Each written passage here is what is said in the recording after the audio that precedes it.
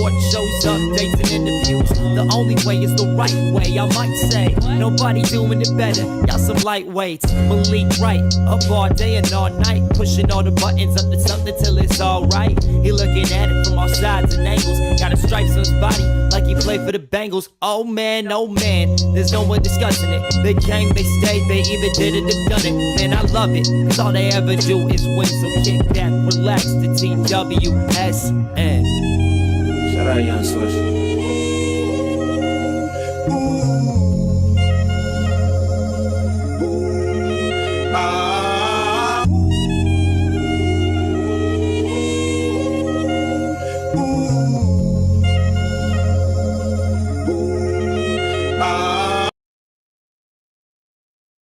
To another draft live stream presented by the Right Way Sports Network. I'm your host, Malik Wright, joined by my co-host, usually of the State of the Jungle crew. We've got Logan Fulmer, we've got Daniel Almeida, and we've got Mick Phillips. We're going to be having also one of our TWSN fantasy guys, Mike O'Hara, joining us briefly in and out on the show at times when it comes to things pertaining to fantasy football. I'm excited to see what his thoughts are on some things, but we appreciate you guys for joining us on this channel. We appreciate you guys tuning in because there's a lot of places you could tune into.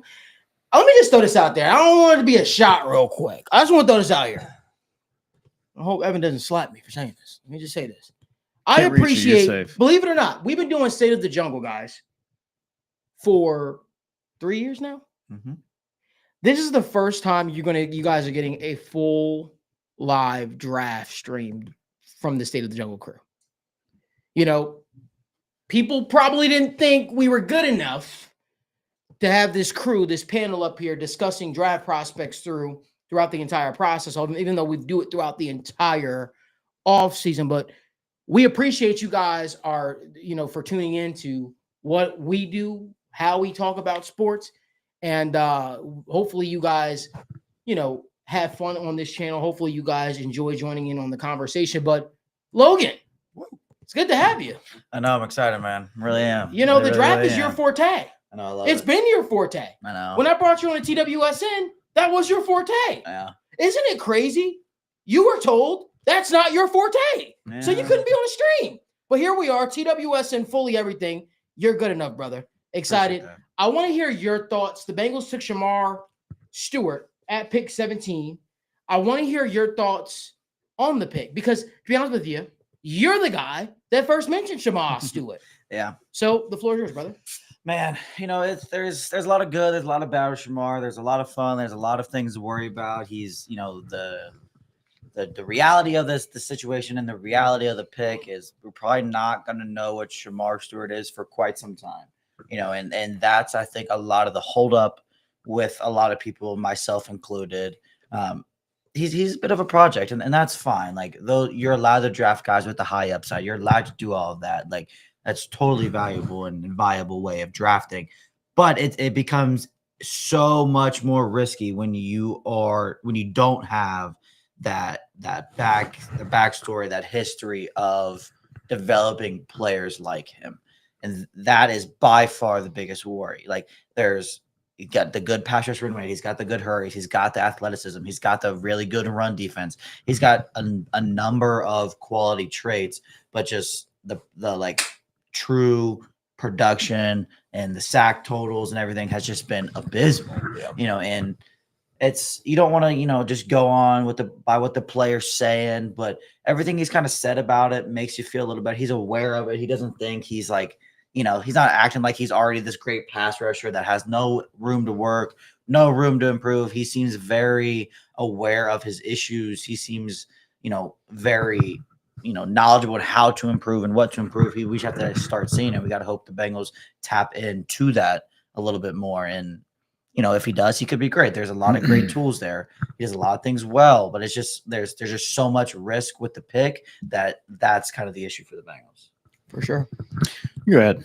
Yeah, I mean, with Shamar Stewart, and you hit the nail on the head, Logan, and it's kind of cool to be at this point of the process, right, where we have discussed these guys at length on the War Room shows, and to see, just the feeling as well, and we appreciate everybody tuning in, just that feeling before the pick, watching these guys go off the board, be like, okay, this is different than the mock drafts. These are the guys that are available, and to have those guys at your disposal, it puts you, kind of in the GM's mindset and say, hey, what would I do here? And the conversation, really comes down to, I would have gone edge rusher. And I think that the board laid itself out to go edge rusher. Yeah. And Shamar Stewart, what he could potentially be, that's what you want out of this pick. Like, you want him, the size, the athleticism, and the potential ceiling. That's what you want in a pass rusher. Yeah. The concerns are pretty obvious, right? 12 tackles for a loss in his entire, college career.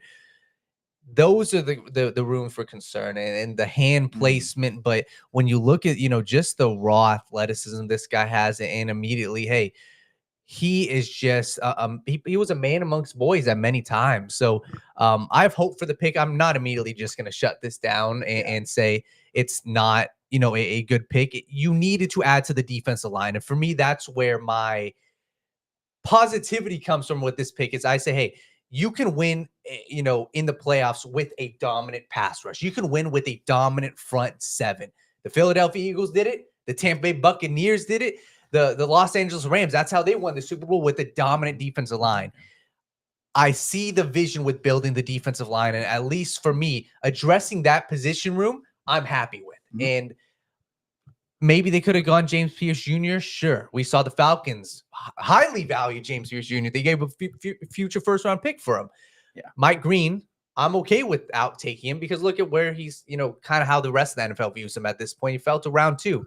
So Shamar Stewart, I'm not going to say once again, this was my favorite pick. I probably could have gone differently, but at the end of the day, looking at him, my positivity is, hey, I love the fact they addressed the defensive line, and his ceiling is he's going to be that guy who's not just going to be an edge rusher. He is going to flip, he's going to be able to kick inside, and the hope with him, I see the vision with him. So I'm going to give it some grace. And like I said, I'm just happy they added to the defensive line. So Evan, let's hear your thoughts. Me and Daniel were talking at a nauseating pace about this. I saw your tweets. I saw everything you had to discuss. Yeah. One thing we will keep up with the draft while we're going. The Browns draft Carson Schwessinger with their 33rd overall pick.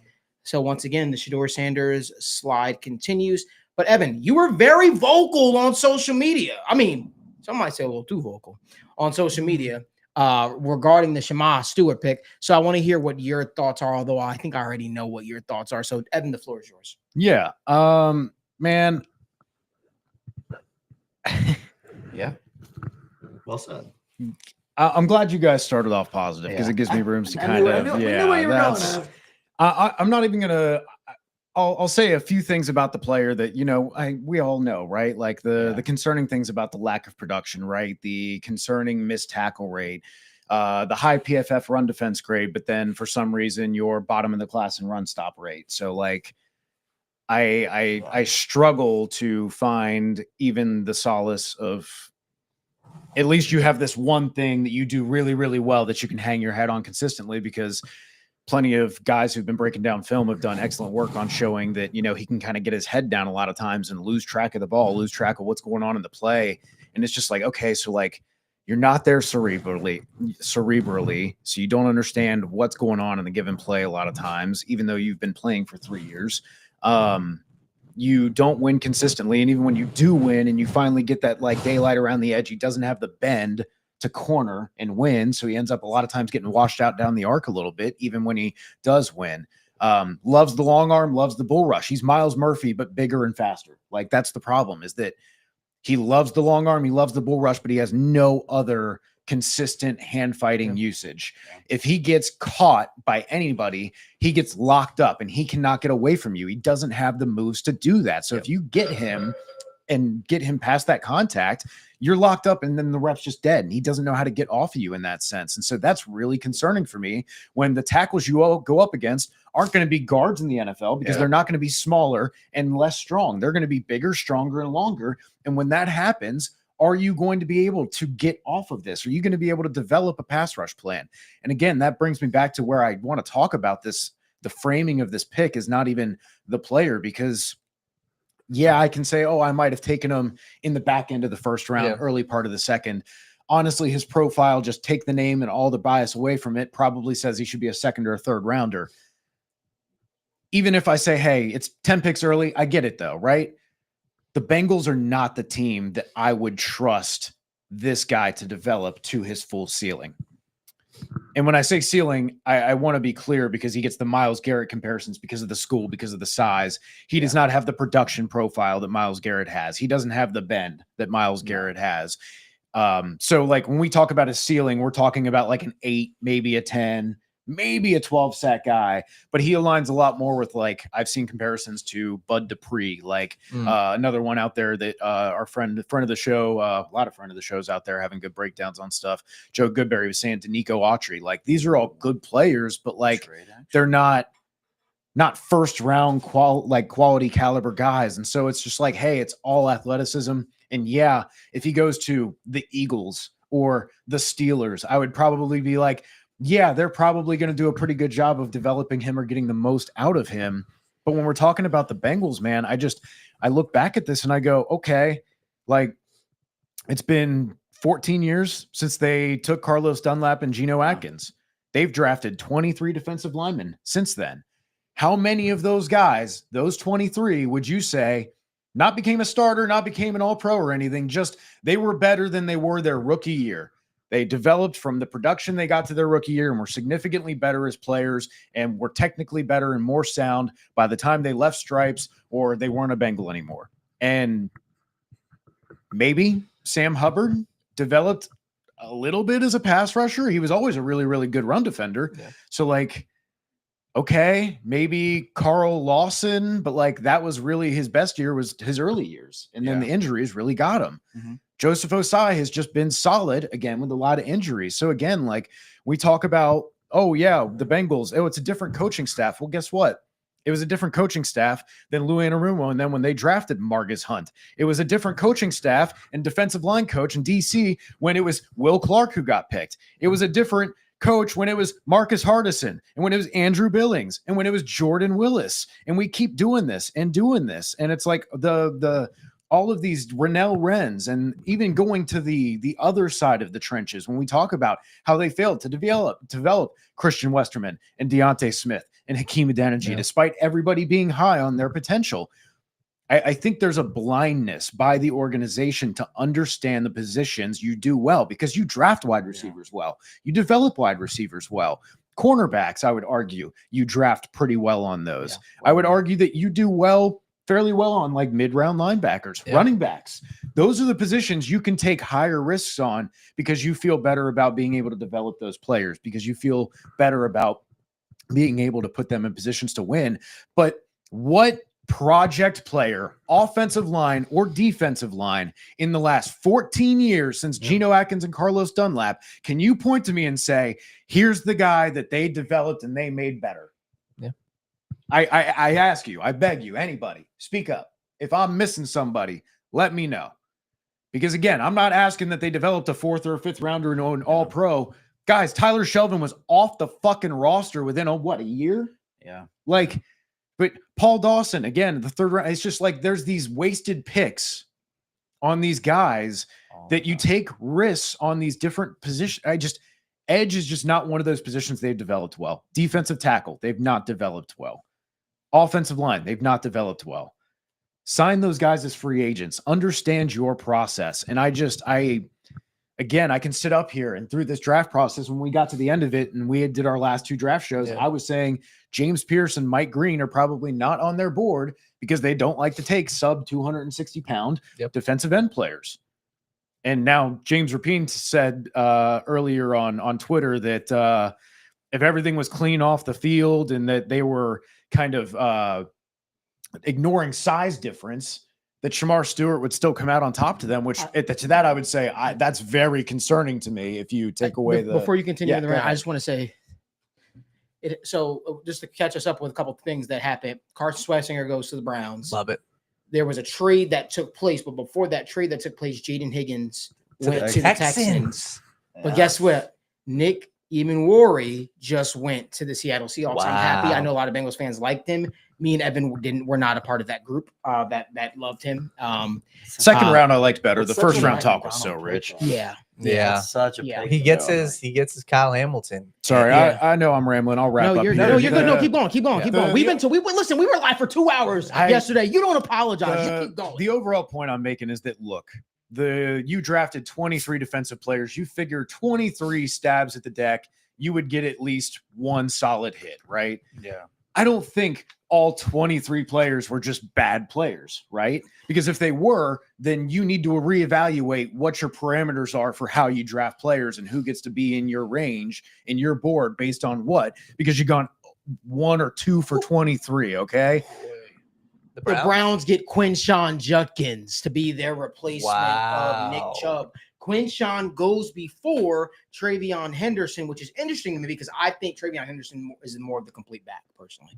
That's just my thought process. That's an interesting start to this draft. I'm shocked a little bit because This is good. you heard The at the beginning of Browns? the day there was a lot of Tate Ratledge could go within the top 4 5 picks in the second round, and he's still there. Let me just wrap Yeah. up. Sorry, put a no, bow keep on going. the I'm ribbon. No, sorry. I'll you're shut good. up. I'm going to be done here in just Yeah, a no, second. don't pop. Keep going. The players are not all bad, right? You've had 4 different defensive coordinators and 5 different defensive line coaches in that span. So again, I ask, were they all just bad at their jobs in terms of development? Maybe they were good scheme, maybe they're good play callers, but were all 9 of these coaches responsible for the development of these players just bad at developing players? Again, if that's true, it goes back to you need to evaluate your process of hiring. So whatever you're doing, whether you're adding to your organization, you're adding to your team, something is broken here, because if I flip a coin 23 fucking times in a row and I get tails every goddamn time, that is a statistical anomaly. It is almost improbable for them to be so unlucky that 23 defensive linemen, only 1 or 2 of them ended up being worth keeping on your team for an extended stay. That's all I'm saying. So between all that, I just can't say confidently that, the 5th defensive coordinator and the 6th defensive line coach, the defensive coordinator we've never seen in the NFL, which is, again, as much as we love Al Golden, we always say, he developed his linebackers and his DBs well. But again, we do that, right? Mhm. Like, I don't see how that helps with Shamar Stewart. Mhm. I understand the athleticism, the physical profile, but no one can tell me a goddamn thing the guy does consistently football-wise. Mhm. And if you're doing that against guys who are seriously worse athletes than you are, because you're this all-time athlete and you're going up against 18 and 19 and 20-year-olds, why could you not beat them up better? Why could you not perform better? Why could you not produce better? Because again, I tell you, Nick Skirton was 29th in run stop rate, not 70th. He wasn't average in terms of his pass rush win rate. So like, I ask you, if good football player, why not good football player? I listen, I understand. I understand what the Bengals were going for. I also understand exactly where you're coming from. And I think you share the same sentiment as a lot of people.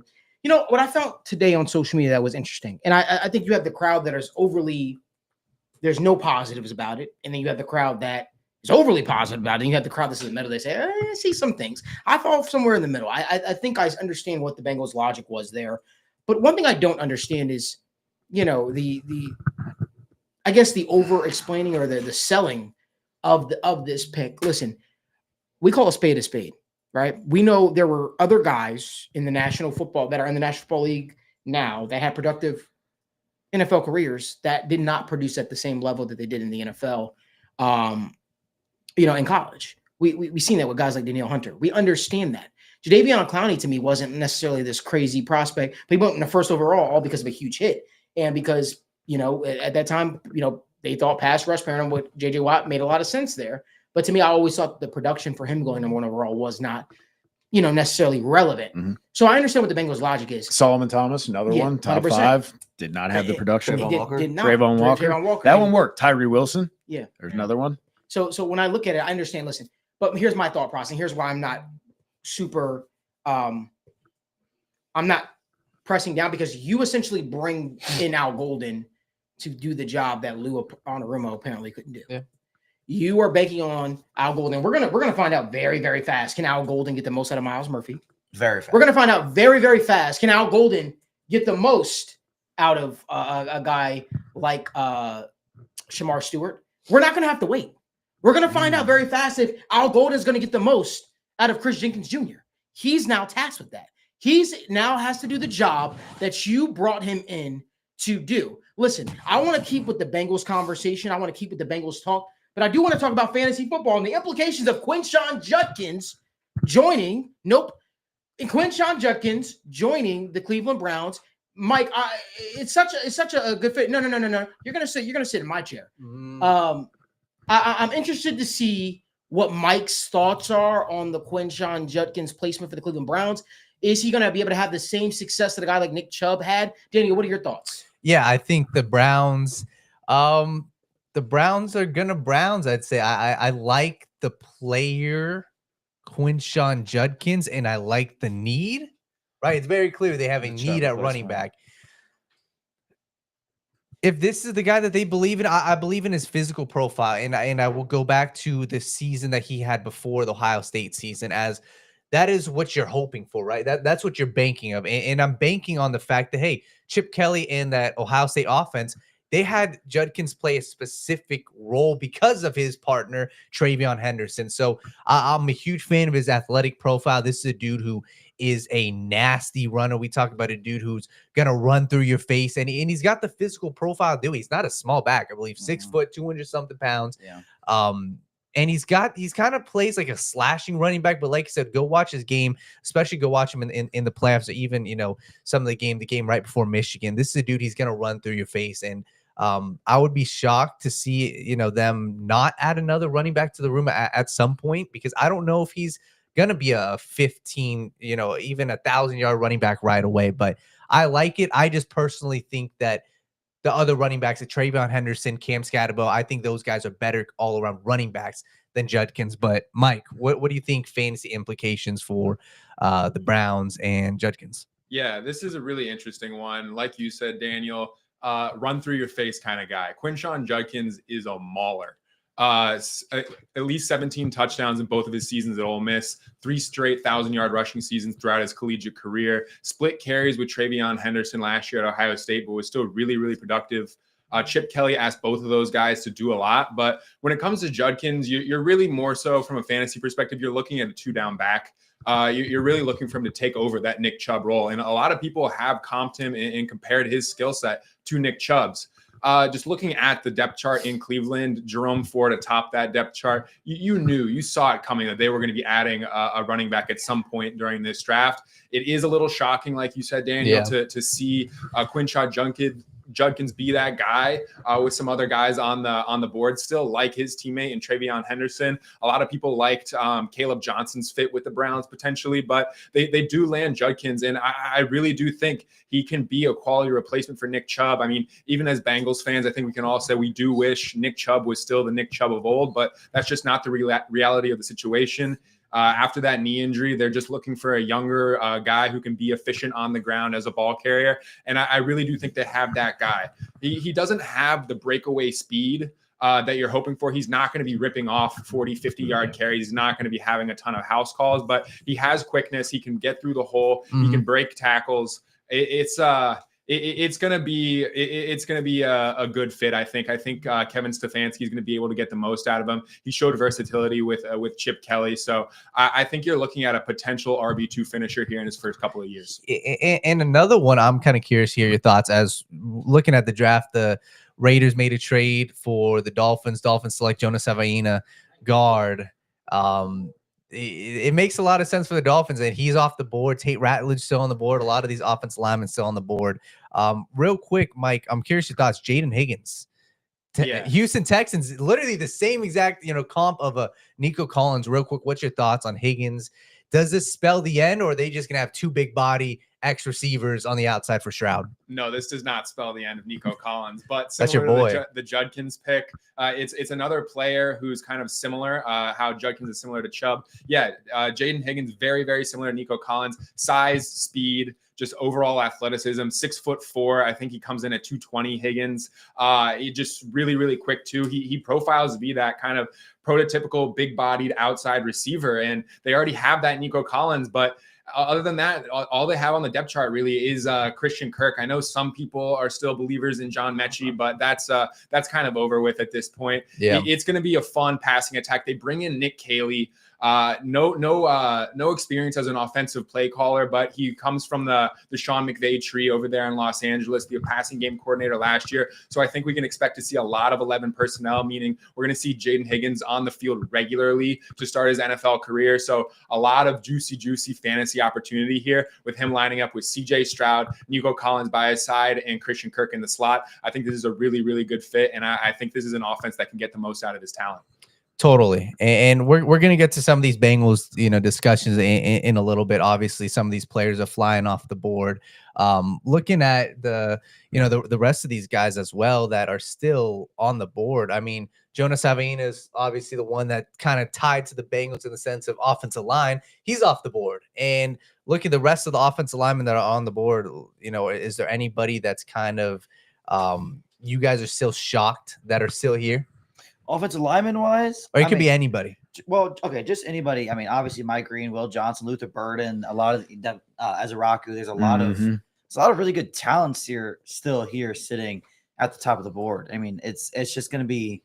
I can't wait to see how the Bengals handle it if one of these edge rushers is just sitting them in the face. What about one of these corners? Oh, there's a lot of Trey Amos. I mean, even just let's just say defensive back, right? Just overall, because you got Trey Amos, you got Benjamin Morrison, you got Kevin Winston Jr., you got Xavier Watts, you've got Siobhan Revelle.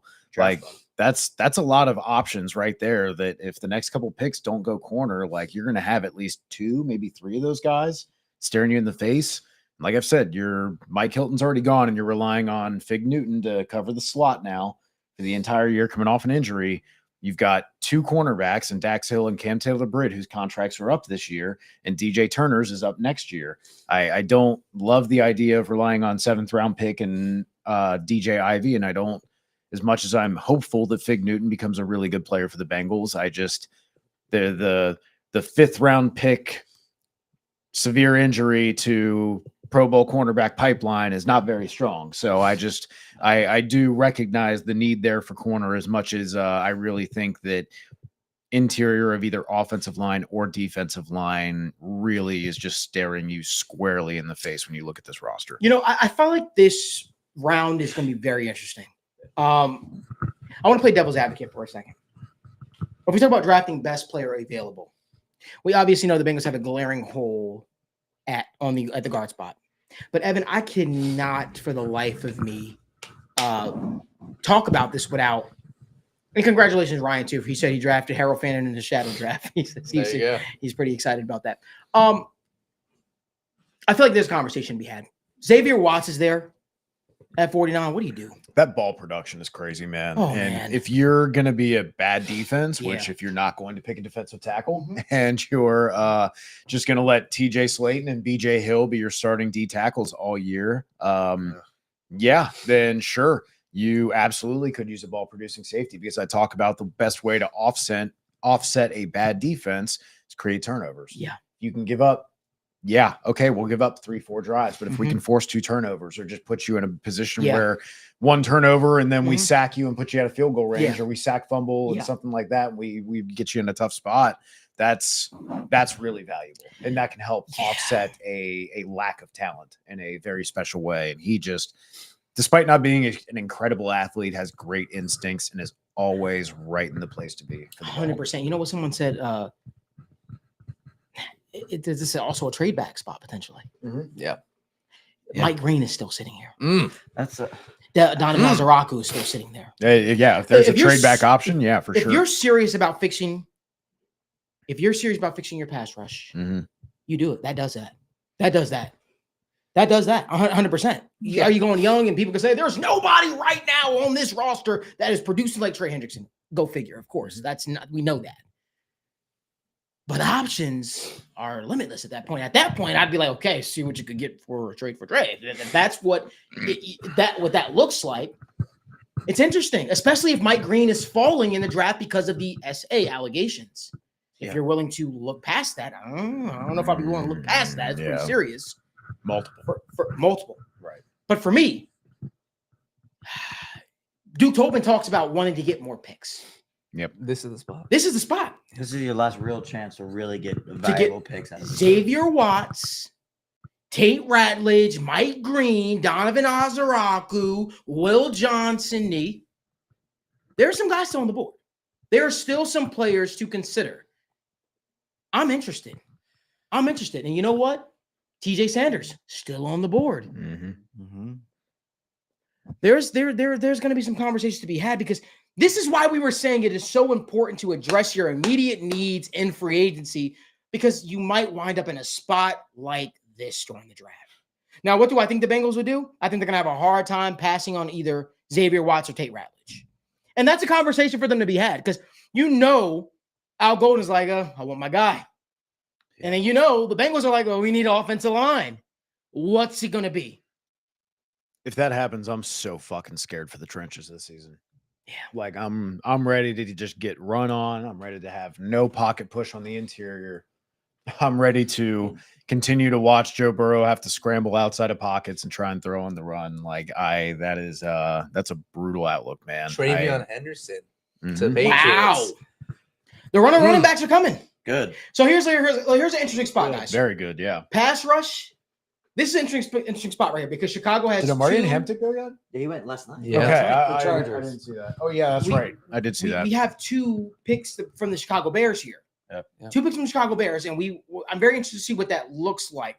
I want to touch more on the Cincinnati Bengals. I want to touch more on what we're going to do, but there's no way possible that we can ignore the pick of Travion Henderson to the New England Patriots and the fantasy implications. So, Daniel, what are your thoughts while we get Mike in here? Yeah, I think that this is a fun one. The Patriots, they've just got to get better. And I look at the way that their team is constructed. Ramondre Stevenson is under contract for 3+ years. Sure, I like him. I think Stevenson's good.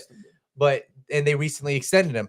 At the end of the day, you have to do, and this is kind of what we talked about in the last show, you have to do whatever it takes to support your franchise quarterback, especially in the first couple seasons. I'm a fan of this pick. And maybe, you could have waited, sure, got a Cam Scatterbo. Maybe they passed up on, getting a higher quality player like a Will Johnson. Sure. I think that this is a high floor pick. I think he immediately comes in, gives you a very talented running back duo. And it's the same thing. Mike Vrabel, you know what he wants to do. Punch you in your mouth, run hard-nosed football. And I think the first 2 picks, I struggle to see how these are flops with Will Campbell and Travion Henderson. So, Mike, fantasy expert, Travion Henderson, where would you draft him? What do you think? Do you like the fit? Is he good enough for the Patriots? Ramondre Stevenson, what does this mean? Talk to us. Yeah, this is a really interesting one.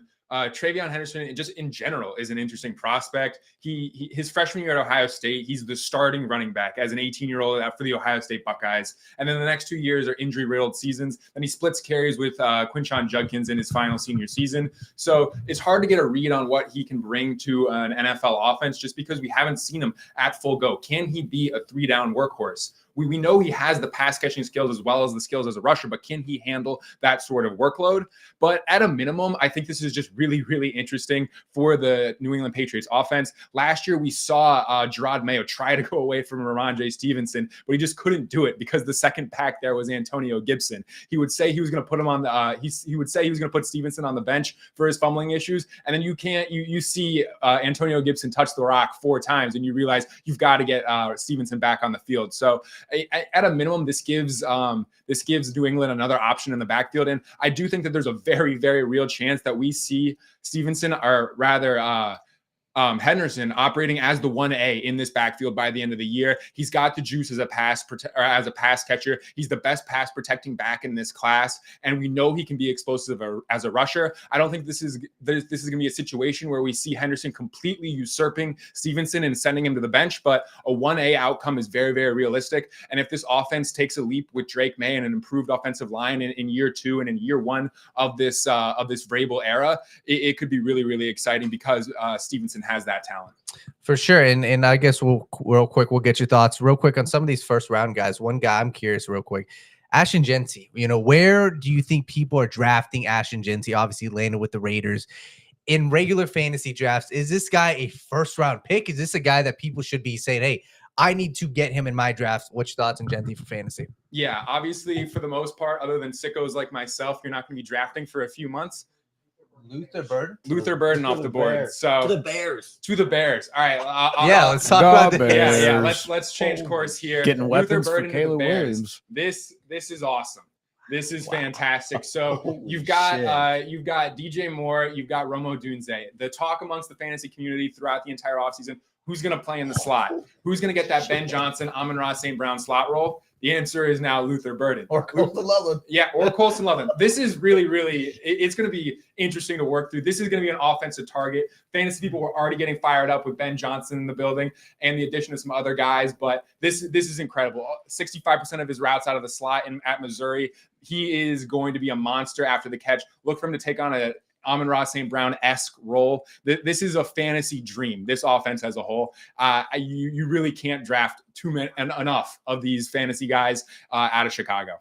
Wow. I'm shocked. I love Luther Burden as a player, and Ben Johnson's great. Caleb Williams is great. I love DJ Moore. Like, they have so many weapons now. It's so exciting just to kind of see a team completely dive into that side of the ball. Like, the Bengals have obviously done it in their own degree. The Bears are, doing it and taking it to another extreme. Like, they're adding tight ends, third string receivers, like running backs. They got everything. Like, they're doing so much to the offense. But I guess that's what you expect when Ben Johnson's coming to town. Like, he's probably like, hey, just tell me who you want to draft. And he's obviously not going to say a defensive player.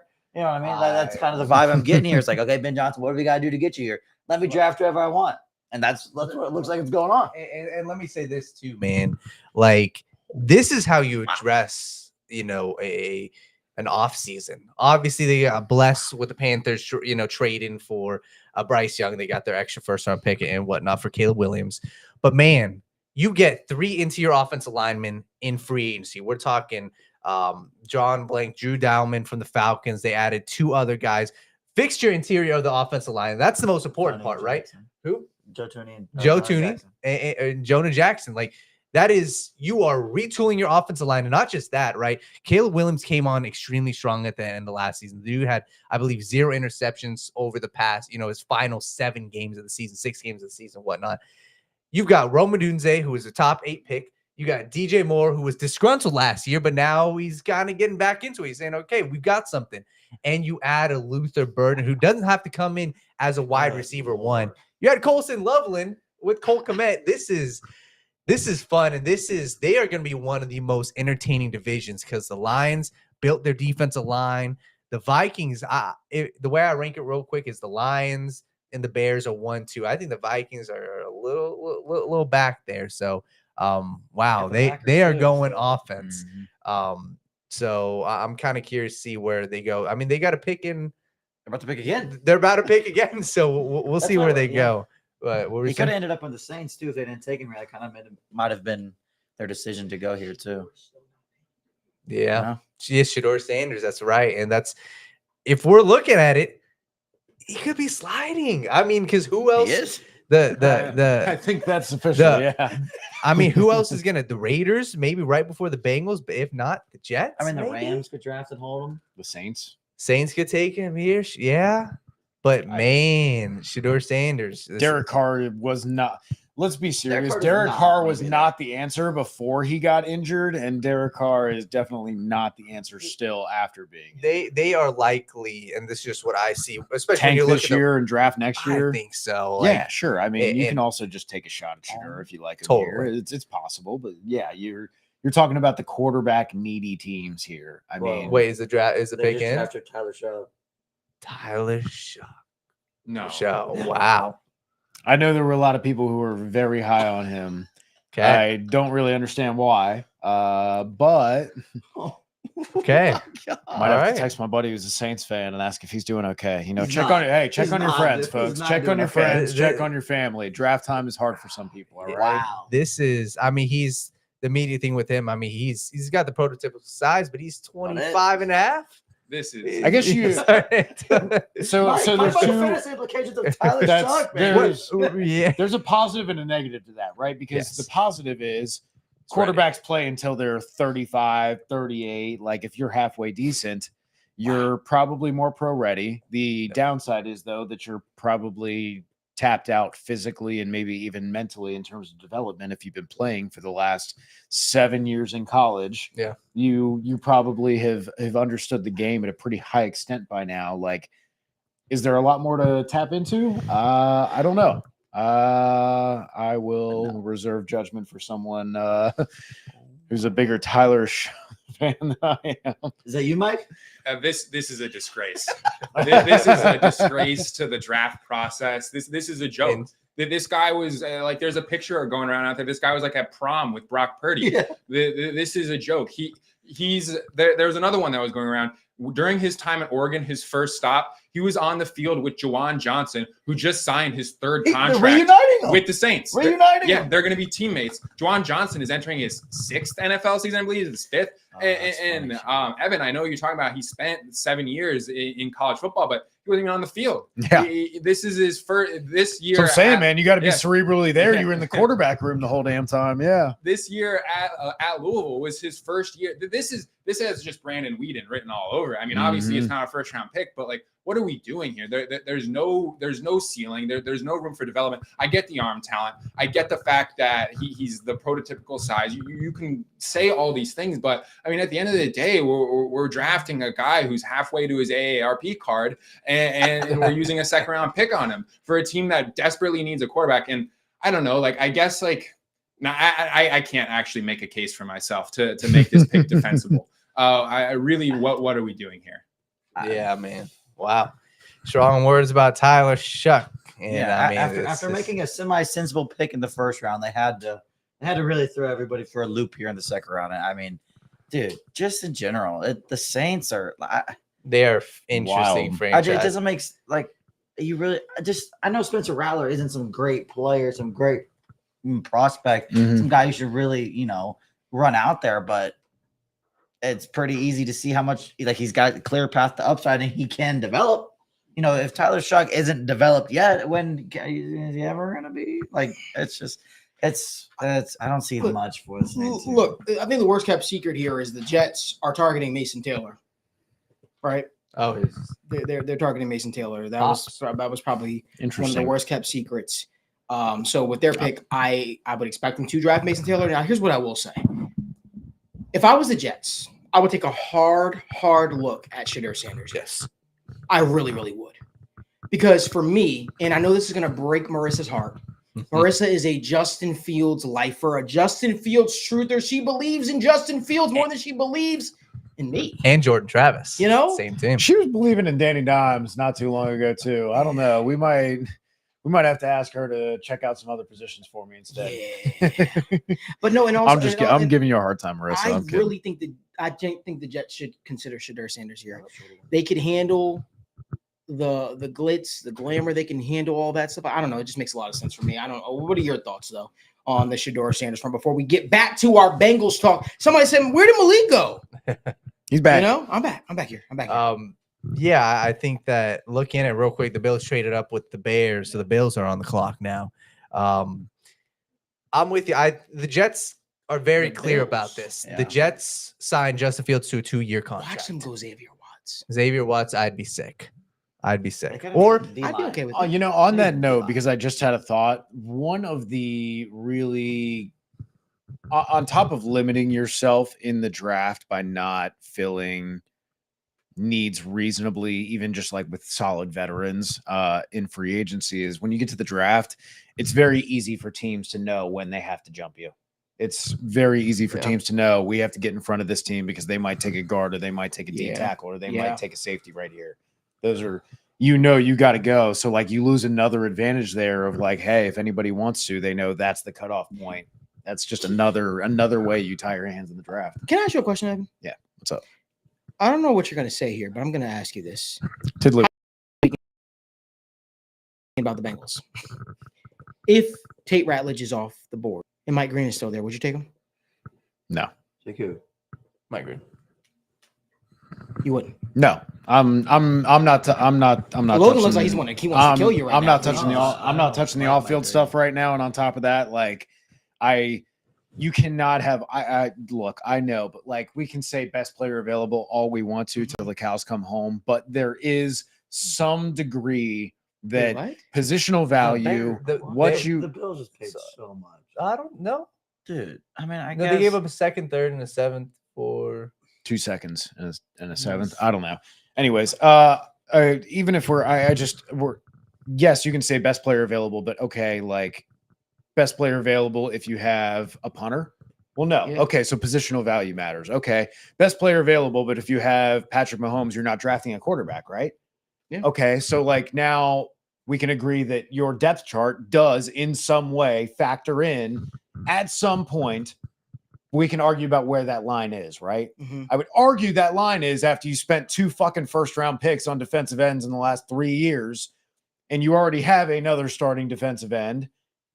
I would argue that is the point. When you have needs for starters at linebacker and safety and defensive tackle, that would be the point where I say, let it affect your judgment. So as much as you might be like, I'd be more is Donovan Azareku here? Yeah, that would be a better conversation.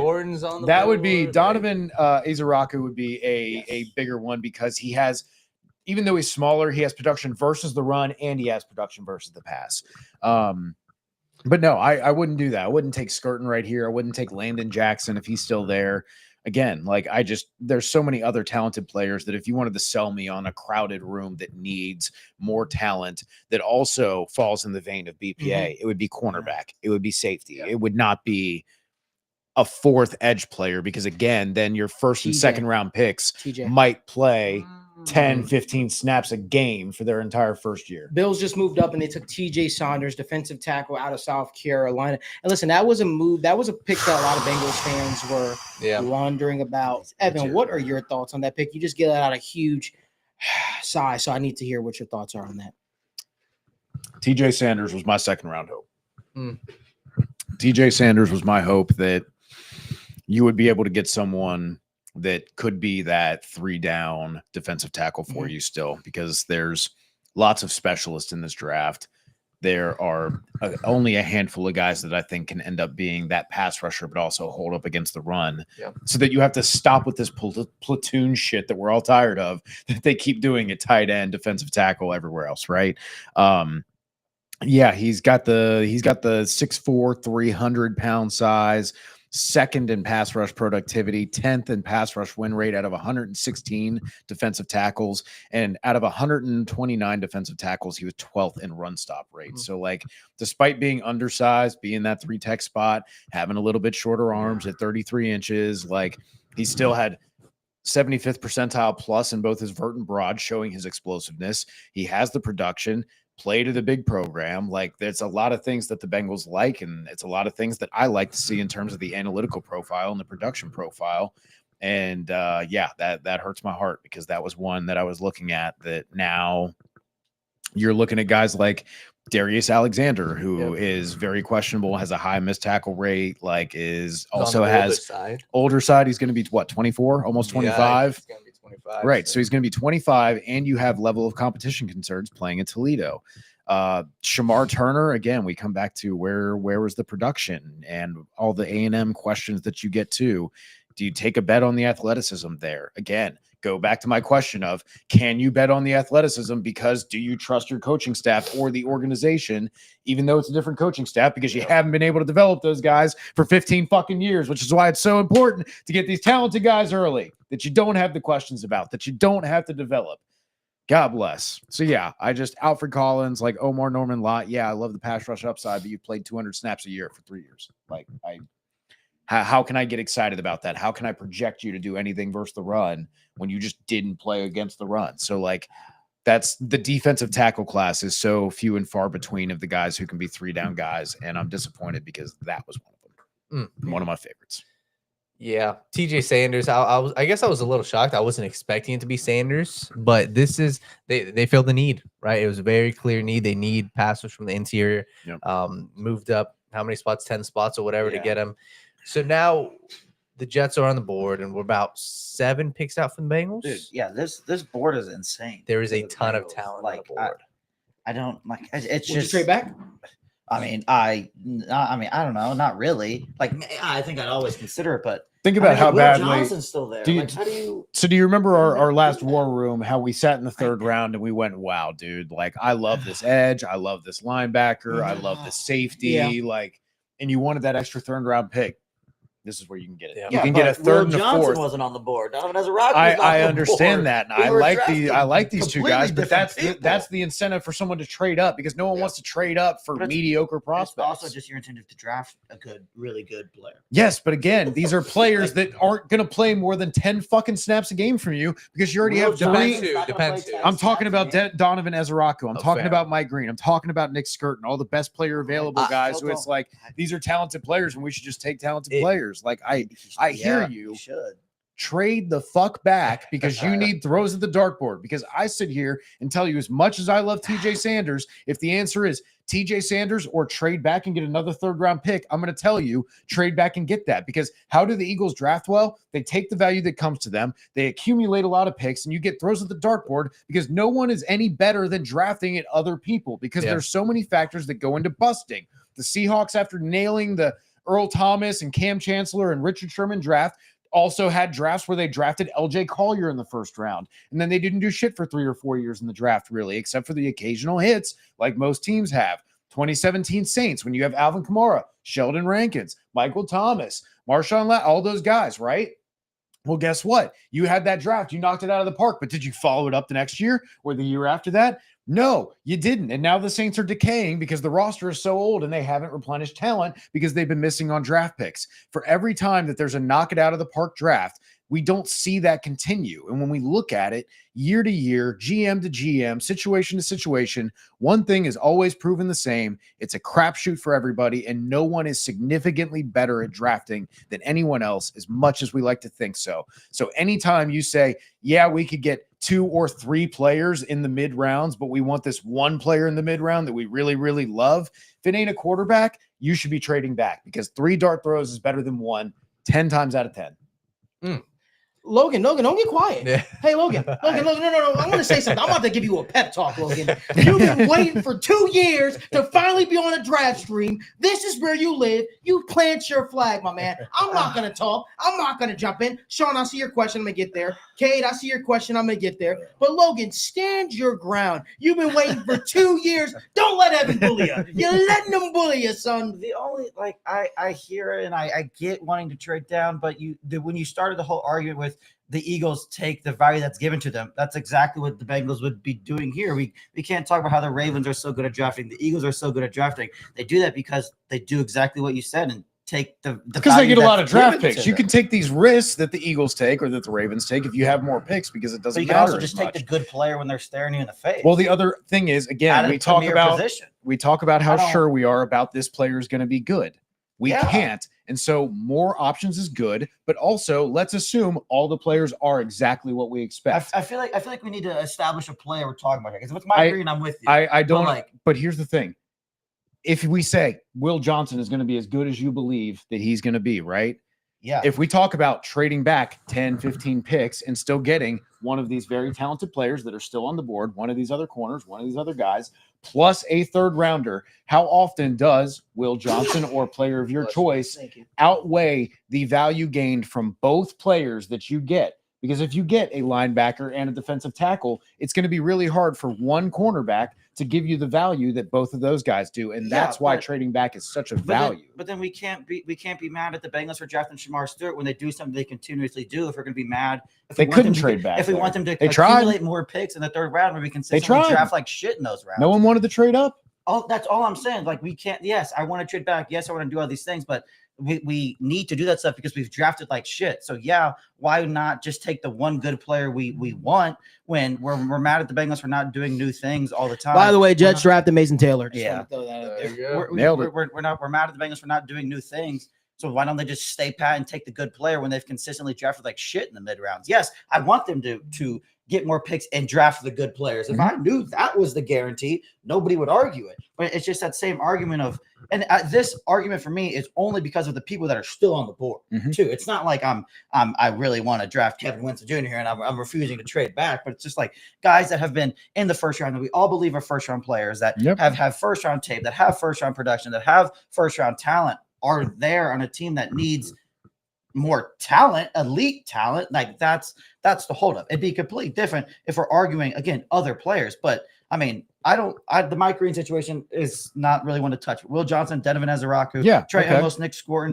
These guys are like, I wouldn't want to trade down when I know I'm going to draft a worse player. Okay, let's put the names to it then, like you want to. Okay, you said Will Johnson. Is that your choice? Is that your DP? Okay. Johnson, if he was let me throw in real quick. Xavier Watts. Okay, Will Johnson's on the board right now, or Xavier Watts is on the board. You trade back 10 picks, and let's say they're both off. Yeah. Are you feeling that much worse if you walk away with Kevin Winston Jr., if you're walking away with Trey Amos, if you're walking away with... If I wouldn't have thrown Xavier Watts in there. I would trade back if Xavier Watts was there. Take your pick of any guy, 8 picks after, right? It's truthfully Ezeraku, Will Johnson, Mike Green to a degree. Okay. Nick Scorton to a degree. Who would be your second tier of players after that? Because let's do this exercise real quick, because I want to... I also love Princely. Right. That would be the if I'm going edge, I would do trade down. That's what I'm saying though. Like if I would trade down and lay to Princely, right? That's what like. Let's say Siobhan Rebel. Can you say Siobhan Rebel would be a good pick in the second round? Are you on? He'd be a good pick. I would draft Will Johnson, Trey Amos before him. I understand. Okay, Trey Amos. Let's say you trade back. Trey Amos is there, and then with your extra pick that you got early in the third round, you get Jared Wilson. You have Jared Wilson and Trey Amos for what you had for Will Johnson. Do you feel better about what Trey Amos and Jared Wilson will give you than Will Johnson? Yes or no? Yes, because Jared Wilson's a top 30 player for me, and he wouldn't be on the board for me. So it's like I'm not okay. Tate Ratledge. I don't like Tate Ratledge. Like it's just an experiment that's like Alfred Collins goes to the Niners. We never gonna know until it happens and we see the players we would have traded back for or traded back versus who. Right. The answer is you don't know. So we need more answers. We need more dart throws. Or I draft a player that I know. I believe you just said you don't know though. So how do you know it's good? It's an argument in general. Yes, I could draft Will Johnson and he could suck in 5 years. Sure, we don't know how any of these people are going to turn out. Right. That's the point of it. They're all lottery tickets. Yes, and I know, more lottery we have tickets a player that is checks good. Every box that we want out of premier position. I don't get why we would trade back to purposely draft because worse players when we need good players. We see them similarly. You just said that you saw Trey Amos similarly in that light. Yeah, I do. So then getting him and another player would not be better than just if I can guarantee to get Trey Amos, sure, but there's no guarantee. But that's why the whole argument. But that's why you like Omar Norman Lott. Yeah, to a degree. Yeah. Like I'm just saying, pick anybody you love that's 10 points. It's guys, gotta be honest with you. Yeah. Listen, I see both sides. No. Hear me out though. I see both sides. I'm trading back. And the reason why I'm trading back is because we keep saying the Bengals need to get more picks, if you're not going to trade Trey Hendrickson, where are the damn picks coming from? Where are those added picks that the Bengals are trying to get? Where are they coming from? We keep saying it. Now we're faced with that situation. That's that exact scenario that we've been talking about. We're faced with. What does it look like? I think a trade back makes a lot of sense. What could you get back in a trade back scenario?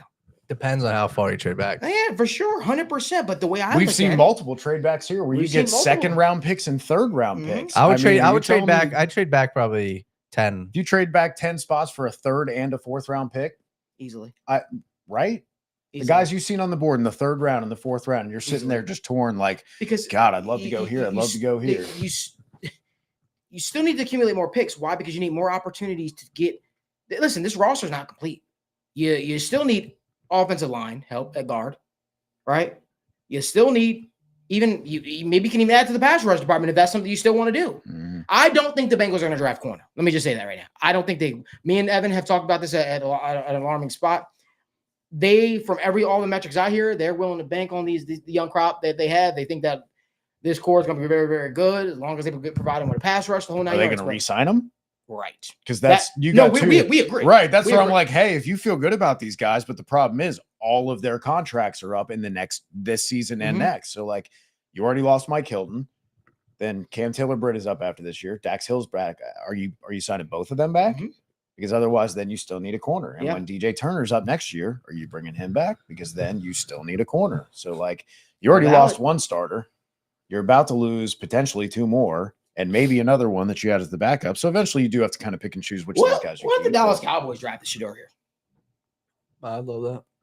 I mean, they just added Middleton, but I mean, I guess it don't really matter. They haven't drafted. The one weird thing is they don't draft guys early. Nope. They drafted Donovan Ozaraku, which is great. which is a great pick for them. Pair him up with Mike Parsons. Yeah. That's awesome. Again, the board is still shaping up. Now, listen, if the Bengals really like Tate Ratledge, makes a lot of sense. And every mock draft we did most of the time, you know who fell off the board here at the Colts pick? Xavier Watts. Is he gonna accurate they are? Let's see how accurate they are, right? Because he fell off the board consistently. What if the Arizona Cardinals say, you know what, Budda Baker is aging? Xavier Watts. We can get a game-changing safety. Xavier, all they can get on defense. Huh? The Cardinals. We were talking about the Cardinals' defense or roster depth chart earlier. They need a lot of help in the secondary. So even if with Budda Baker, no matter how you feel about him, adding Watts makes sense for them too. Makes a lot of sense. It's going to be interesting to see what happens. Listen, a couple of picks before the Bengals pick. You got the Colts. You have the Rams. You have the Cardinals. You have the Raiders. Don't know where any of those teams are going to go. No. Raiders, if they don't go Shador, they should 1,000% take a corner. They need corner bad.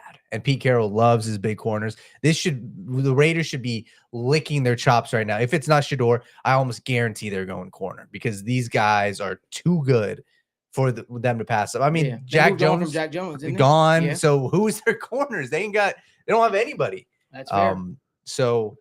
Raiders are weird, man. They are. So I don't know. As we're looking at this, Malik, and you guys, there's just so much talent on the board. We'll see where they go. I mean, the Tate Ratledge one is one that's obviously been talked about. My issue with the way the board is falling is he's not the best player on the board. Tate Ratledge, yeah. He's not. No. But would you draft for need at this point? Is that how they want to approach it? I don't know if I could look at these guys on the board and say, I'm taking Tate Ratledge over these guys. So I'd be curious to see, who's interested in trading up. That's what I would.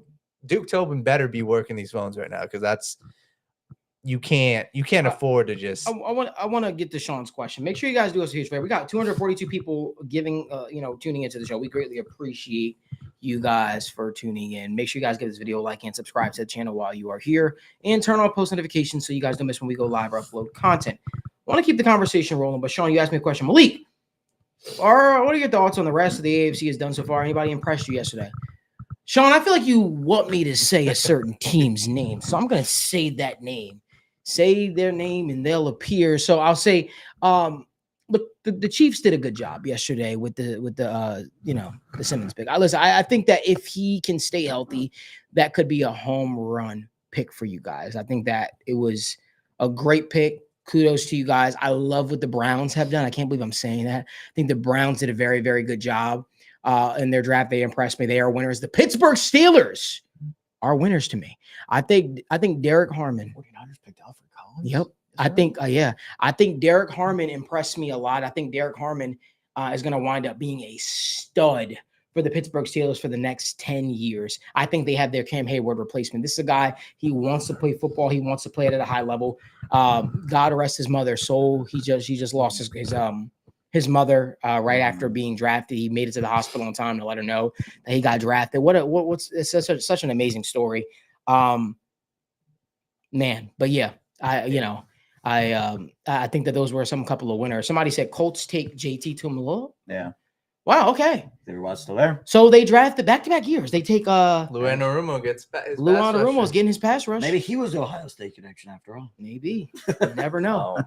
You never know. Listen, a trade back scenario is literally staring at Cincinnati, and I do agree with Evan on this one. I would seriously consider it, guys. What were some of your winners yesterday, Sean? I hope I answered your question. People feel mixed about the Jaguars trading up for, what's his name? Travis Hunter. Travis. I get it. I get why they traded up for him, but I also understand why people might think that they reached a little bit too. Yeah. I thought the Falcons were losers.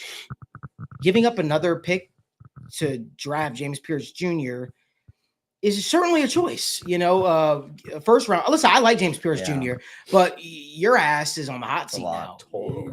Terry, you got to get this one right, or else you're going to be out of here, and it ain't going to be too pretty. But Well, who were you guys as winners and losers? If you didn't discuss that already, I really like Jahdae Barron to the Broncos. yeah, that was a steal. They just their defense is just so good, and I know that Barron, no matter who they would have drafted, if they went with a defensive player, it would have took that defense to another level. But I mean, Patrick Surtain, and then you got a fun kind of chess piece on defense with Jahdae Barron. You added Dre Greenlaw in the offseason. You added Hufanga in the offseason. You have Benito. You have Zach Allen. You have so many just good defensive players, and you just added another good young one at a premier position. It's kind of it's the Broncos. Offense is what it is at this point, but their defense is really, really, really good, and it's really hard, for them to not draft a running back there. They had to have been really high on Jahdae Barron, as they should be, and I think it's a pretty perfect fit and makes that defense even better than it already is. Yeah, I think just looking at these teams, like you touched on the Steelers, somebody else is on their team that doesn't get a lot of love, but Keanu Benton was their second-round pick. You pair him up with Derek Harmon, Cam Hayward, TJ Watt. That's how you build their 9+ win seasons every single season. So they got to figure out, obviously, the quarterback situation. But I totally agree. That was a fantastic shout. And one other one, I mean, I was a huge fan of Barron, obviously. I do really, really, really like Malachi Starks to the Ravens. And I think it's not a sexy pick at all, but he is your safety net with Kyle Hamilton, and goddamn it, that is going to be the best safety duo in the entire NFL. Malachi Starks couldn't have landed in a better spot. The Ravens know what to do with their safeties. They've got a long lineage of having guys like Geno Stone, all these other guys, Marcus Williams, turning them into stars. Malachi Starks and Kyle Hamilton is a phenomenal safety duo. The fact that they did that at the back end of round one, I love that. But Evan, any thoughts from round one? Round one, man. Loved what as soon as Pete Carroll got the job with the Raiders, it was like so easy to just be like, hey, what's the Raiders offense? Nothing really much at quarterback right now. Yeah, Jacoby Myers is fun and Brock Bowers is good, but like they don't really have Pete Carroll wants his running back. He wants his Marshawn Lynch. They're saying the Rams took Terrence Ferguson here. Oh yeah, that's a good shout. They need a tight end. Yeah. Yeah. Second round is it's high. I thought third round. I just with the names on the they have 2 second rounders, don't they? Don't they have 2 they got this one from the Falcons. Yeah. This is the Falcons pick. But, so someone brought this up, and this is a fair time to bring this up. So someone was like, "Oh, trading back is not always good because the Bengals took Jackson Carman when they traded back." And much like this, just because you have multiple picks doesn't mean you just reach an entire round on a guy or two. Like you can trade back and get Drew Sample, but if you reach 2 fucking rounds on Drew Sample, it doesn't make it a good pick just because you traded back. Like you do still have to draft according to your board. Now it doesn't mean they always work out, but when you just overdraft. I again like Terrence Ferguson. There's just a reason that Terrence Ferguson a lot, but not. It's just like buying a house. Like you're not going to go pay $1 million for a $250,000 house, right? Like what the market is going to pay for it does matter. Getting value based on the capital you're putting in does matter. So like that's why we don't just say, hey, this player's so good, we're going to draft him three rounds early. Like understanding and communicating with the rest of the league, understanding their opinions helps you to kind of play the game, so to speak, of like, yeah, but we can get another talented player. And even though we really like that guy and we think we know better, we can still wait a round or 2 and still get him earlier than everyone else. So the opinion of the rest of the league does matter. Even if you have a top 50 grade on a guy who's ranked 200 on the consensus board, you don't pick him at 50. You pick him at 150. You pick him at 125, not 50 instead of like the 200 range. The value does matter. I like Terrence Ferguson in general. I do. And it sucks, like I hate when this. He was a good third round target. I love when this situation happens when it's a player you really like, but then they go at a point where you don't like, and it's just like what? Or to a fit that what do I say about it? You know, Terrence Ferguson does a lot of things well. He tested well. He blocks pretty well. His receptions are pretty well. He does just a lot of things pretty well. Like it's very easy to see why the Rams value him this high, but it's also like just everything Evan just said. It's like. Just because you may value him so much higher than everybody doesn't mean you have to let everybody know that you value him so much higher than everybody. Right. But I do think Terrence Ferguson's a good player, which I guess is at least better than nothing here. Still overpay for the house. Just don't overpay by a lot. Yeah. You'd be all right. So we got, I believe, 2 picks for the Bengals, right? Yep. Got the Cardinals. Oh, man. You got the Raiders. Yeah. there I think the there's Raiders at will take Will Johnson. least. I think the Raiders will take Will Johnson. Yeah, they I'm very confident they go corner. Man, when we look at these names, I hope that they're working the phones right now, man. Because I'm looking at the board. There's 8 to 10 guys I love. Obviously, Mike Green has this problem. Mike Green, Will Johnson, Trey Amos, Benjamin Morrison. A name we heard for them was Demetrius Knight Jr., right? That is a guy that you would definitely probably be able to trade back and get because of his age, would not be a priority. But if they're looking at, oh my gosh, Carson Schlesinger went at the top of the second round, and maybe that linebacker comes, and we don't like some of the later guys that are just, kind of raw athletes, or we just don't like some of the later guys to step in and contribute right away. I could see them doing something like that, but I think Xavier Watts, that connection is going to be standing out. These corners falling down the board are going to be hard to walk away from. Yeah. Winston Jr. would be an awesome ad. And if we're talking offensive line, I think if you're looking at interior offensive line, a guy strictly there, I think it's Tate Ratledge. But if we're looking at these tackles, I think this would be a major misuse of, their pick if they were to go one of these tackles. I can list these guys. Obviously, you got Ariante Ursery, Wyatt Milam, Marcus Bow, and then 2 other guys. Obviously, we touched on Emory Jones, but your guy Charles Grant, this is probably a little early for him. But a guy like Cameron Williams, these guys, there's about 7 of these guys. You can get one of these guys in round 3. So if they're looking for this tackle to guard guy, there goes Will Johnson. Get Will Johnson. Yeah. Mm-hmm. Wow. Now we're good. Now we got it. Okay. I'm good now. We're good. Yeah. Suddenly, I see nothing I like here. Yeah, I'm leaving. That was the point. We had to get a little closer. So for everybody watching real quick, we're about 1 pick away. Drop down your guys' prediction Here we go. down below in the comments. Yeah, drop your predictions down. We greatly appreciate it. We want to hear from you guys. Let us know what Whoever you want. think. Las Vegas is going to take him. Yeah. That's the way things are going. Everybody would be happy. Yeah. Do they go? Who we want? Yeah. I don't. Our picks. Who do we Dude, want? this is tough, man. If we stuck and pick without knowing, man.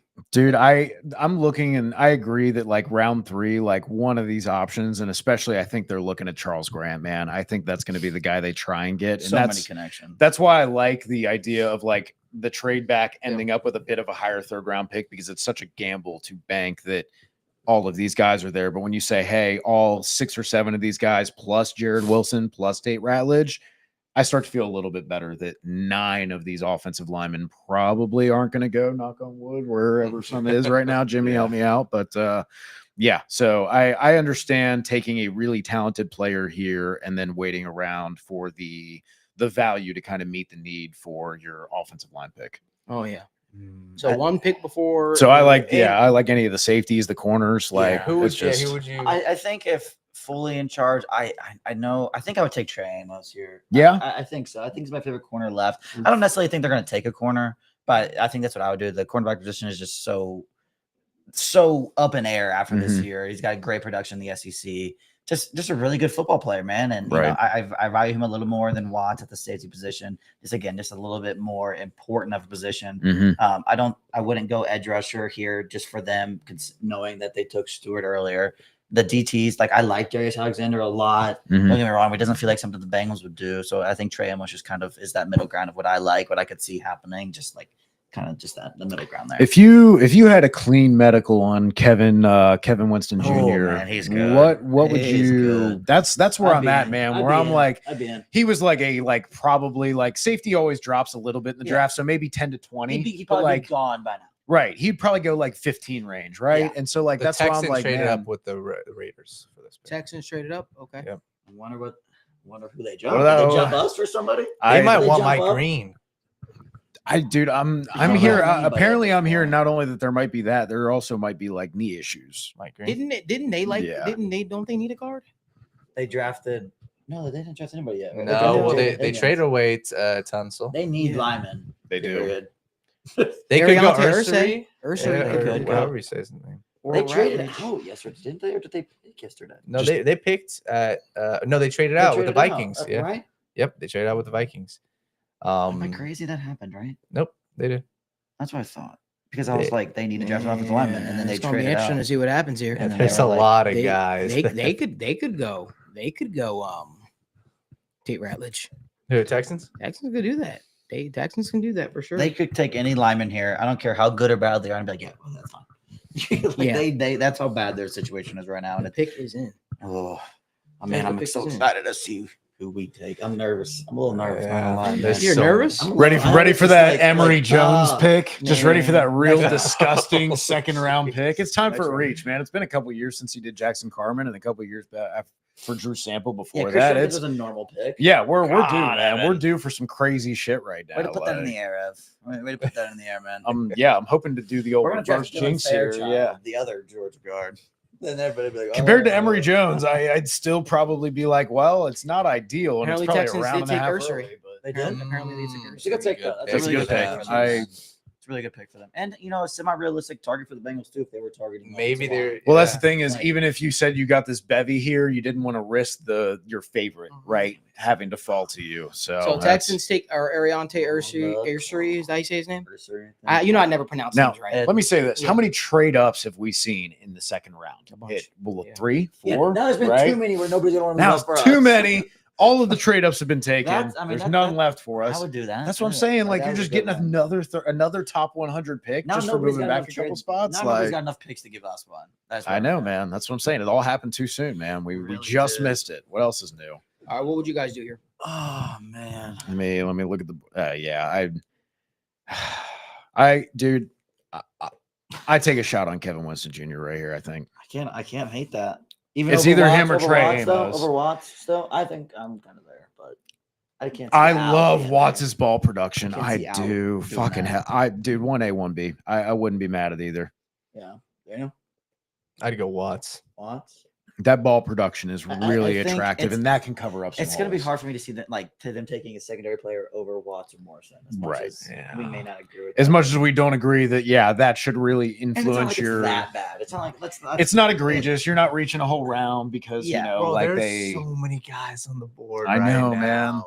I hope a lot of teams feel that way. Hopefully, we're at commercial is there making their phone calls and because I could see if they had another pick. I could see Benjamin Morrison. I could see these guys. I mean, hey, Nick Skirton and Landon Jackson are the last of the edges of the 200. I don't know, because the third round is stacked with those kind of edges. So I'm trying to talk myself as if I'm someone else into trading up right now. Like, somebody should draft. If you believe in Kevin Winston Jr. a lot, like maybe you trade up for him. Like maybe if you are cool with Mike Green, you can't trade up for Mike Green. The optics on that would be shit. That's tough sell, mate. Tough sell. I'm interested to see where he falls, man. I don't know, dude. It may end up being kind of like the Sean Oakman stuff, where hey, you just end up Sean Oakman. Yeah, that's a throwback, isn't it? Yeah, Daniel, were you old enough to be following the NFL draft back then? You might have been sixth grade or something. Oh Lord, Sean Oakman's a name. How are we doing this? Are we gonna? I'll let you know as soon as I know. You will? All right. Okay, Malik, break it to us. I'm nervous. Shiver me timbers. Yeah, I'm not even gonna peek. Yeah, me neither. I need Malik to. I'll break your heart or tell you. But I think we all can agree the Cincinnati Bengals, they have a clear-cut need. Honestly, I would take Tate Ratledge over Xavier Watts. The only reason why is because I feel like you still have Geno Stone as a starter in place there. Like we may not love him. Right. That's where I land too. That's the need.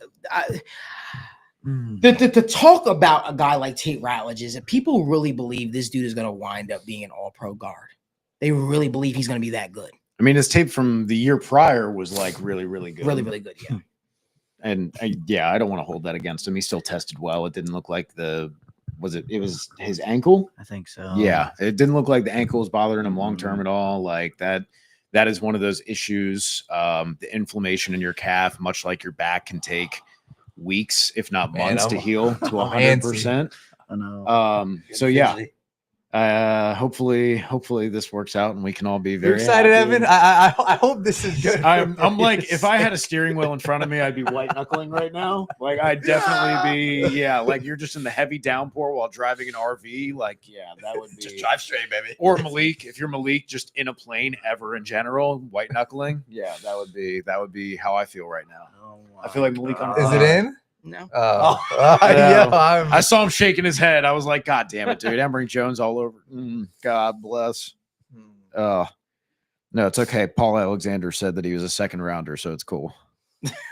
God, I would, in the words of Seth, I would burn you down. That was that. No, people said I'm being too negative, so I'm going to be super positive. Everything's great. It's all roses, baby. Everything's good.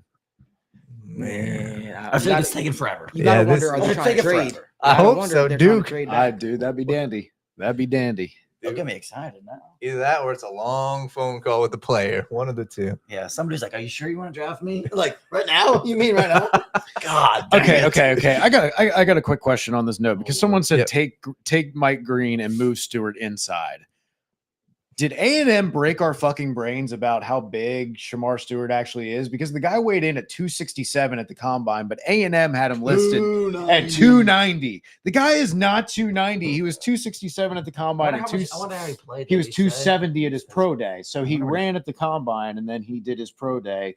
But like, I don't The think you scoring also came I in don't think you lighter, dropped so I wonder if 25 they pounds. played heavier. You didn't Not drop that much. Not that much. right. You didn't drop, even if you're 280, 285, you didn't drop 20 pounds Yeah. to run or 15 pounds to run. Like you were already muscle. So like I think he probably plays close to like 275.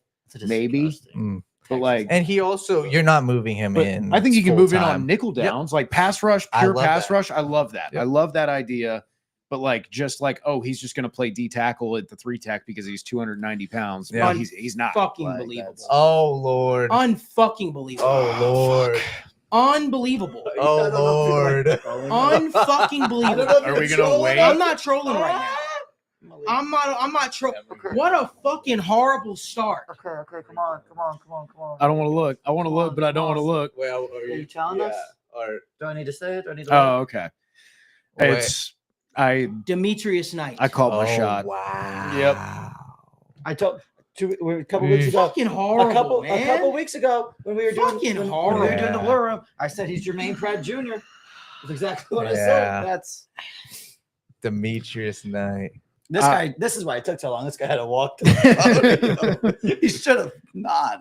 That's. I mean, truth be told, he's an interesting player. I don't want to necessarily say he's bad. I don't think he's a bad player. Really old player. The Bengals have not. Is he going to be 25 as Yes. his rookie year? The Bengals have historically not drafted old players in the second round. No. That is something they Great have size. I that mean, is something they 6'2", have never 240. done. And to break that Mhm. for this player seems really, really weird. But I mean, if we're looking for a small sliver of hope, maybe Well- Jermaine Pratt and that's SO7 now, and we're ready to. He's more athletic than we're ready Jermaine to Pratt. move I'll on. give him that. And man, he comes down hard. He does a lot of things pretty well. Like just in general, like he's a fine player. Yeah. But he is so old.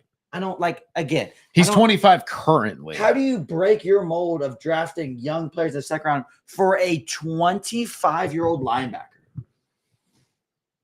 This is like truth. Okay, this is gonna sound really harsh, but if Al Golden's pounding the table for a 25-year-old linebacker, he probably shouldn't be allowed in the draft room. That's ridiculous. Like that's absolutely absurd. That like we talked about it earlier. Yeah. I'm okay. Maybe if a guy gives you a good 4 years, I didn't think they would be taken too literally. This is a really, really, really Well, head he scratcher. played for South Carolina for a while, and he was a team captain. So I mean, that kind of that Makes the age is the red flag, right? And also the fact that it took you until you were 25 years old to produce. The reason that that's a red flag is because if everybody's 18 and 19 and 20 years old, and you have the understanding of a guy who's been studying football for 8 years, basically in the collegiate level, and you have been developing your body physically, and apparently, as it reports, he lives in the weight room and has been building up his body, which is great. But again, you're really maxed out there, and it took until you were 25 to really have that kind of breakthrough to where you were getting in this range. So that is the question. But overall, like if you're wondering what are the strengths of Demetrius Knight, he gives you probably a little bit more athleticism than what you've had from linebackers in recent years. the player is pretty fine. Right. That's the Player's thing is if pretty he was fine. 20 or 21, you're feeling a lot better Yeah. about this. But that's just because the potential as captain, he's probably is what he is, which is a hard-hitting downhill runner. He can cover the flats and cover the underneath zones. He's probably not carrying the deep stuff. Yeah. He's probably not covering you very very tightly on necessarily crossers or just deep stuff up the middle vertically, but he does have kind of straight line speed, and that is at least encouraging and an upgrade at linebacker for the Bengals to have a guy who is a very, very reliable run defender, heavy hitter, but also can have the athleticism to kind of do the underneath coverage things and close out on a lot of things. Also good instincts, understandably, when you've been 25 and wow, yeah, like my silver lining positive for this is when I looked at the Bengals before, and one of the biggest problems I had is saying, hey, Lamar Jackson beats Jermaine Pratt to the outside. These guys, the linebackers, look slow as hell.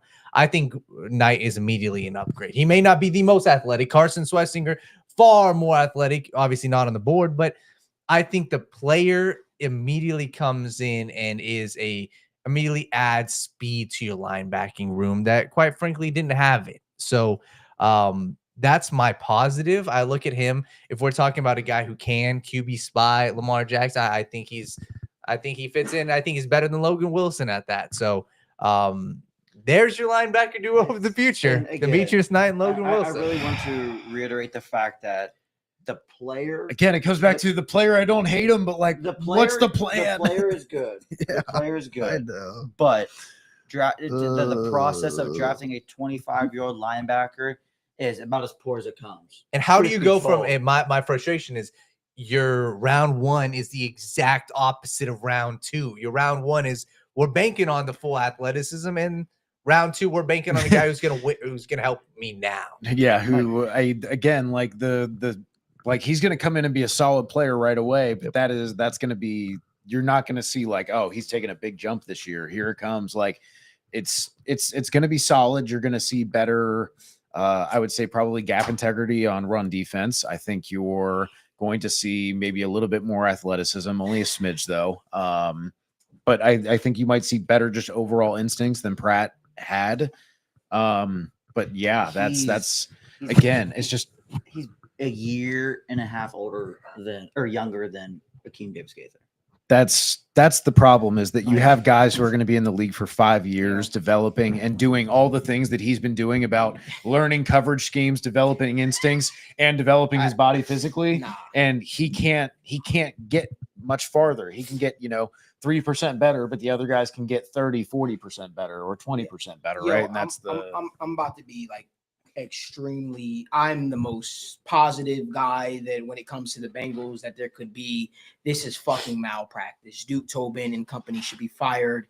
If this is Al Golden's, you know what? This ain't even on Al Golden. Yeah, let me just say this right now. The complete malpractice to protect your franchise quarterback is utterly disgusting. It's utterly, I have no words. You cannot sit up here. You saw Joe Burrow tear his ACL. His first year as a Bengal. He also was the most hit quarterback in the National Football League this year. Has nothing to do with Demetrius Knight. He could go on and be a Pro Bowler. all those names on the board. You could have got Demetrius Knight in a trade back. 3rd round, maybe. This is a fuck you to Joe Burrow. I'm just being honest with you. It is. This is them saying, yo, you threw for the most yards this past year. You threw for the most touchdowns. Do it again. We're going to give you Lucas Patrick. That's disgusting. That's disgusting. And I very rarely get pissed. That's disgusting. That's disgusting. So your whole, now you want to go in and say, you know what, we're going to fix the defense. But when Lou was begging you to do that, nah, you didn't do that. You wanted to go offense. The clear cut, not trying to get better in the tier. Listen, you don't spend the money in free agency. Trade. You don't spend the money in free agency. And you say, our goal is to protect our franchise. That's what you say. You let guys who are begging to be Cincinnati Bengals. Guys like Dalton Risner, who's in my DMs, wondering why the Bengals wouldn't go after him. Begging to protect number 9. And you draft an off-ball linebacker with the name sitting there? Willie, can I ask you a question? 1 second, Ev. Let me finish cooking for 1 second, brother. You get it all out, man. That's so fucked up towards the process. Everything that they talked about this offseason was about protecting Joe Burrow. And guess what? Tate Ratledge might be there in the 3rd round. Might be there. This ain't about that, though. It's the fact that you were willing to take the chance of that guy not being there. I'm disgusted. And I'm trying to, listen, I'm going to talk about the Demetrius Knight pick in a second. But for now, I got to talk about the malpractice of this front office, of this organization, of actually protecting Joe Burrow. If Joe Burrow goes out there and gets hurt this year, you have nobody to blame but yourselves. What the fuck was the reason for paying T. Higgins and paying Jamar Chase and paying Mike Gesicki? What was the reason? It all starts up front. It all starts up front. Man, y'all go ahead. I ain't got nothing to say. Y'all go ahead. But before everyone goes on, Zach Taylor on Demetrius Knight. It felt like a lot waiting for Logan Wilson a couple of years ago and watching those picks tick off. Very thankful he was there when we picked. Walks in the door, mature leader. Made us squeamish. They were dead set on getting this guy. That's the no dangerous way of ands thinking. or buts about it. That is a dangerous way of thinking. And I wanted to ask, because he was talking about the GM, and I posed this question to all of you and to our wonderful viewers who are also all frustrated Bengals fans. When I talked earlier about you've picked 23 defensive linemen, you've had 4 different defensive coordinators and 5 different D-line coaches, and you failed on how many projects from Cedric Ogbuehi to Akeem Adeniji to Deontay Smith, to Christian Westerman, and on and on and on and on, right? Either all these players and coaches are bad, or what is the one constant in the last 14 years? Because we've cycled through players, we've cycled through coaches, we've cycled through coordinators. What is the one thing that in all these 14 years has been consistent? It is Duke Tobin. It is the way that the Browns and the Blackburns insist they operate and the parameters they set on themselves. It's the only constant because, again, either all these players and coaches have just been bad at their jobs and they're making bad hires and bad player selections, or something organizationally, structurally is wrong. That means you don't, not even just that you're drafting bad players, but that you don't have a plan for how to get the most out of these players. You don't have an identity for how these players are best going to fit what you want to do. And so you have guys like Dax Hill toil on the bench and bounce around for a couple years before they finally pay off. And then you're trying to wonder in that meantime, like, where is our surplus value coming from? It's sitting on the bench. Those first round picks that they're getting, George Karlaftis came right in for the Chiefs and immediately gave them a really important production, despite he had production in college. He wasn't an incredible athlete. He wasn't an all-pro, but he gave them good, repeatable reps, good consistency, another potential threat. They used that first-round pick to get a guy who could help them. And the Bengals are just not that team that's in a position where they have so many goods. They can just stack up whoever they want to. Bro, like, I'm being real. Somebody balancing life. I'm not going to disrespect Dave Lapham. Like, I got a lot of respect for Dave. But that's one of the reasons why me and that company are no longer partnered and working together. I wasn't able to speak openly and freely. I remember they told me to take a couple posts down because they wanted to get credentials with the Bengals, and I'm always going to speak my mind. That goes against every which way of me style of media that I do. I wish them the best. I wish them great. Hope they're killing it, doing great stuff. But for me, I got to call a spade a spade. I know he worked with the organization and stuff like that. This is the goal to protect Joe Burrow, man. This is disappointing, man. And then you get shocked by the results that you I don't know. What happened over there, Logan? You made a face. No, somebody tweeted something funny about. I don't know. Man. I could use a laugh, please. Tell me. Somebody tweeted, at least we know Zach Taylor's getting fired at the end of the year. It just made me giggle a little bit. And there's so many. Again, is the idea that they were so scared of getting fired that they panicked and took the 25-year-old linebacker because they felt like he could help them right now? I mean, that like. Oh my God. And again, it goes back to what I said earlier. The player's fine. Like that's not the upset, with us here. So the value sucks. The position of need sucks. The people on the board sucks. Coming out and saying you were sitting there waiting to pick him sucks. Like everything about the process sucks. I love Jamari Caldwell, but I'm not taking him in the second or the third fucking round. It's the same thing about Terrence Ferguson. Terrence Ferguson loved Terrence Ferguson. Demetrius Knight, good football player. Would I ever want him at 49? No. With all those players on the board? No. Dude, like that, everything about the process sucks. And that's the frustrating part about it. Like, no matter, like, if Demetrius Knight turns out to be a great football player, that doesn't make the process any better. Like, their process has sucked for years. And it's becoming, we always have held out hope that, it's going to change a little bit here and there. Maybe they'll twinker it. Maybe they'll do a little bit. Al Golden's going to do this. He's going to do that. Nothing has changed through 2 picks. And again, there's 4 picks left, whatever, but it's tough to. I want to say I have no issue with the Demetrius Knight pick. I have no. He was going to be there later. Trade back. If he's the guy or can't miss guy, then trade back, man. Get anything to trade back. To me, it's just like, or sweat it out like you did with Logan Wilson and just suck it up. And for me, the thing is, I am always of the belief if you like a guy, go get him. But the thing is, what's the ceiling? Like if you think a guy like the Jaguars, for example, their ceiling for Travis Hunter is all-pro superstar. What is your ceiling for Demetrius Knight, right? And what is the value of that linebacker spot? Is he going to transform your defense, Demetrius Knight? Respectfully, I think year 1, what's the difference between him and Oren Burks? Year 1, is he going to make your defense 2 wins better? Is he going to make your defense that much better than Oren Burks, than a Shocker Hayward year 1? If they believe he is going to be an all-pro linebacker year 1, cool. Do I believe he's going to be an all-pro linebacker year 1? No. 3rd and 8, you're in the playoffs, game on the line. What's Demetrius Knight doing for you to win the game?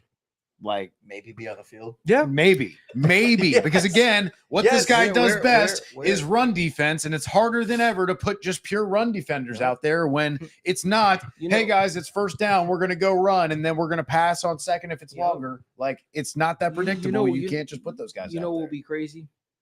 I think we're on it. I think we're living it.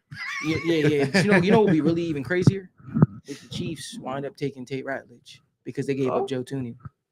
That would be, and once again, that would be a slap in the face. And man, see, Evan, this is my point earlier, man. Like, we're gonna trade back so we can keep drafting 25-year-old linebackers. Man. Like that's what we were sitting here with. We both were wrong, man. Yeah, nope. They just wanted to stay put and make sure they didn't have to sweat it out until the 3rd round. The crazy part to me, it's like they're sweating for Demetrius. That and like Al Golden obviously should have and probably played a massive role in this decision. Linebackers coach, defensive coordinator. Who had that Zach Taylor quote?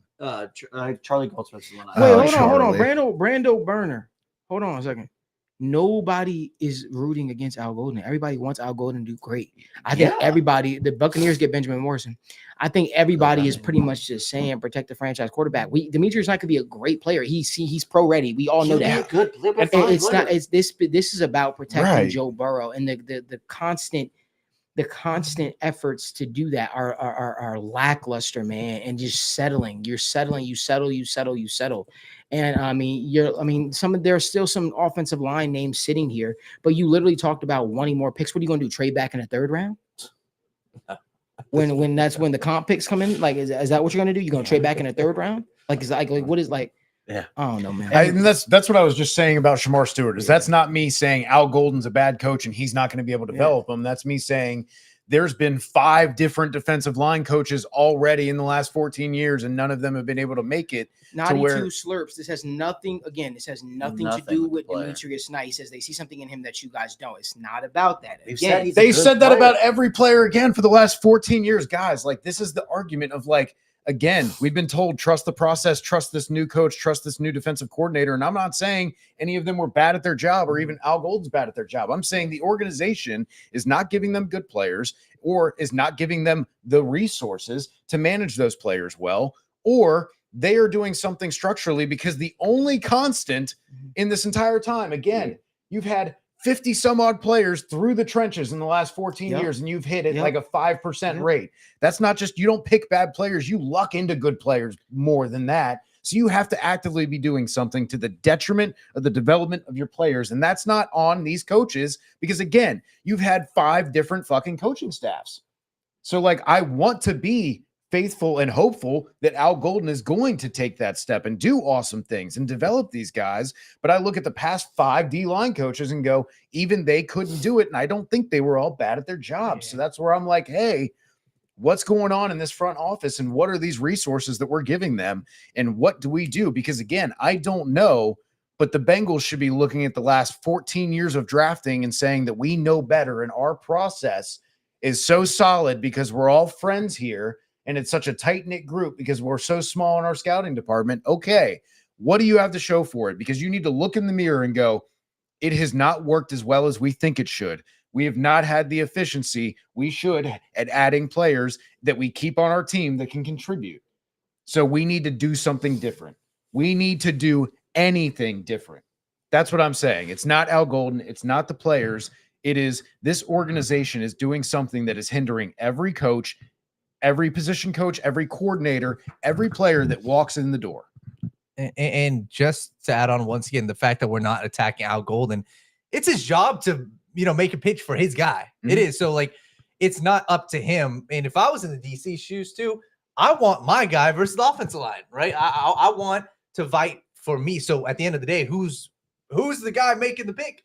Duke Tobin. That's the thing is they make their restrictions, right? They say we only draft edges that are this size and this weight and this length who went to this school for this many years. And then we're team captains, and then they give you a list of that and say, Al Golden, you tell me. And it's like, you're hamstringing your coaches. You're hamstringing the guys from saying that's the perfect player to fit my scheme. And then they go, yeah, but he weighs 10 pounds less than what we usually like. I just wanted to say this because I pride myself still on, I want to apologize if there's any kids watching my show or people that are young people. I didn't mean to flip out and curse earlier. I'm very just disappointed. That being said, this is a show where I do speak my mind, and part of being owner of TWS, and I don't get silenced. So I should be more mindful of that. So I do. Nobody texts me like that. I was just thinking the impact you have on other people. So I don't want to be a crash out. So I apologize for the profanity that I did use, but I that shows you how passionate I am about them protecting Joe Burrow, especially since they're not going to make a priority of doing it via free agency. So continue. Sorry, man. The thing that just really the biggest question, just mind blowing thing about it. Touch on it a little bit earlier. The Bengals have almost never drafted old players in the second round. No matter what they've done, they have never taken a really old player with a premium pick. And it blows my mind that this is the tendency breaker for them. That's what I really can't wrap my head around. Again, I think Demetrius Knight is a good football player. I truly do believe that. But the age, the value of the linebacker position in general, the depth of the linebacker position throughout the class, the people that were on the board, it's truly I can't fathom the thought process that leads you there. And the thing is, we know it's not even just that Duke Tobin gets to do his job, because the reason he's kept his job for this long and is the longest standing is because they have a great relationship where he and the Blackburns and the Browns understand exactly what they want, and he's willing to give them exactly what they want all the time, and he gets job security for that. I'm not trying to disparage Duke Tobin as a person, as a human. I'm just looking at the results of the last decade plus, and I'm looking at that, and it is problematic. And we know from our own time over the last couple of years, okay, Joe Mixon, Mike Brown was very heavily involved in that pick. He met him personally. He liked him a lot. He talked about how he viewed him as almost another son because he enjoyed his company so much and developed a great relationship. The opinion of those people matters when it's this kind of small family business where we're the Brown family and Paul Brown was the father of modern football. And yes, those are all wonderful things that should be cherished in our history, but it doesn't give the Brown family and the Blackburn family carte blanche to tell all of these people that they hired to do the job to ignore what they think or what their data says because the Blackburns of the Browns personally see it differently. That's my problem with it. You delegated this task. Trust the people that you did. Trust your coaches to be like, these are the guys I want, and your GM to facilitate that financially with draft picks, whatever that is. That's how it should work. And I think there's just probably too much influence from the family, maybe overriding some of these picks or overriding how these favorites go, because I can't fathom how you can have such a low hit rate when it's like flipping a coin 25 times and getting tails all in a row. Like it is possible in a 1 in 10,000, 15,000 world. But like, are we banking that was the probability? There's a 99.9 infinitesimal chance that it's not. So there's something going on here. And again, the only consistency is Duke Tobin and the front office. And they're joined at the hip, man. It's tough to separate that with how they've operated. Well, Trey Harris was picked by the Chargers. That was Yeah. fun. No, sorry. We want to go ahead and catch up on the picks. Yeah. Well, just to touch on Trey Harris a little bit, I really do like Trey Harris. I think the fit with the Chargers is very fun. They needed a bigger body receiver to kind of complement, Vlad and their run game. That's about it. But just in general, I think Trey Harris he's one of my just favorite receivers in the class in general. I think the fit is fantastic, and I'm really interested to see what Mike has to say about it as well. Mm-hmm. Yeah, we got Trey Harris. Obviously, went to the Chargers, and Mike, our fantasy expert. We've had a lot of picks go off the board, but Trey Harris, right? Ladd McConkey was the star last year. What's your expectations, and do you like the fit with him with Justin Herbert and the Chargers? Yeah, this is awesome. This is really, really awesome. Last year, obviously, Ladd McConkey breaks out as a rookie, absolutely dominates. Had a legitimate case for offensive rookie of the year, just a round 2 pick who came out and played that well. But it was really, really obvious that this offense was lacking an outside wide receiver for Justin Herbert, a secondary weapon to play alongside McConkey, open up the field and just really test defenses. And Trey Harris can absolutely be that. He's a little bit older of a prospect. I believe he's just shade over 23 years old, but I don't really think we should be too concerned about that. He's going to be able to absolutely dominate man coverage. Throughout his collegiate career, he was targeted on over 30% of his routes when facing man. Just ridiculous numbers last season when it comes to his yards per route run against man coverage. This is a really, really good fit. And the draft capital indicates that obviously the Chargers are excited about how he fits into this offense. So when it comes to fantasy football, you should be really, really interested in Trey Harris coming up. I think obviously this offense, it's going to be run heavy with Harbaugh at the helm and drafting a Marion Hampton in the first round. But you know what sort of talent Justin Herbert brings to the table in terms of his arm talent and just quarterbacking skills as a whole. This can be a very, very fantasy-friendly offense.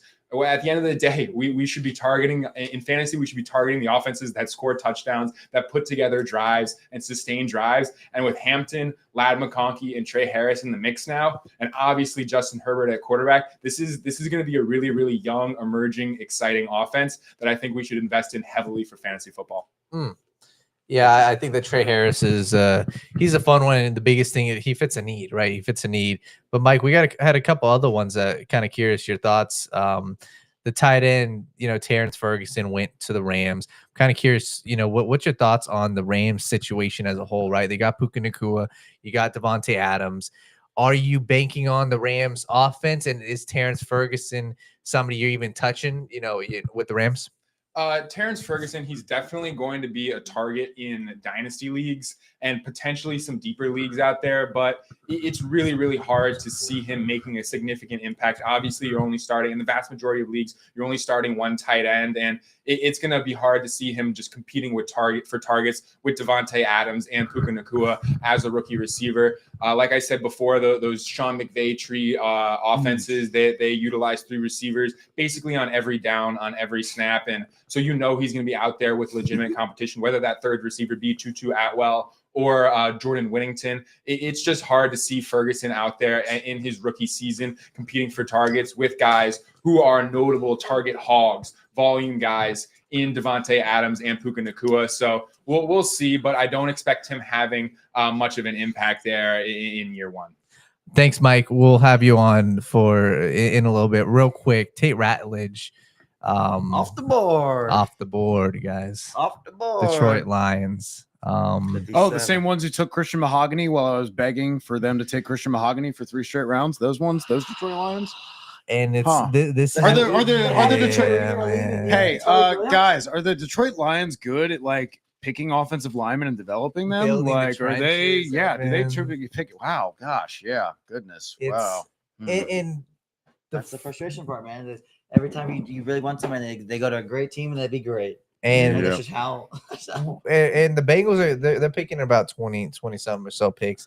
The offensive linemen, they're going. Ozzie Trapil. Give me brought him Jared. in. It's dude. Honestly, like I would like Jared Wilson. It feels like this is just Charles Grant, right? Yeah, I'm This is a guy who can start at guard for you, has the tackle. Before the show, it's Emory Jones. It's just gonna be him. I feel it, Evan. I don't know what it is. I would have wished. I would have wished the fives were better than Oh my this, god! with the other pick, but I just feel it. Don't know what it is. But sorry to interrupt. No, you there. that's yeah.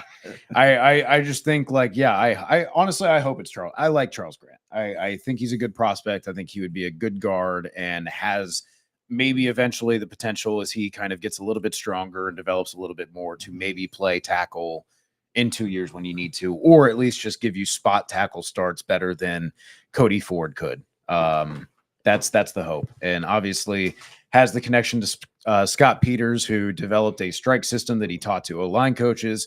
Charles Grant's O-line coach uses that system. We know that he's 6'7" and has like an 88-inch wingspan. Dude is absolutely huge. We know they love that from their guys. So I definitely think they're probably going to have Charles Grant pretty high on their list as they come back around to their next pick. Yeah, and there's like I said, roughly what are we at? Like there's 25 picks to them. Some quick math there, probably did that wrong. 25 picks of them. The tackles available: Imbo, Milam.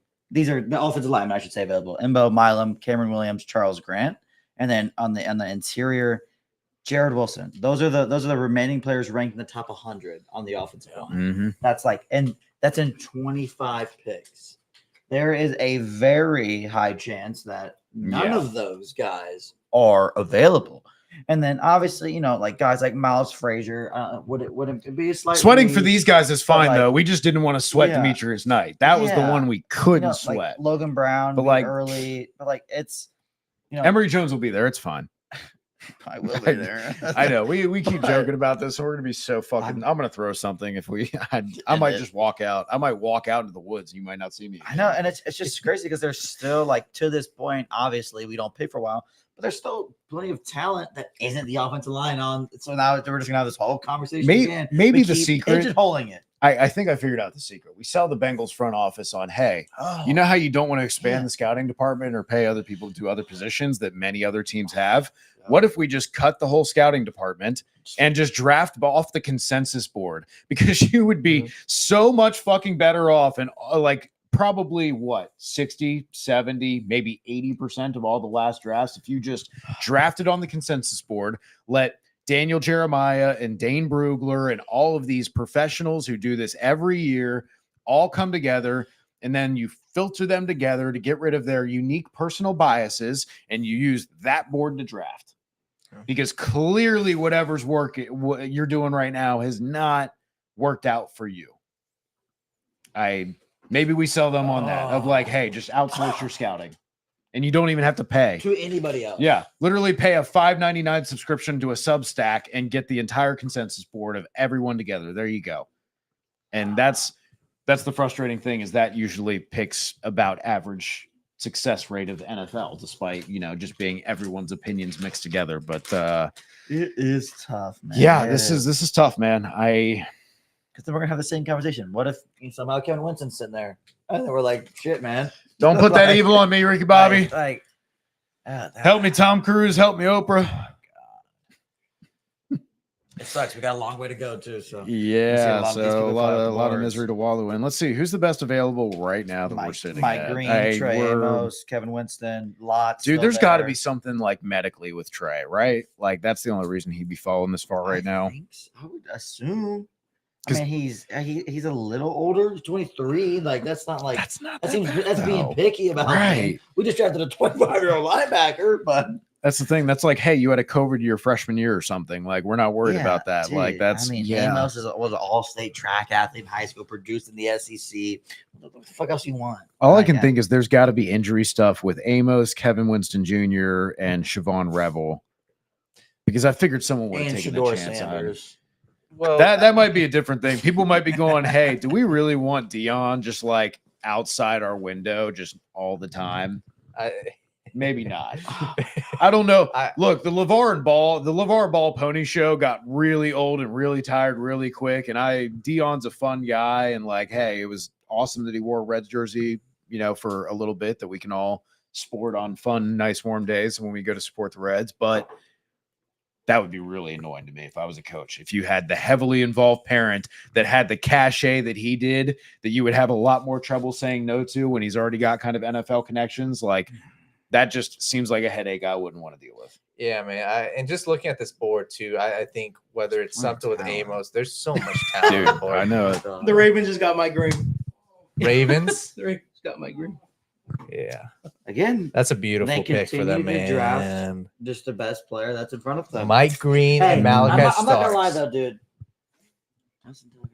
Mike Green, like that's a tough. That's a tough sell. That is a tough sell to be like, we're sell. handling the Justin Tucker situation well, and then draft Mike Green. Business sell. Yeah. As much as just a couple, maybe it was a month or two ago, they were saying we don't take risks on high character risks. Like tough. we don't take bad character players at all. We don't deal with that. So good. Who's the other? Yeah. They needed a pass Off rusher. Elway. Yeah. Old dude that had a bunch of sacks for them last year. Oh my God, Calvin Noy. Man, Dude, Calvin Noy went there and just dominated. So I don't know. Maybe they don't need it. The Raiders took wide receiver Jack Betch. Good selection for them. They needed a wide receiver. Maybe it was a little reach, but hey, they obviously got a plan for him. He's gonna be very productive. Man, the problem was it's just like, man, like, okay, like one instance, it's like, all right, maybe something just really, again, no formal charges, came to him, but to be accused of sexual assault twice, you are putting yourself in very precarious positions. To be accused of that twice in your lifetime that early, everyone here has 0 combined sexual assault allegations and like a total of 80 combined years plus of living. And he did it within and he's got 2 within 20 years. So it's like within like 2 years of each other. Yeah. So that's why I'm like, man, like that is a tough look and a tough sell, because that starts to become a pattern. And I think that's the reason that you see that a lot of the teams just took him off, especially after the Justin Tucker thing, the Deshaun Watson thing. As much as I can believe the Ravens did it, I can't. No. Knowing that in this situation that they are in, right, with Justin Tucker currently, and tough sell, man. And this is a part where the good teams, especially at this point, respectfully, let's say, knock on wood, you hope the best for him, right? If something were to happen, it's not a first round pick at least, right? And I think this is the range where he should have gone, especially with everything going on. So pass rushers, it's looking slow for the edge rushers. A lot of them got took. Swinson are still there. Princely's on the board. Swinson on the board. Landon Jackson on the board. I'm surprised some of these running backs haven't came off the board as well. We haven't had that many. We've had the Ohio State guys. Mm-hmm. Is that it? We had kind of the top group. I guess that's the top 4. Yeah, that's 4 in the first 50 picks. Yeah, I guess. But I guess there's still plenty of time. I think the draft's almost over. Yeah. We're not even in the third yet, man. Oh God. Demetrius Knight is 2 months older than Jamar Chase. Oh Lord. No, he's not. Okay. Just change his age. He's not though. Yeah, I disagree. I disagree. I'm gonna be like Michael Scott declaring bankruptcy. Yeah. I declare that he's 23 years old. Yep. That's all there is to it. I'd still be old. Yeah, I know. I'd still be I'm like, dude, and now like we've talked about a couple times now tonight, it's really hard, like when you pigeonhole yourself the way the Bengals have done and consistently done. And there's I'm looking at the board and there's so many players that I love and I truly think will be good football players. But again, are you really going to pass on offensive lineman again? Like, And that's the frustrating part I said that all last year, and guess what, Logan? They did. said all last year, we don't give a fuck about the guard position. We couldn't care less. We could have signed Kevin Zeitler for $5 million in the offseason or some shit, and we still wouldn't want to. If that's the case, we talk about, then they're not going to draft one here either. Yeah, they're going to go, oh, we can sign another Lucas Patrick or somebody, and it'll be fine. Like, we've got Cody Ford too. Cody Ford can step in and do some stuff. Yeah, we're fine, right? Everything's cool. Man. It's so gross. It's so sickening. Again, coming back to, we don't value these positions no matter how good the player is, no matter what the board looks like, we just don't think that's a valuable position. Like, that's just like so infuriating. I understand when it's like punter or kicker, but like, again, if we're talking about outside of quarterback, like, yeah, you've got edge, left tackle, and corner, but I wouldn't say that you should take the 5th best corner over the 2nd best safety necessarily. Like, unless you have that dire fucking need, but like, yeah, dude, it's just tough, man. We Tough appreciate look. everybody in the chat. We have 350 people watching right now. Make sure you guys like this video, subscribe for our full content. Don't forget, drop down you guys' comments. This is an interactive show. We're answering you guys' questions. We've got about, I believe, 19 to 20 picks, 25 picks before the Bengals pick in at round 3. Let it out, and let out your opinions, your guys' thoughts, any questions. Drop them down below. I mean, honestly speaking, like, and I'm still here, guys. I'm really just like, I'm sitting with my thoughts right Needed now. to breathe a little bit. I'm just sitting with my thoughts. Yeah.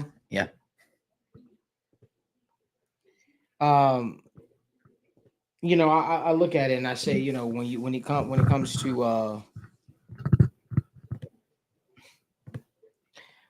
to this upcoming pick at 81, man, honestly, if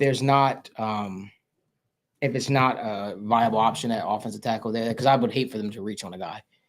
Just draft best player available. Like we keep saying that at this point, you better call one of these offensive line. You better call Shaq Mason. Nah. You better call Dalton Reisner. There we go. You better call Brandon Sheriff. You have to now, because this is malpractice. Like I'm just being honest with you. Now, you know, I mean, I don't. It wouldn't really shock me if the Bengals trade back in the 3rd round, too. Honestly, guys, I like at this point, like, it wouldn't shock me. I could totally see them doing that. I think it makes a lot of sense too for them, because this is their MO. Oh Lord.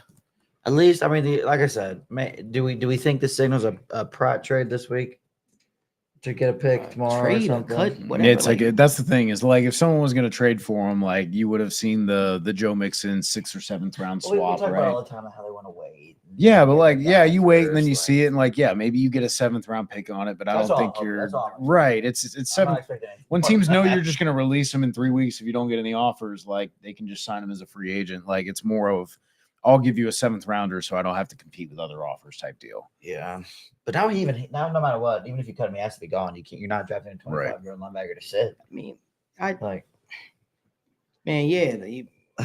T Bird said you better watch what you say on best player available. God knows who's at the top of the board right now. Yeah. I'm just looking at it, man. I'm just saying, like, you know, and I mean, the Ravens fit for Mike Green also makes sense too. If he's from that area, right, from the greater area, so he gets his opportunity. You know, being from the DMV, and I'm just looking at it, man. You know, we're gonna see what was going on over there. The Broncos took a running back. Who? RJ Harvey. Interesting. UCF. Above Cam Scatterbo. Above Cam Scatterbo, above Dylan Sampson. Honestly, you know, Interesting. Sean Hill said, Malik, you're already in shock. I don't know if I'm really. I was in shock. I'm disappointed.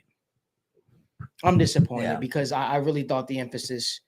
If you're gonna go defense there, I felt like there's better players. Man, Xavier Watts was right there. That's I can't like it. It kind of blows my mind that like if Al Golden is having such a say, like we all expect him to be having, and he didn't go with the Notre Dame guy.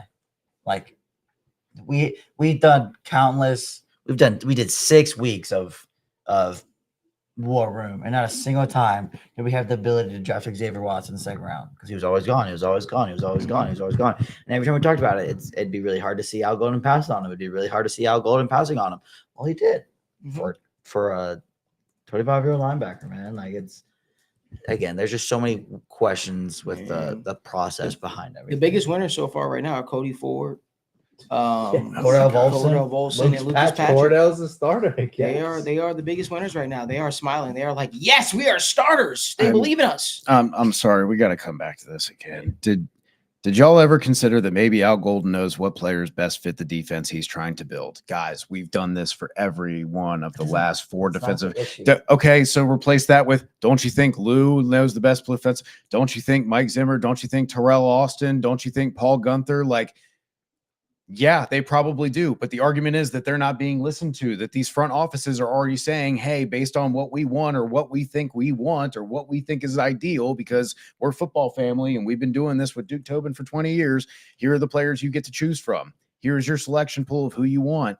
Like, it's not about the DCs not knowing. Again, this is not like, I don't understand why people think we're tearing down Al Golden when we're literally sitting here calling out the front office by name, and somehow we're still like, oh yeah, Al Golden is bad. Why are you saying that? No, this is, again, we've had 5 different fucking D-line coaches and 4 different defensive coordinators. Yeah. Every one of them knew what they wanted. But again, every one of these players almost didn't work out. Again, if you want to say Sam Hubbard and Carl Lawson, okay, I'll give you Carl Lawson. Sure. But like, again, we're not asking for any of these guys who are picks to be all pros, but it's just Jordan Willis and Will Clark and Marcus Hardison and Zach Carter and Jeff Gunther. And just, it goes on and on and on. And we didn't even do the offensive line side where it's the same fucking thing. And again, you don't just bust on 23 players because you accidentally trip over a couple good ones along the way when you have that big of a sample. So again,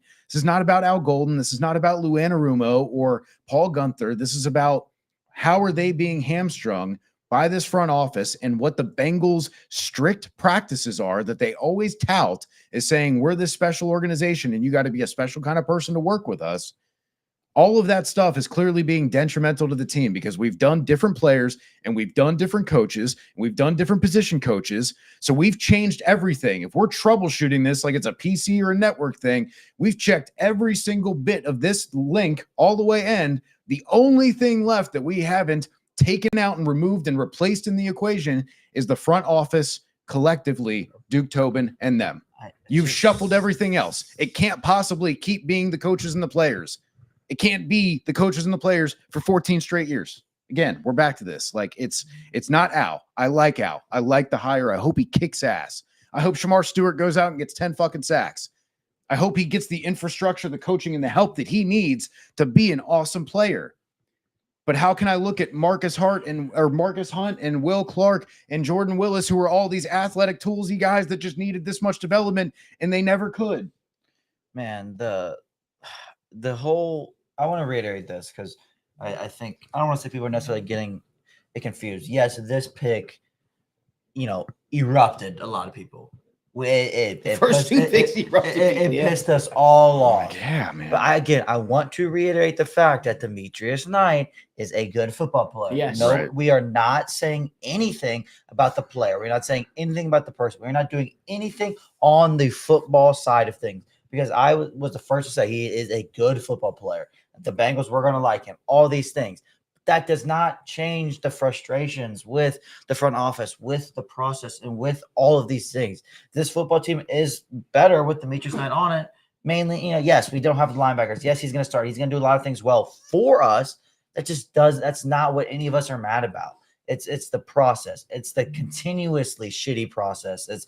There's so many things. There's so many questions. There's so many head-scratching decisions again after again, over and over and over and over. And it's just every year we get a little, like, there's maybe some glimmers of hope. New DC, this or that. And that's why Al Golden's getting lumped in, because we assumed maybe he would, do things differently. He'd be the guy to kind of get them to steer off of what they've done. But no, and that's why we're getting frustrated with it. Nobody up here believes Demetrius Knight is a bad football player. I want to make that abundantly clear. It's like Drew Sample. Drew Sample is a good football player, especially for how the Bengals use him. but he was a second-round pick. The value has to make sense. Yeah, I don't know, man. Go ahead, Daniel. You're right, and I feel like the Drew sample is an example that more people should use, because I feel like that's the exact epitome of what we're talking about. Drew sample on the football field. I love the fact that he's on the Bengals team. An excellent inline blocking tight end. Yes, that you can get in the 5th round every year. Yep. And do you take that with your second round pick? And that's the conversation. Right. And that's why we are coming at it from this angle of, hey, we're not just, crapping on the player, but it's, hey, the hardest part, and that's what after this, something I like doing, I'm going to write down the rest of these names that were on the board, right? And it's something just fun to keep track of. It may suck, but it's like, hey, this is what you're passing up on. And when you look at the great teams, the Philadelphia Eagles, you look at what they did, at the end of round 1. You look at the Baltimore Ravens, potentially what they did at the end of round 1 and round 2. They're going to go back and look at the names that were drafted right behind them, and there's probably not going to be a better name than Malachi Starks. There's probably not going to be a better name than Mike Green. So the Cincinnati Bengals, I just feel like that's where their process is really, really messed up, because you're leaving this draft so far with a Shamar Stewart and Demetrius Knight, where you look at the rest of this roster, there's some serious problems when we say, hey, let's field this roster right now. Is there holes that they could have addressed, and is there bigger issues? And I believe the guard position is something that's a major problem. And I believe there was a lot of other talented players. And the other thing too, I understand the age, and I do understand people trying to say back the problem that the age isn't everything. But at the end of the day, especially with a round 2 pick, in my opinion, round 1, round Commanders 2. do it. Let's make sure we get that on. I'm sorry to cut you off, Daniel. The Commanders draft. Finally got Tramus off the board. Great. Good for him. No, man, I think that's a good point too, because it's not even, again, going back to Shamar Stewart. You can love the player, and again, I like the player maybe 10 picks later, but I can understand wanting to take the chance there. But the problem is when you add all of the Bengals context into it and go, okay, like I saw someone say, hey, I think Shamar Stewart makes them a better team next year. I think, next season, as in like next season, not this upcoming season. But the problem is you're in a win now mode, and you have multiple starters that you need at multiple spots that are important for you as a team.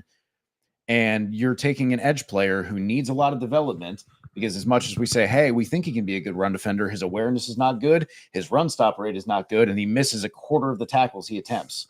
So between all of that, you probably need a little bit of development. So, okay, do you get on in red zone packages? Because you're probably not out there immediately when you have no pass rush moves and you don't hand fight well, and the only thing you can do is a bull rush or a long arm, and that's your only thing. As soon as someone knows that, they can just anchor down the whole damn time, because you can't get cornered. You can't get beat. And so that's the problem is that guy going to play 10 snaps a game for you his entire rookie year? People were upset calling. You remember people were calling Miles Murphy a bust because he only played 8 snaps a game, 10 snaps a game for the first 8 weeks of his rookie year. And people were like, he's a bust. He's not on the field. He's not doing anything. And I never said he was a bust at that point. I said, you need to be patient with him, because this is what you drafted. And guess what? I'll be the same one defending Shamar Stewart when 8 weeks go in and people go, this guy's not doing shit. He's a bust. And I'll go, wait a minute. This isn't what we drafted.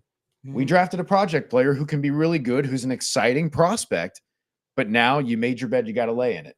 And the nasty part of that is sometimes that guy isn't able to contribute just because of the logjam of the roster.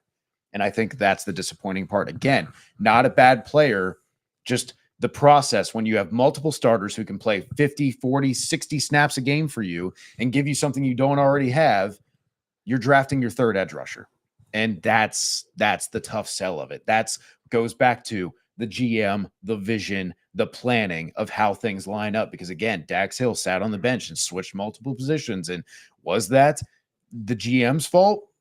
Maybe, but it also might have been the GM's fault that originally they were going to move Dax Hill to corner, but then and Lou wanted to keep Jesse Bates, and that was the plan, was to move Dax to slot corner the whole time, but then they didn't keep Jesse Bates. And so now things get screwed. And that's what I mean when I say there are things the front office does that are to the detriment of this team. I agree with you guys that defensive coordinators know how they want to build their defense, but that is a great example there of a time that the defensive coordinator wasn't listened to and was overridden by the front office. And those are the things that are hamstringing the team. I don't think it's the coaches. I don't think it's the players. I think it's those front office decisions that put people in precarious positions and very impossible conditions to where, hey, you're in a tough spot and there's a 20% chance that you might make it, but we need you to really make that 20% chance a 50% chance because we need you to. Yep. Like, it's like when you have a small business and you start getting too big and your boss just wants you to do more and more and more. It's like, we got to hire new people. We got to get more people in here. But it's like, no, you got to make the best of what you can. You just got to work harder to make it work.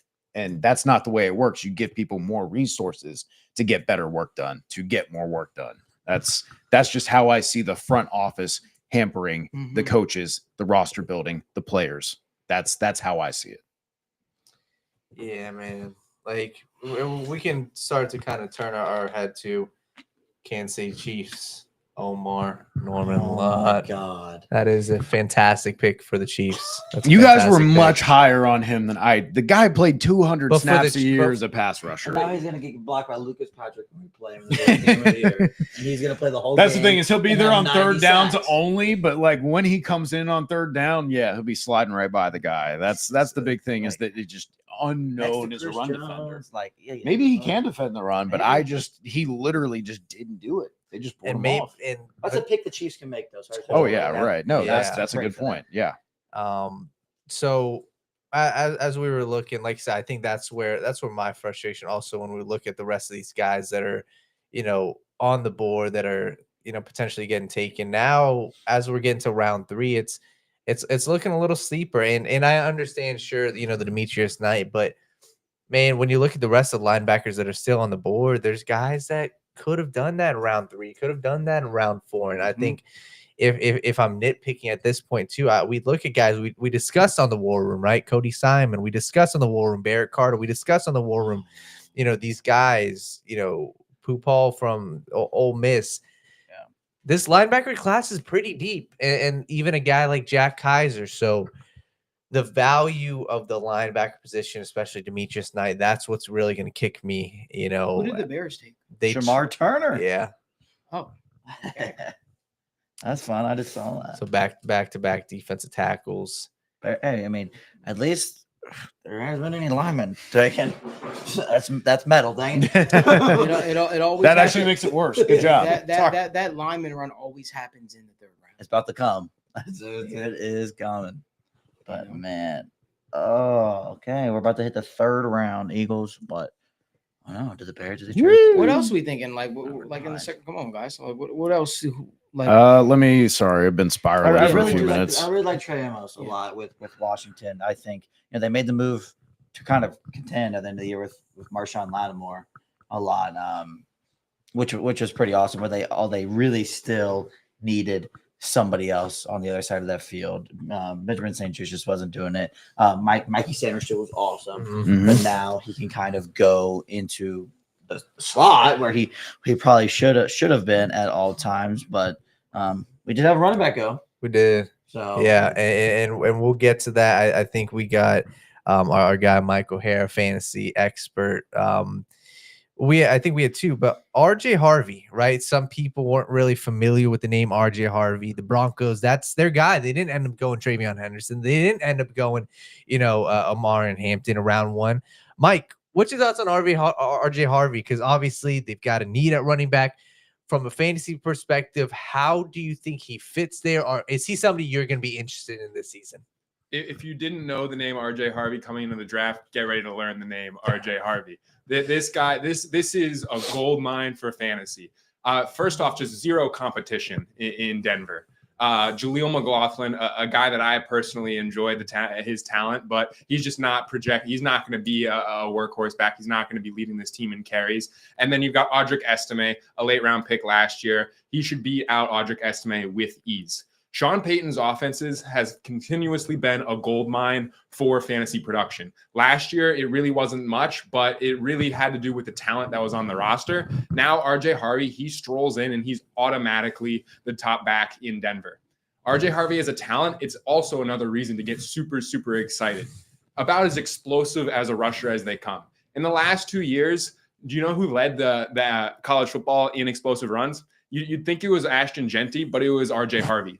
More rushes of 15 plus yards than any other running back in all of college football across the last 2 years. Last season led all of FBS in explosive rush rate. This guy can get going. He has legitimate burst. He was the fastest running back in the combine, not the fastest combine time, but I believe he reached 21 miles an hour during his 40 in the combine. So highest top speed. It's just ridiculous what you're getting out of RJ Harvey.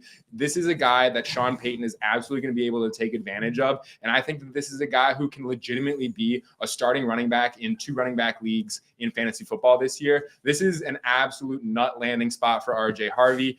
This is going to maximize his potential as an explosive back. He has a little bit left to be desired as a pass catcher. His pass protecting chops aren't all the way there, not as developed as you'd like, but this can be a really, really strong fantasy pick moving forward. Expecting to see him shooting up draft boards over the course of the summer.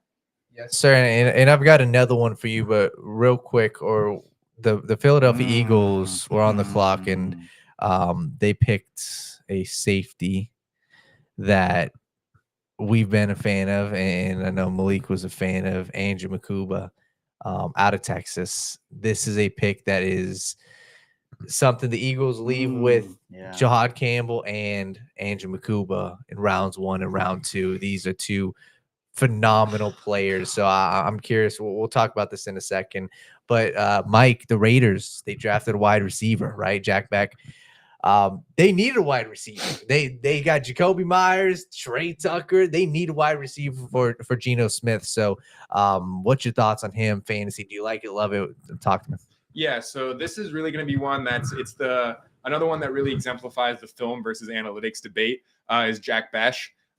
He notably, very famously, in his freshman year at LSU, led the team in receptions with a roster, a wide receiver room that consisted of Malik Neighbors, Brian Thomas Jr., Kayshon Boutte, and Trey Palmer, all 4 NFL wide receivers. So that was about the high point of his career before he got to his final year at TCU this last year. But still, just when it comes to the production metrics, his production profile, analytical profile as a prospect, it's really not great. It's not what you'd like to see out of someone who you believe can translate into a fantasy producer quickly in their career. But at the end of the day, a lot of the film evaluators, the film analysts, they really like what Jack Besh has to offer. He really shined at the Senior Bowl and was a bit of a riser during this pre-draft process. So it's really one of those debates. As someone who leans more into the production, more into the analytical profile, I'm not super bullish on Jack Besh. I do believe Jacoby Myers will still be the number 1 receiver. Obviously, it's going to be Brock Bowers as the number 1 pass catcher. But in terms of the pecking order in that room of wide receivers,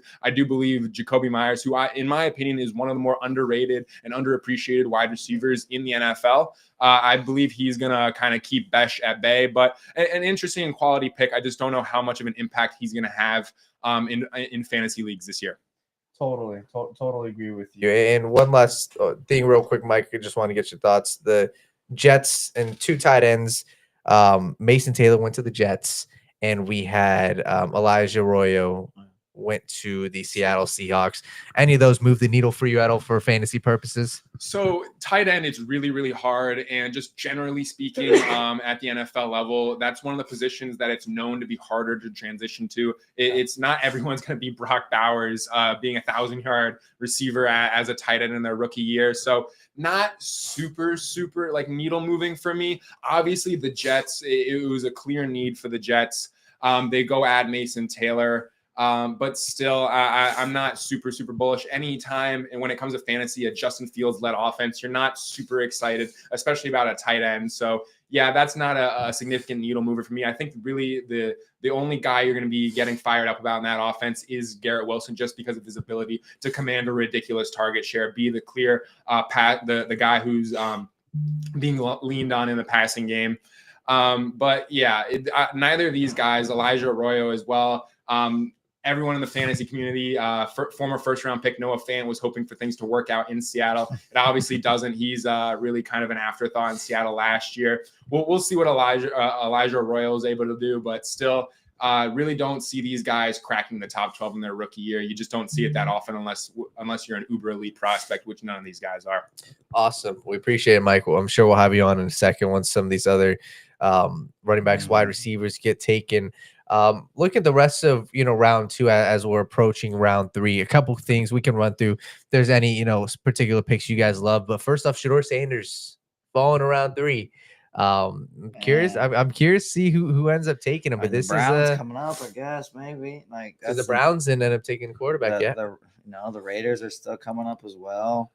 These teams, the Jets are approaching a point where it's like, do we just do it? The Cowboys again. There have been worse quarterbacks taken in round 3 than Shedeur Sanders. Absolutely. And I'm not a massive Shedeur guy in general, but I believe he probably should be off the board by now. And some team is getting a pretty good value at this point for him. I don't know why there's a world that we live in where Tyler Shuck goes before him. That still absolutely blows my mind. But we're in round 3, and we'll see how long he lasts on the board, man. It's getting kind of crazy almost. So some of these other picks that we didn't really touch on, obviously you had Donovan Ezra to the Cowboys, beautiful pick. JT Tuimoloau to the Colts. They had another edge rusher opposite of Latu. We had another one that was interesting, Benjamin Morrison. We didn't talk about it, but the Buccaneers. Their team, obviously, they need a little bit of help at the cornerback position, and I like it. I think that he was one of the most entertaining watches, very smooth athlete, but they must obviously feel confident when it comes to his medicals. Yeah. But Benjamin Morrison was one that I liked to the Buccaneers. And the rest of these guys, at the back end of round 2, like I said, Omar Norman Lott is the one I'm sold on, man. I'm sold on him to the Chiefs. He's going to be, one of my favorite, picks when it comes down to this entire round 2, just because, once again, he's probably going to end up being a rotational guy right away, a pass rusher. But the upside with him, we're talking playoffs, 2nd down, 3rd down, get after the quarterback.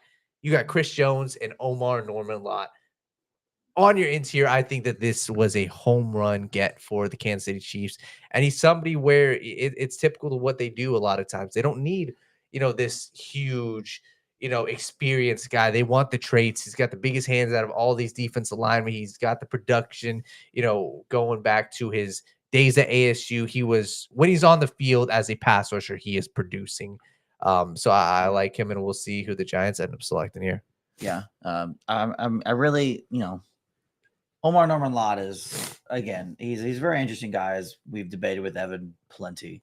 But again, it just goes back to like the Chiefs being in the position to able to take a guy like that, and take some of that risk that some teams just truly can't afford, because if he does increase his snaps and the production maintains, then he's gonna be one of the best defenders in the class. Like that's what all that signals. But that again, that's the perk of crossing your T's and dotting your I's a lot earlier through, and not having to rely on it throughout the draft process. You can take those smaller risks that can pay huge dividends, and the Chiefs are fortunate enough to be able to do so. Completely. And we can run through some of the best players available. Once again, we appreciate everybody tuning in. We got 335 people watching. Make sure you guys like this video, subscribe for full content, and comment down your guys' thoughts. I'm excited to see, as the rest of this round 3 keeps going. There's a lot of talented guys still left on the board. 2 safeties in particular, Kevin Winston Jr., Xavier Watts. Xavier Watts falls to round 3. Something we didn't really, it wasn't happening in the mock drafts. He was always getting taken before 49. He falls.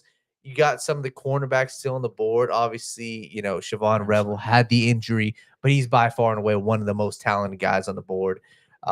Cam Scatterbo, very fun running back, a team that's in need of a running back.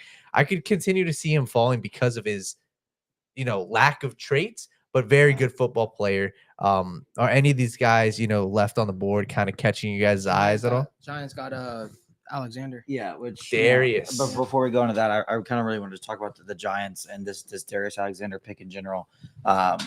Darius Alexander is one of the very first people I sat down and watched this draft cycle, and I love Darius Alexander. I think the hype got a little rich. I never saw him as a back end round 1 guy, but he is a very, very good football player. And if you want to talk about a team that is investing heavily in the defensive line and showing the importance of it, You add Abdul Carter.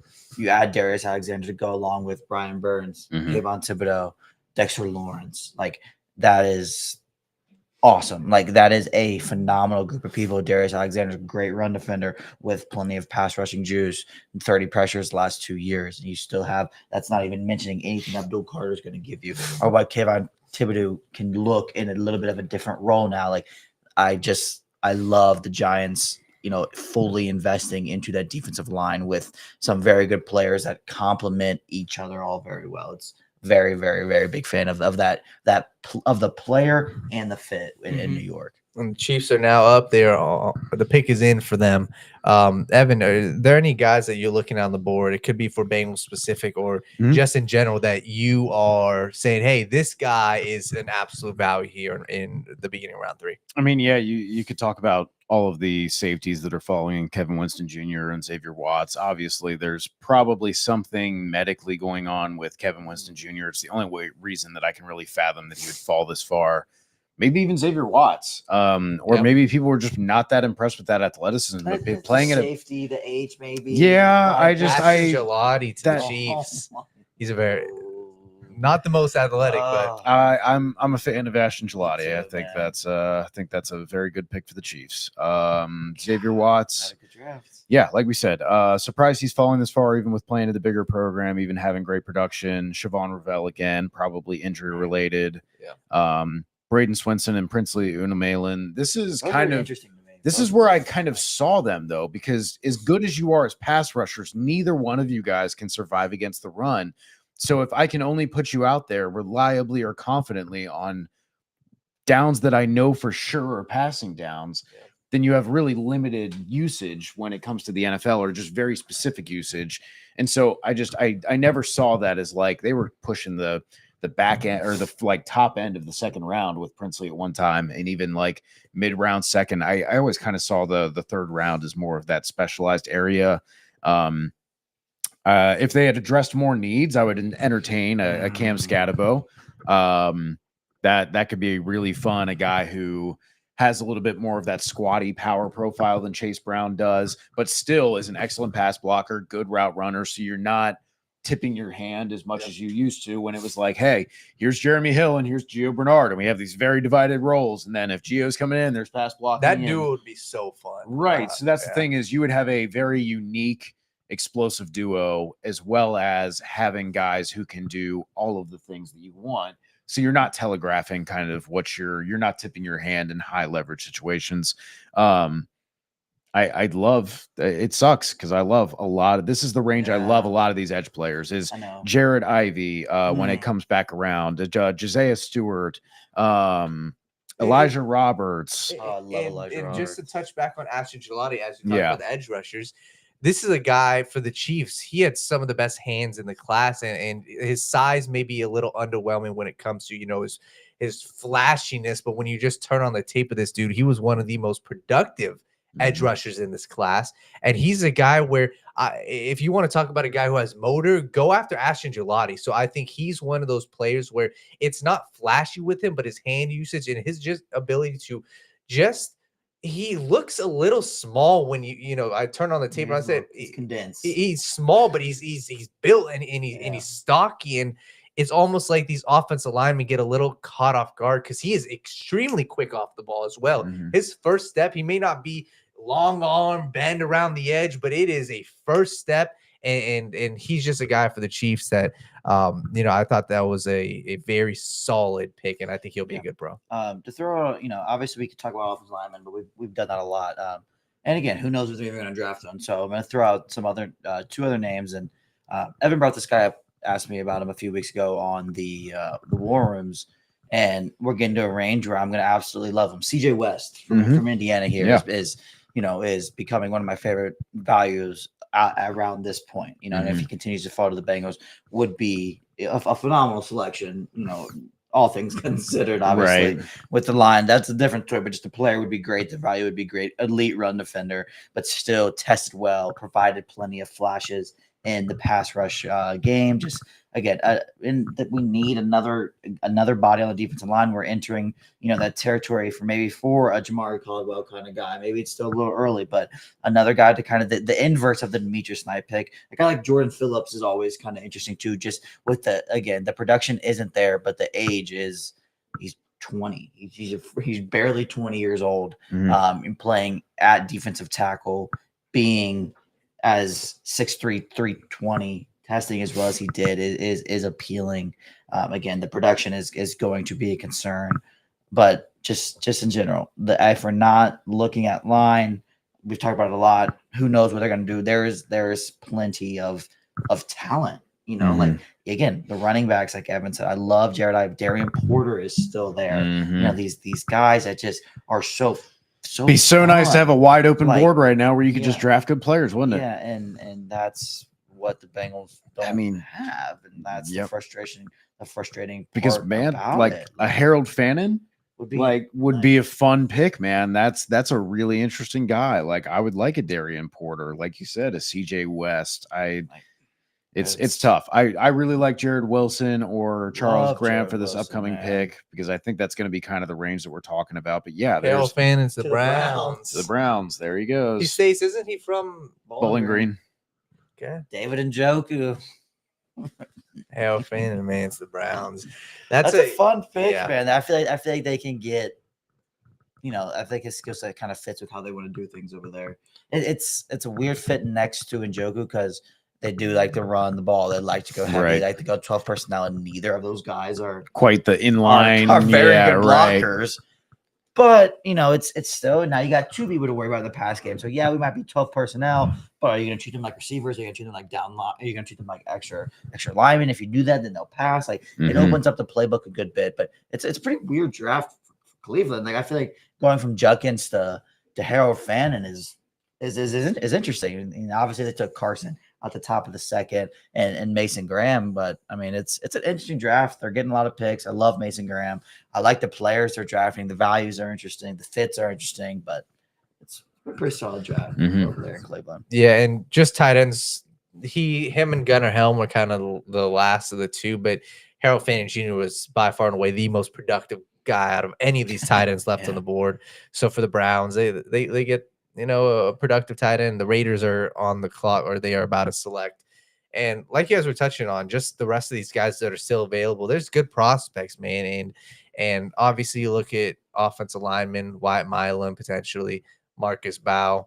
Another one that's interesting, I don't know, once again, Jack Sawyer on the board. This is where he should have been projected. The entire draft process, especially after the playoff, it was, hey, late round 1, we're pushing him maybe top 15.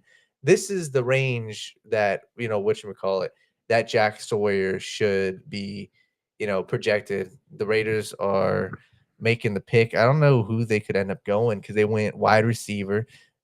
And then running back. Now they're going Darian Porter. That's a very Raiders. That's pick. A Pete Carroll pick. Cornerback. Big, long corner. Yeah, that's his kind of deal. Tariq Woolen, man.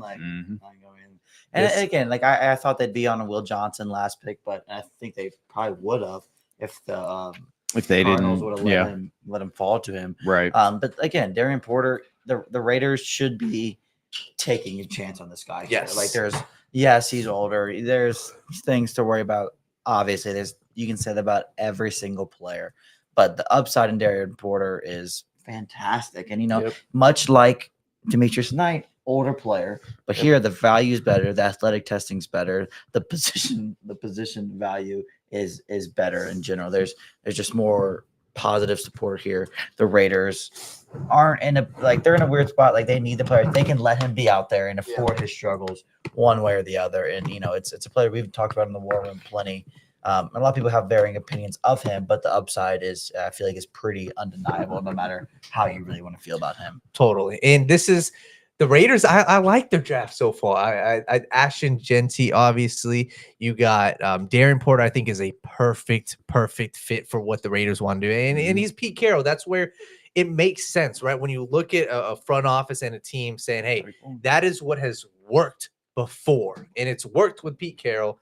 I'm a fan of Darian Porter. I wasn't necessarily a fan of him everywhere, but when you have a guy who's he's had success with that exact mold. That's why I'm cool with saying, hey, you take a player in the mold that has worked before.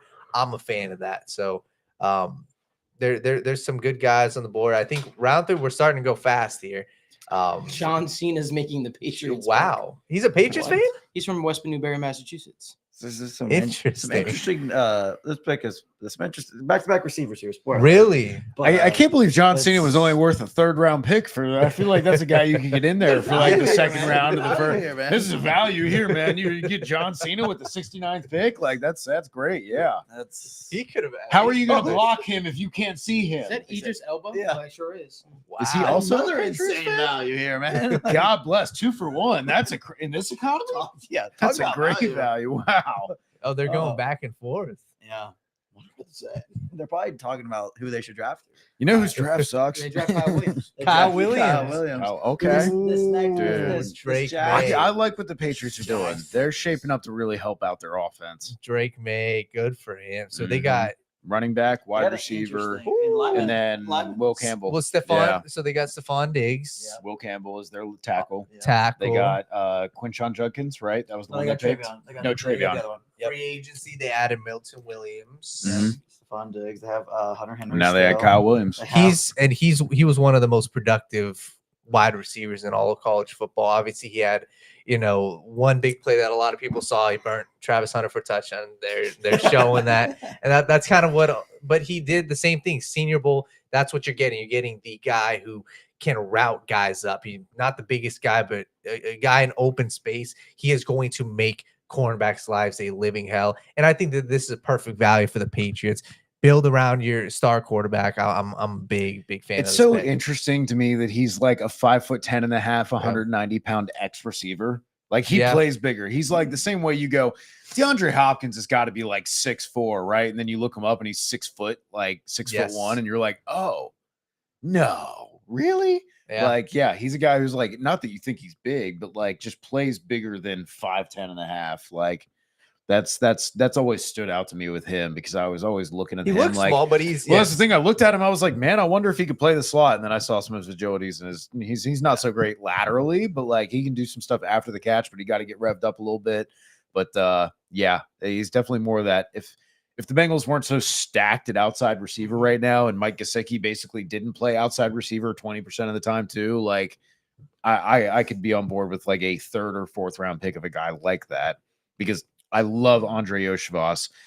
He did not give you the same level of production that prime Tyler Boyd did. Now, can he do it this year? Possibly, but having some insurance on that, and also does anybody feel great? I was fairly high on the Charlie Jones pick. Does anybody feel good about his endured tenure for the Bengals over the next couple of years and contributing? Like, probably not. Like, as much as I would like for him to be really good.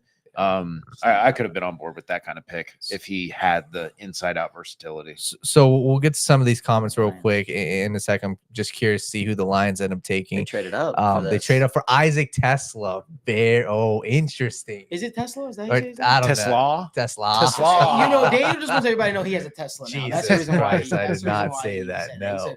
He said No. Isaac Tesla. Wink, is- wink. Holding up the keys. He is Literally. and Or the card. This is a weird one. I don't want to say weird, but this is a. let me just This let- kind of let me feels just like a say this. multi-round reach. Is this a multi-round reach? Insane. He is when I look at him, and he is a big slot. He is a big slot. He is some of the best hands in this class. And like I said, I don't necessarily know how they're going to fit him in with an Amon-Ra St. Brown, but man, like they need another receiver. Like Jameson Williams is on his 5th-year option, I believe, or is about to be on his 5th-year option. He is a phenomenal receiver, one of the most productive guys, strong hands. Is this the guy who's like if Isaiah Bond was actually good at the football stuff? No, this No, guy's 6'4", no. 220. Oh, right.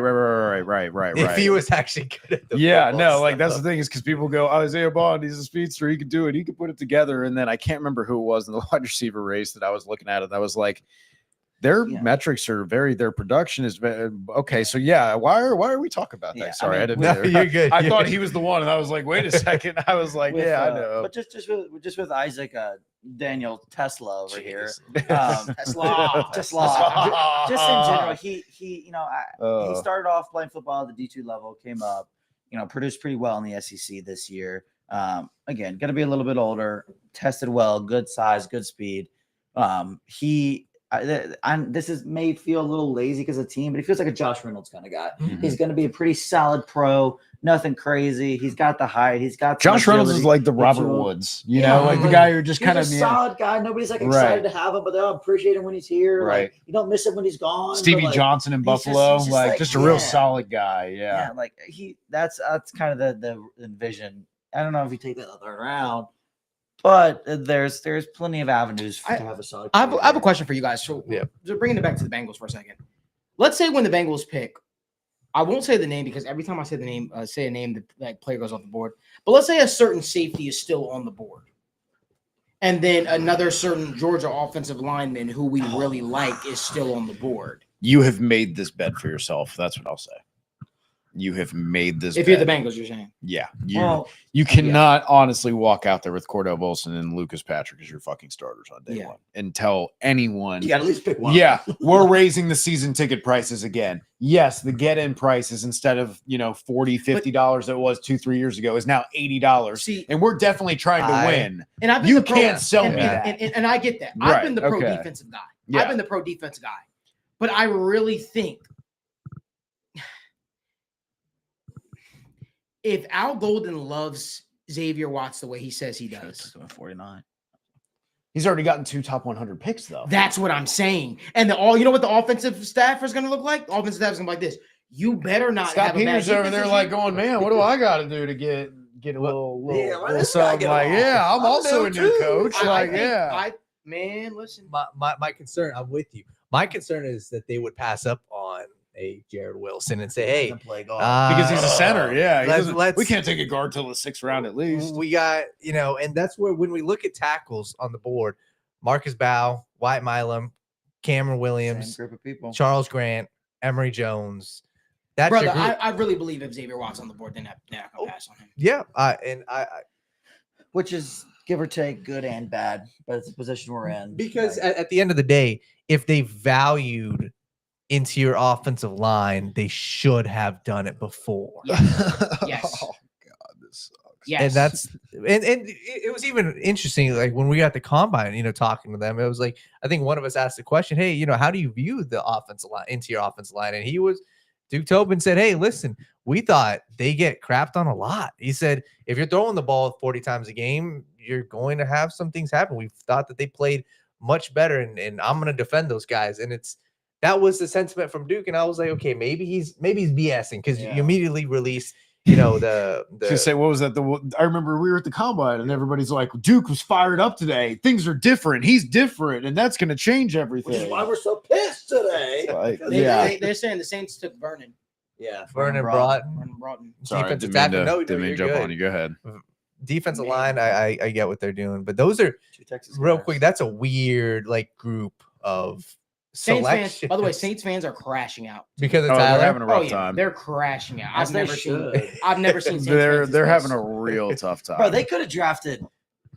If you want to feel good, just go to best- Twitter and they just could've- type in Saints draft and just literally read the tweets. They And could you'll have feel drafted better. the best player here in the whole draft, and they would they rightfully you drafted Tyler Shaw in the second round. Right. That's tough to rebound from. Where you still employ Derek Carr, where you still employ Spencer Rattler. Wait, listen. Buffalo could go. The Buffalo still has a need at safety. Yeah. Buffalo can go here. Oh yeah. Buffalo can go here, man. Yeah. I'm And then we're looking at Was him. Buffalo up or they're about to be? They're about to be, and then So they were looking at him. No, I was gonna say let's look at the board. Yeah. Buffalo certainly could, but then even offensive line, the Jets can still go offensive line. The Jets can also go tap into the safety market. I feel like the Bills would they go Kevin Winston Jr. over Xavier or no? You never know. I mean, yeah, you never know. That's picky there, Yeah. obviously, but I mean we're not super close, but we're around the corner. We're 10 picks away now. Denver always values the trenches. They can go offensive line. The Jets can go offensive line still. San Francisco, they didn't take it. They don't love offensive line, right? Like, no, of course they do. Like, they this easily is could. Dallas still needs more, even though they took Charlie Booker. New England. New England Bills needs any right there? offensive lineman whatsoever. Bills are Arizona clapping it still. up. Houston needs offensive line. Indy This needs is to tough. replace some guys. This could be Especially huge looking line at this run here. board, like, Huge God line bless. run could be here. Would have been such a great year to have like an extra 3rd round pick. Like looking Mm. at these boards, Mhm. like just man, that Nothing we really, didn't know. You know, like yeah, no, that's We talked about a lot of is- the war rooms at the beginning. What did we do? We traded back and we said, "Hey, give us." let's see Oh, what good is pick. Bill selection. Interesting. Let's see. Bum bum bum. Landon Jackson. Ooh. that's a very good Bills. That's a very That's a AJ. That is Bills. AJ Epinesa rebrand. Even Greg, like obviously not competent to, but But Greg Greg Rousseau Rousseau, coming yeah. out, I was Yeah. like, No. that's just a tall. That's what they like. Jets pick is in. Oh, super quick. Already? Yeah, I just want to point out to the Please let that be Shador. it's not. It's Azrae Thomas corner. Ooh. I just wanted to point out for the sake that when we go next year and we do all the war rooms, Yeah. people are like, "Oh, they're not going to be there. They're not going to be there." Well, here we are in the end of the 3rd or the middle of the 3rd round, and Kevin Winston and Xavier Watts and Siobhan Revelle are all there. So like, Yeah. That's fair. and Princely and Braden and Cam. Like, If you're now, again, man, sure, it's- right now, if you're the Bengals, would you trade back? if no one was coming to trade up in the 2nd round, I don't think anybody's coming to trade up right now. But the price would And- be a lot lower, and if you really just Oh, You're no, getting but like, no, yeah, remember, you're- they coveted Demetrius Knight, so they They wouldn't They have were it. waiting. They were waiting. They were waiting. So there's Evan. This round is different, bro. we have won the draft. It's the Evan. comp We have won pick. the draft. It's the They're comp really pick round. scared that someone's going to jump them in 2 rounds for Emory Jones. So let's just go ahead and get it out of the way now. I'm Why telling even, you, man. Why even risk it? I'm Why gonna even get- risk it? Just go ahead and God Oh. bless. Oh, There's one way to get a comp pick. Just trade for. dog, I'm talking like you folks. I'm just going to walk straight into the woods. See ya. I've had No, enough. no, you walk Society, out I to give home. up. I go back into nature. We're going to try this Whatever again. happens, happens. Could not be worse, right? Oh man! But again, I mean, I'm interested to see how Denver plays here. Denver probably should. As I look at these receivers, there's still some guys that could make sense for them. 49ers, I'm scared of taking a couple linemen. New England as well. Arizona, Houston are all pretty lineman needy teams here, man. These picks. What is this? Is this like 3 minutes? It's a third. I think teams are just a because little they quicker are. now. We're going. Some of them are rolling. Some no, teams that's still take almost- time. Like, it just kind of depends. That's People got to Our- walk our- up and do their whole shindig. Our guy Mike S said, and this just goes for anybody. Card ready for about 30 minutes with Avery Jones' name written on it. Mike S said, watch out for defense line Walker from Kentucky. I'm curious to see where he ends up going, because I do think that I wonder how serious the back issue is long term. I'm starting like at a point for him. Like if he goes anytime now, it's like I see it. It's okay. Like Yeah, There's some no, risk, I but, just like, you're the 2 injuries that really scare me are foot because foot. yes, because Foot. you have That is crazy. you have Hand, foot, mouth. you have so many and foot and mouth disease. you have Career ending. over 100 bones in your foot. There are so Yeah. many small bones that can get foot. If you think every time that you have guys who have Liz Frank, when you have these wide receivers just can't do it. That surgery is debilitating, and every time you step and slam your foot, it's like turf toe where you have a crack in your foot. Like that is really painful and hard to put the full force and stress of like cutting, going full speed. Yep. It is a debilitating injury, but like back for offensive line and D line to Deion Walker, to bring it back to conversation with him, that is one within the trenches that it is really hard to have a bad back and survive multiple back. years in the NFL Bad because back. then you start getting pain pill injections. Because you start getting pain injections. If you start getting pain injections with pain medicine, you can't feel the injury. You don't know when to stop because the pain is your body saying, stop, you're about to seriously hurt yourself. Oh no, but And that's when you can't needled feel it and you're needled up and then you really hurt yourself. Okay. And that's really concerning. So Pat Bryant. back, foot, Yeah, this is Pat a Bryant? This is a pretty bad pick here. I feel like they Pat reached. Bryant. that's crazy. over Alec Ayumanor, over Oh, that's so crazy. cool. over Jalen Noel, over Xavier Restrepo. Like it's just a lot. Xavier, Of, they said tested. yeah, no, he did, and those guys don't necessarily fit as well. Like they need an outside guy. Just Ayo Manor should like Jalen Noel still out there? Yeah. Yeah, Jalen Noel still out there. Like, there's Jalen Royals, Jalen Noel. Pat Bryant is also, he was one guy that the draft community was extremely high on. I feel like, the dude is a big body possession guy. That's what you're looking for. I take him over Eilish. Oh no, I'm with you. No, I know what you're saying. But Can we look at? Do we have a live board? Marissa, you can pull that up for us. Who are the available offensive linemen right now? But I'll be honest with you, all that probably goes out the window of Xavier Watson. Tackle is Marcus Imbo, Wyatt Millam, Cameron Williams, Charles Grant. That's you said who's on the board? Marcus Imbo? Yeah. Yes. Okay. Interior offensive Emory line. Jones. Jared Wilson, Miles Frazier, Dylan Fairchild, and that's probably as far as I'm Willie going to go there. Could you imagine we drafted Willie Mack? Oh, Jesus Christ. Lampkin. Yeah. Malik, if I throw my laptop, will you buy me a new one? Yeah, I will. I promise. I have one. If I Kronk spike this thing. But here's the thing: the Bengals also have a tight end guard. That's what we're not even talking. We haven't even talked about. Big boys. They want you to be 6. I don't know if they would draft Jared Wilson because of that size. And there's no experience there. I think the Wyatt Milam one pick is something that makes sense, but I also think that if Xavier Watts is still sitting there, man, they're going to punt on that. And I think that I really the thing that scares me about Wyatt Milam is we've talked about it on the War Room multiple times is the fact that you are going from one of the least true drop back passing systems in college to one of the heaviest true 5 and 7 step drop back systems without play action, without screens, without that like protection you give yourself, the offensive line, to give them a little bit of a break. That does scare me. We also saw, and once again, I understand, we can't just compare them because they went up against one player, but his first game of the year against Penn State, I remember watching, they have both Abdul Carter as well as they've got a guy coming out of the draft next year I absolutely love. In the pure dropbacks, it was bad. And I know he's not playing tackle. Right. I know he's not. He struggles with that speed around the edge. Yes. So that's a really tough matchup for him. Overall pick. Right. When he kicks inside, like that'll be mitigated some. Yeah. And I think that's beneficial to him. But again, it just comes back to like, if I have a guy who's had 700 reps on true dropbacks, and that's what my offense is 60% of the time, then I'm going to value that guy a little bit more than the guy who has 200 career.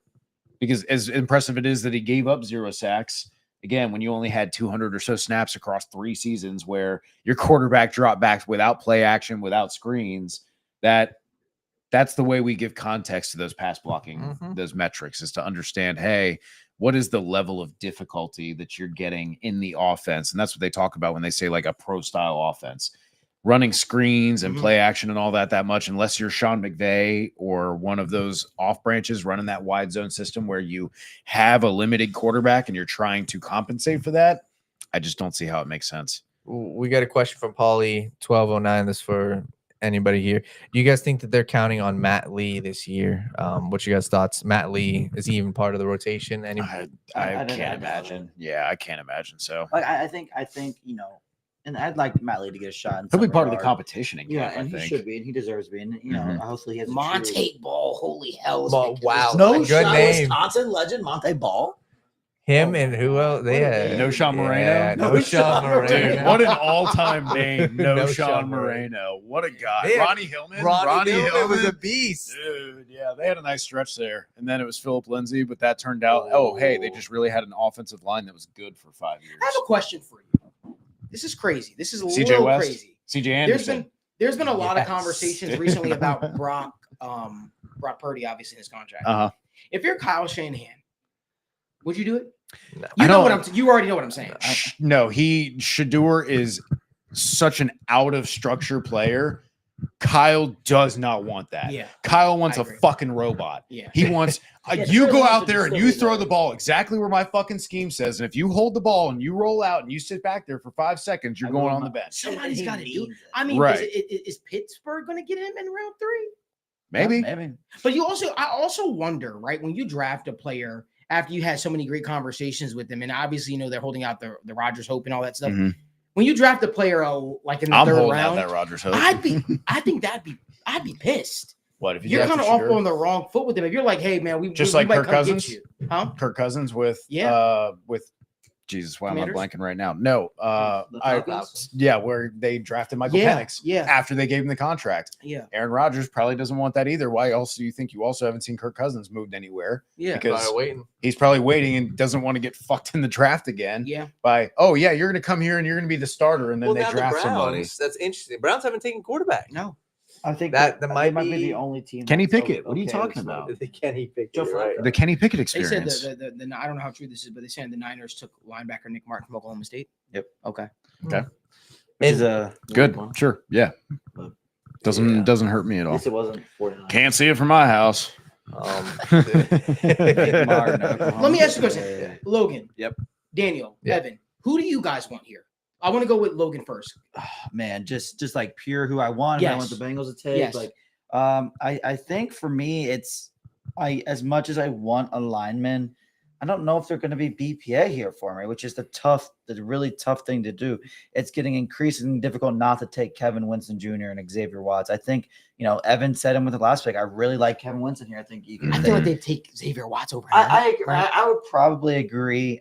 But still, like, if and in this, just from purely my perspective, I get how difficult things would be, but I'd still take Princely here. Like I've pounded the table him time and time again. Yeah. Like Josiah Stewart's still like, here. Josiah Stewart is still here. Like I Wow, love yeah. those guys, and I get the path of playing time is way more difficult and unclear now still, but it opens up next year. You can still get them in now. There's still like specialist roles for them. I have a weird one for you. And this player could go. We could see this player go to Carolina or Dallas. What about Cam Scatterbo? Yo, yeah, I Cam love it. Scatterbo. I love it. I love the player Yeah. again, but I just Fair. it would drive me crazy because I'd be like, I want to love the pick, but then I'd be like, oh my god, but you need a starting guard and you He need should be any a type cowboy. of defensive He should tackle be a that can cowboy pass here. rush. Oh, he should be be. a Oh, dude, cowboy. that would Wait, do make we so already know much they picked or sense. not? I don't know. Okay. No. This No. should be the pick. Dude, this They're seems like a they're slam saying dunk. Siobhan Rebel. Oh, That's a good pick. That's too. actually- Can't blame him. Dude, but you just signed Diggs That's to a an good extension pick. and then Deron Bland. You have Deron Yeah. Bland already. But for this year, Pick you're one basically inside. saying, That's what hey, that's what wait, kids do. you Yeah, go- I guess so. round three. You never have enough corners, I guess. Yeah, Is that in your man. bio? Yeah, don't worry about it. I said DBs. I didn't just Okay, say true, corners. true. Bro, All right. where is Shador going? He's just gonna go to the Browns whenever they decide to draft him. Or I think. I think Pitt. I think Or Pitt drafts Pittsburgh. him. I think Pitt drafts him here with the. I think those are the only. Those like the. Colts. Mike thinks the Colts are going to draft him. I think. Listen, What a QB room that would be. I'm telling you right Daniel now. Jones. Me, if Shador Sanders got drafted, me and the boys are taking a drive. Oh, what is that? Is that 275? I'm Sure. still forgetting. I'm still learning. Sure. The 275, and we're gonna watch Shador play. I want to see Yeah. Shador play. I want to see. Maybe not Evan. Preseason- Maybe not preseason Evan. No. tickets are cheap. I want to say. Preseason tickets are cheap. I would- We could do that. So we're sitting here saying, how has he fallen this Trade. far, right? And I think this is a good example of how the NFL and fans or just outside perspectives Wait, view what? things, right? Mhm. Because NFL coaches want the guys who are going to be able to execute their scheme, right? Yeah. Shador is so much of I'm going to hang back and dance around and do this, or the opposite, where almost 30% of his completions last year were quick throws and screens. So it's not even like a real NFL concept on a third of his completions.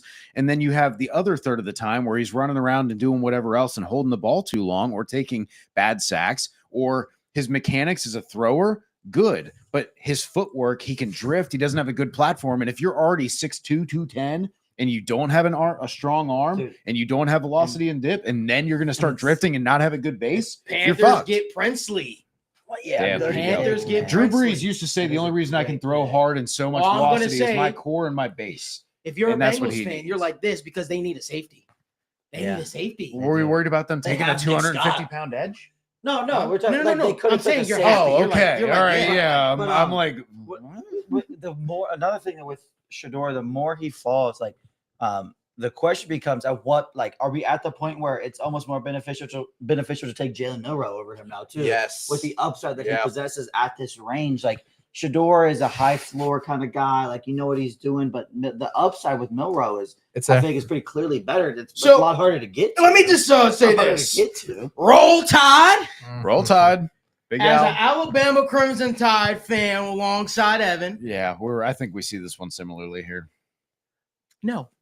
Yeah, I agree. I think Shador is better, but and for a team that's that desperate, like if you're looking to hit a home run, if this quarterback could just get better at throwing. Oh, remind me, what is the thing that they need to do all the time? Like, you could probably make it farther running the option.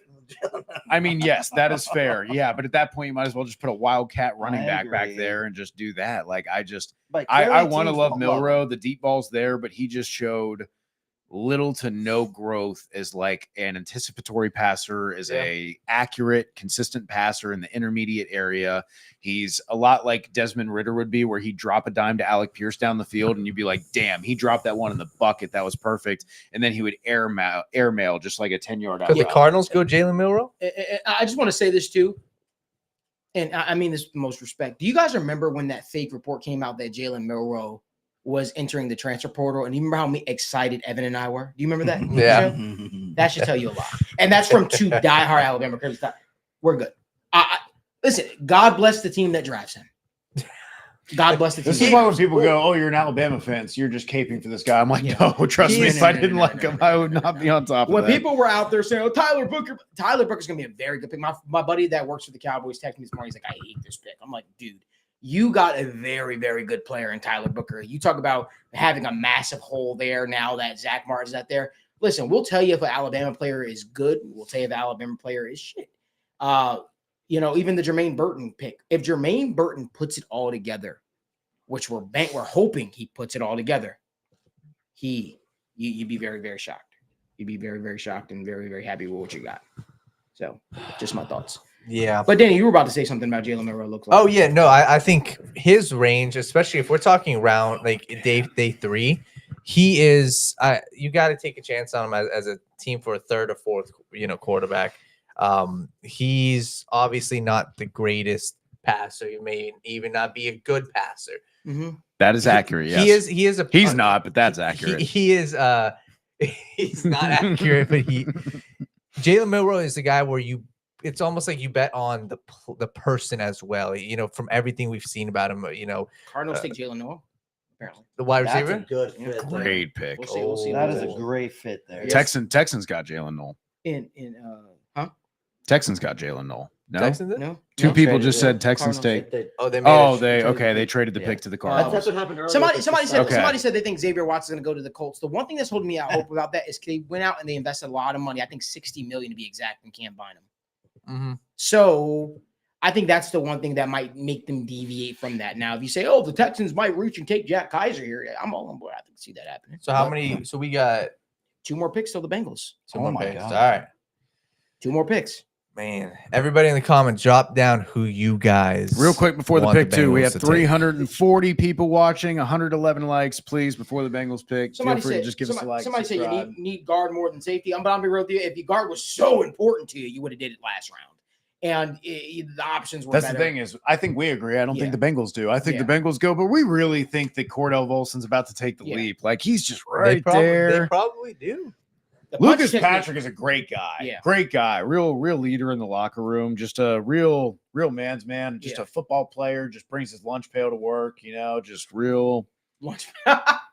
Listen, man. I listen. I think we all know the need at offensive line, and what the Bengals will do. You know what the Bengals are going to do? Logan. You know what the Bengals are going to do tomorrow? Tomorrow. They're going to go crazy on the offense. We're gonna get everybody. You have a name? We got you. Tyler Pierce. Shit. Whatever. Damn. I'm just saying. Hey, I'm just saying, man. Oh God, man, we're getting close. Yeah, no, I'm starting to get the heebie-jeebies.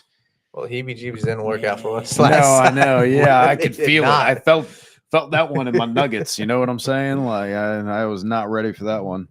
So Kevin Winston Jr. probably the injuries, probably one of the reasons why he's fallen. And The Cardinals did not draft Jordan Birch. They drafted Jordan Birch. That's what it Okay, says. so they're saying so Oh, Jordan that- Birch goes there. Okay. The Texans. These picks are just coming in. Wait, the fast. Texans drafted The both Texans. Iowa State? The Texans oh, because drafted. Jaden Higgins was from Yeah. Iowa Mhm. State. Yeah. They drafted both of them. Interesting. Well, Tank Dell might be, seriously hurt. yeah, that no, that's what I'm injury saying, was. though, but that's like Yeah, see you later. if you're losing Tank Dell and Stephon Diggs, and you're not sure John that John Mechie. Mechie's really going to be, long for the NFL necessarily. They were Let's trade back from pick 80 with New England.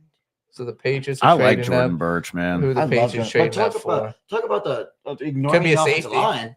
Don't wish that evil on me. Oh, Talk about ignoring the offensive line, man. The Texans. And you can have all the receivers you want, brother. Let me tell you about it. Like, wow. yeah. And it's cool to keep their, receiving teammates together. Yeah. But that's about the only cool thing about it. Like, So that's- Patriots are on the board. Why couldn't they just trade down the Bucks? Come on. Yeah, some guys. I All still right. like some of these guys. Final Here's- predictions, real quick. Final prediction. Oh God, Charles Grant. Just gonna. I'd be Xavier fine with Watts. it. Emory Jones. Xavier Watts. Shoot. To give something different, I do think it's gonna be Watts. Give something different. Marcus Bow. I love him, and I think he's Sure. arguably best player. Let's say available. Patriots don't draft him here though. Yeah. So we'll see. What do we? So it's Patriots and then Bengals. Yep. Bro, I just don't think that there's any Patriots should world. take Jared Wilson. Somebody said Bengals select Caleb Johnson. I'd cry. I'm not even. That's Yeah. not- You would see a grown man cry. No one wants Let's to just see wait. that. Don't Let's do wait. that. Let's Bengals. wait. Just wait. Just wait. Jimmy Kimmel. Oh, that's his prediction he's saying. Okay, good. Woo! Yeah, Thank chill out. God. No, that John was his Stewart, prediction shouldn't and you it be wasn't hosting the real. Daily Show? What are you doing in Sure. our comments? You get out of here. Jesus Christ, dude. It's just a prediction. It's just gonna be right. It's fine. It's just a prediction, we're guys. It's screwed. just a prediction. It's just a He it's just just a knows. pick. It's just a pick. It's fine. So this is the Patriots pick, right? You said, Malik? Yeah, apparently. Well, they said the Patriots traded for this pick. I don't know how true it is. See, this is what I hate about the NBA it's- draft is yeah. they'll be like, "Hey, we're picking this player for you to later trade Oh, to I you," hate and that. then it's like, "Oh my God, come yeah." from overseas in about 6 years. Right, yeah, and then you're then like, you wait, can pick have 12 was like Jalen Johnson, but he's actually going to them, and they don't But actually if like you don't- switch but if you picks. are too good, we'll take your pick Yeah. next year instead. Like Yeah. they made draft is Even It's like wild. the Tough, protections are interesting. It's Yeah, really, they are. It's really hard to navigate. Yeah. I've never I'm surprised they've thought never about it. tried to do that with the NFL of like, hey, Oh, like, protected picks. give me a top 5 protected pick or a top Bless 3 you. protected pick. That's actually yeah. to where like if I fuck up, I'll defer to Justin you. Whaley. Oh man. I was not ready for that one. Okay. Somebody's- I was not ready for that Bengals are one. back on the clock. Was And it's Xavier not Watts Xavier staring Watts. at you? And Xavier Watts staring at you. Is PFF lied to us, man. I can't Every watch, time it was man. Xavier Watts. This is Can't wrong. watch. They didn't even do it in the So, third. Jared Wilson's on Well, that the made board. sense when the Cam Bynum signing. It just yeah. it makes sense. I wonder if this guy just tests like a freak. or I'm not even something, gonna like look at the Colts chat usually right now. love. I'm just Let me ask you a question. If Xavier Watts is drafted, does he beat out Geno Stone? yes. I think so. Yes. I think Yes. even if he doesn't beat out Geno Stone, he beats out Geno Stone. Yes. Like he gets the slight wink nudge Mhm. So the nudge. Bengals pick is in. Oh Already. Lord. Oh we God, that doing? was Yeah, Are you we gonna break it- Concerningly are you gonna break quick. it to us, Malik, or are we looking at the board? The board's gonna take a while. I'm always going to break it to you. Okay. That's how I like it. Oh man. Only give us like a face first. Like well, ugh. he did pretty good last. Yeah, that Give did me pretty just good last a time. real boisterous reaction. I just want to see you boil over. Yeah, maybe give me send me an emoji or something about how you feel, Malik, about the pick. it says the pick is in. That was a quick one, man. We must have. I tell you, man, we've been waiting for 20 minutes with this pick card in our hand. Take Oh, it, take yeah, it, you take guys it, got take some it, more. take it, take it, please. Here it is. Hasn't Oh. changed once. Oh my god, I'm nervous. Oh, I I'm about to want find out. I want to say that it can't be worse than the one earlier. Oh, but- someone's walking out once again. Same guy. The Bengals Oh. selected a guard. They did not take Xavier Watts. okay. God. And the report is the Bengals selected Dylan Fairchild. Fairchild. Okay. Okay. I don't. So you tell me now we panicked and picked the other Georgia offense, the That other was- Georgia guard. That's not even the best Georgia guard in the draft period since Jared Wilson's there. Dylan Fairchild, I hate this. Truth be told, It feels I like don't another think round he's too early. good, period. Like I don't think this is good. I don't. I got nothing positive really to say much about it. I really don't. Like I truthfully don't. I'm gonna try to pull up my offensive line rankings here. But I mean, if He had it's an a every 6'5" 87th and- He fits percentile broad exactly. jump. There's that. So, Okay, look. Again, I'm not saying I'm some expert or anything here. I watched as many people as I could this year, about 200. Dylan Fairchild is my 34th ranked offensive lineman. 34th. I don't see the upside. I don't see the He's a floor. wrestler. I I think see him He's wrestling. a wrestler. so. But That if that's that'll what give you you wanted, some. then Yeah. draft anybody else who's You know what's wrestled. funny? You talked about this on the state of I on the did. war room. You said the fact that he was a wrestler. You talked Yeah. about a lot And- about and all that stuff. I said if might as well get the whole Georgia line. I think And I don't. I frustrated. you meant Jared I'm Wilson though, frustrated. not Darren Fair. I think the appeal probably on top of the wrestling background is he's played left and right guard a little bit, so he has that versatility. But he's solid. Like that's the thing is there's Why draft Not- another maybe solid guy? yeah, that's kind of the thing is like if he hits the ceiling that I would I- imagine he's fine, okay, like but you're always still in that spot where you're like we could probably upgrade at guard. Yes. And that is the frustrating part of that because he's not solid in the way that Tate Ratledge was, where it's like, hey, you're getting an above average guard right away that you feel good about, that has chemistry playing next to a Marius Mims. That was the easier sell to me, and tested like an elite athlete. And the thing is too, the weird part is they went, round 2 went exactly opposite what they typically go. Dylan Fairchild is what they like, right? I like Dylan Fairchild. He's what they like. Like he's 6'5". He's got the size. He is young. He's about to turn 22. He played for a team that was in the college football playoffs. He has experience. He's played more than 1,500 snaps in his career. This feels like something the Bengals. This is a Bengals pick. It's tough to look at some of these other players talent-wise, but I could see Dylan competing with Cordell for That's a terrible. the starting That's a terrible sentence. I could see him maybe competing with Cordell Wilson for the right starting away. job. And I'd be curious. He did play right Gross. guard last year, so I wonder if he played with Didn't right start- next to did Amarius. did not start there, and then filled in for them at left guard, and then started this year. And yeah, man, that's On all honesty, I like the Demetrius Knight pick better. really. Yeah. Like I don't even know if it's close for me. I mean, I know I'm he's- being very harsh about it, but Kevin Winston Jr. pick after everybody to the Titans.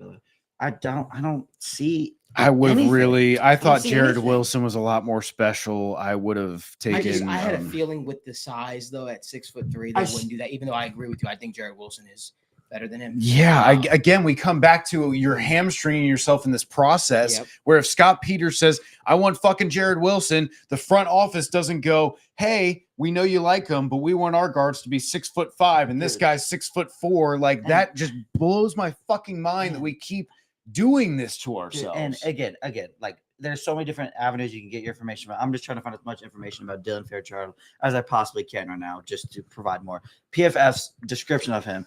Fairchild has a reasonably high floor to be a candidate that serves as interior depth for a team in need of functional pass protectors. Damn sure we need some functional pass protectors. His ceiling can be depth functional pass protector. That's Again, I don't know where you get to this conclusion that he's better than so many of these offensive linemen. We've talked so. I'd rather have Emory Jones every day of the week. Every day of the week. Every day of the week. Every day of the week. Especially on Sundays. Mondays and I'm not a Thursdays. fan of that. I don't see it. I don't see. I would have rather had I Mbao, don't see any Milam, avenue. Charles Grant, Jared Wilson, Oh my a God. number of the falling players on the board. I mean, you picked a guard in the top 100 picks, and that is different than what you've done recently. And I'm gonna. That's the Sticker really that they nice get. thing. That's the nice thing I had to say about that. Hopefully, he comes in and is better than Lucas Patrick and better than Cordell Volson, and they can put him, and he is a breath of fresh air. I hope that. I hope that hard for us. It's just hard to see the upside. It's hard to, if his floor is. If we are going to focus on some positives, he according to PFF, he had an 87 pass block, Mhm. right? Run block rate was a 71.8. 59 on gap though, which we know It the was just- Bengals don't yeah, run zone, yeah. and that's Yeah, it's not like the guy's just like never gonna touch the field. I'm not necessarily worried about that. I just feel like the upside is so capped, and also the floor is fairly How can you low. draft a guy that it's not 100% you confident in that he starts week 1?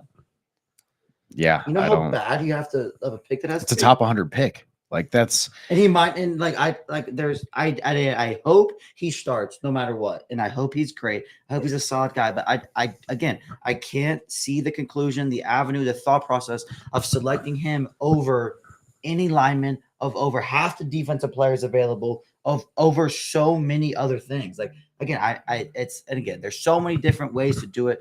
Everybody has their own opinions, but I can't I can't get there. I can't see a plausible explanation of getting there. I can't do it. There's nothing pointing me to the direction of saying that Dylan Fairchild is a better option than 30, 40 other people that are still on the board. So the comment section, they're saying what Zach's saying. He's going to play left guard. They said some people are saying he's starting. Some people saying he's competing. We'll wait to see what exactly he said. That's a good pick. If one thing I want to bring up, if you're Xavier Watts, I think the one thing you're probably doing blocking out. Yes. Guys, I think this is the time to really consider that he might have some medical stuff that's going on. Xavier Watts, you're saying? Yeah, there's no reason you would Al fall. Golden leak some fake dirt on him to get him later, man. Yeah, I don't know. But I agree. The fact that if you're Xavier Watts, because put yourself in these shoes, of these players right now, right? This is a tough time for them. Yeah. If I'm Watts, I'm saying this is my saving grace. This is Golden. This is my coach. Yeah. And my defense coordinator. I'm sick. I know if his I'm system. him, I'm sick. I'm sick. It's a tough pill to swallow for him, man. Not tougher than drafting Dylan Fairchild, but it's okay. We have obviously had a lot of sadness today. Yeah, and a lot of fairly, unfortunate takes and negative views on certain things. So I'd like to, say some positive things that we have to say about Dylan Fairchild. Please. PFF has 3 positives. Let's go. Well-taught interior pass protector. Nice. Keeps your feet moving and gets good angles in the run game. How does legs work? And you're quick out of your stance. That's the end of the positives that they had to write there. Dane Brugler from The Athletic in his Beast, which is a wonderful resource. Quite a few more positives that he found there. Stout muscular frame, weight room freak. Okay. Wrestling background we talked about. Real gritty. We know the Bengals love their glass eaters. Gritty. That's a fun one. Hard to move. Okay. Battles through minor injuries, so he's willing to play hurt. Okay. Oh Lord, that's a strength. He looks like he's more confident than he used to be.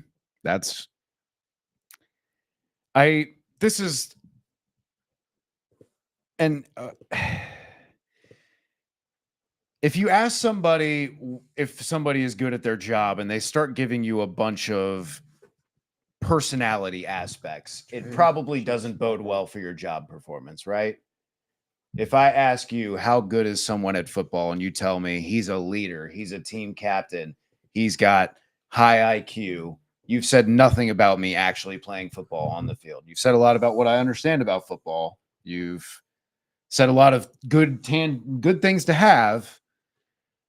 We're a little limited on the bullets here that are giving a lot of upside. But Dane Brugler also does say that he thinks that between the lack of starting experience until recently, that maybe there's some room to grow a little bit there, and the fact that he is 21, about to turn 22. So yeah, you hope from a big program, from a guy with a wrestling background, that he's going to understand and leverage well and be able to maximize the strength that he clearly has from being one of those weight room warriors. So hopefully that with Scott Peters can get the most out of these guys. Nice. I'm happy. Good for him. To the Chiefs. That's brutal, but good for him, man. Good for him. Kansas City Chiefs. You're clapping for it, Chiefs. He's clapping for no man. Williams. I'm happy, dog. Here, man. I'm in, Dano. I'm with you. Man. Yeah. Hey, no, good for you, buddy. I'm glad that he got This is selected great. today, because good for him, man. Yeah. Yeah. That's a very good pick by the Chiefs. Fantastic. Sean Again, Brennan, if you're still around, want- that's a very good pick. Want to reiterate that like we don't hate Dylan Fairchild. We're not like this is like a 2 or 3 round egregious reach, and he's now the new Jackson Carman. It's just a little uninspired. It's a lot like having unflavored oatmeal for breakfast. It's like, are you sure there's not a little bit of cinnamon or an apple we can slice up in there? And it's like, Again, it is like, sustenance. It's not like we're driving this guy in the 4th, the 5th round, the 6th round, the 5th round. Like that's the concerning is this is a top 100 pick, and top 100 picks you can still get some really talented players. And as much as people may be positive on Dylan Fairchild, I think just the guy's positive as he plays through minor injuries, Evan. hey, he's gritty too. He's gritty. He can do the gritty. Gotta be able to I do hope that. so. Are y'all shocked Jack Sawyer still on the board? No. I mean, a little, but not really.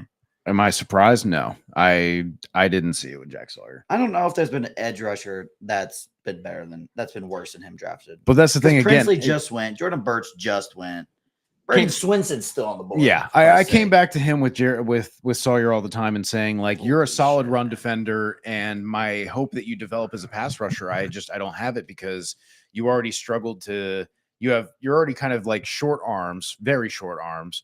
You struggle to disengage from blocks, and you're supposed to win with power. But most of the guys who win with power win with bull rushes and long arms to keep people from getting their hands on you. So if you don't have the speed to get around the edge and you don't have the length to dominate against tackles who are bigger, longer, and stronger, and you didn't dominate the tackles as a pass rusher when they were already in college, I don't understand the logic or the line of thinking that like, oh, when he gets into the NFL, he will be a lower tier athlete on average, and also all of his opponents are going to be bigger, longer, stronger, and faster than he's used to. And somehow he's not only going to maintain that production he had in college, but get better. That was always a tough sell for me with Jack Sawyer. So that's why I never saw it. I always saw him as kind of a 3rd round, maybe early 4th. I think this is kind of like appropriate area for him. The early 2nd round hype was always just like way too much for me. Yeah, I mean, I've never been a huge Jack Sawyer guy, and it kind of sucks. I've seen a player rise and then kind of fall back to where they were always kind of realistically should go. But I think that's just what's happening with Sawyer. Oh, okay. Hey, friend of ours from I'm going to say Twitter because that's what we call it. He likes Dylan Fairchild a little bit. Like he Dylan says Fairchild. So I'm going to read Draft Guy Jared because Draft Guy Jared is he does a lot of good work, man, and he works really hard to look at all this film, and he's got a positive view, and I would like to get a different perspective from us here. I will gladly be wrong, man. Yeah, dude. I'd be the first to tell you I was wrong about how great Trey Hendrickson would be. I was wrong about the player T. Higgins would develop into. Very happy to be wrong about that. Anyways, Dylan Fairchild, mean dude, plays nasty. He thinks that he has a higher ceiling than some of the options that were left on the board on the interior, as well as being a good scheme fit. Scheme fit is a positive. I will. Yeah, I would be curious the differentiation between why PFF thinks that he was below average as a gap scheme blocker, and Jared seems to think that he is a really good scheme fit for the Bengals doing that. Maybe that's something I kind of pick his brain a little bit about, and maybe we talk next week and we bring back some findings. I know a lot of the things like, it's one of the reasons I'm so high on Jared Wilson, and a lot of the things that people are going to throw in your face about Dylan Fairchild is his pass blocking grade, which is great. I agree. He's above average in that regard. But we talk so much about centers. Jared Wilson is going to Dylan Fairchild's side every time because he's got Tate Ratledge on the right side of him. Yes, the numbers are great. That says a lot. Like that's where Jared Wilson is going. He's going to help him. So yeah, neither of them gave up much because they're helping each other out. That says a lot to me as if I'm looking at where am I going to send my protection? If you've got 2 tackles and one you're constantly giving chip help with tight ends and running backs, that says a lot about what you think about that guy. Caldwell to the Chargers. That's a Kuna 4 replacement. And don't get me wrong. Again, he is an above average pass blocker. He sends him a ton of help. Again, which is great still. But again, there's the upside next to players around him.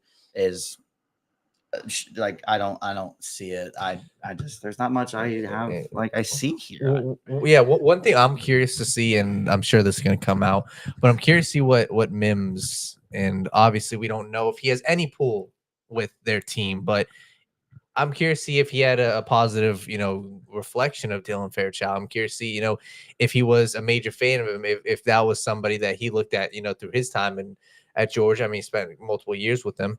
If he liked him, and if it was something positive, I'm curious to go back and rewatch the film from last year. Obviously, he only played, 100-something snaps right next to Mims, but is that a positive? So I think you add depth to the line, and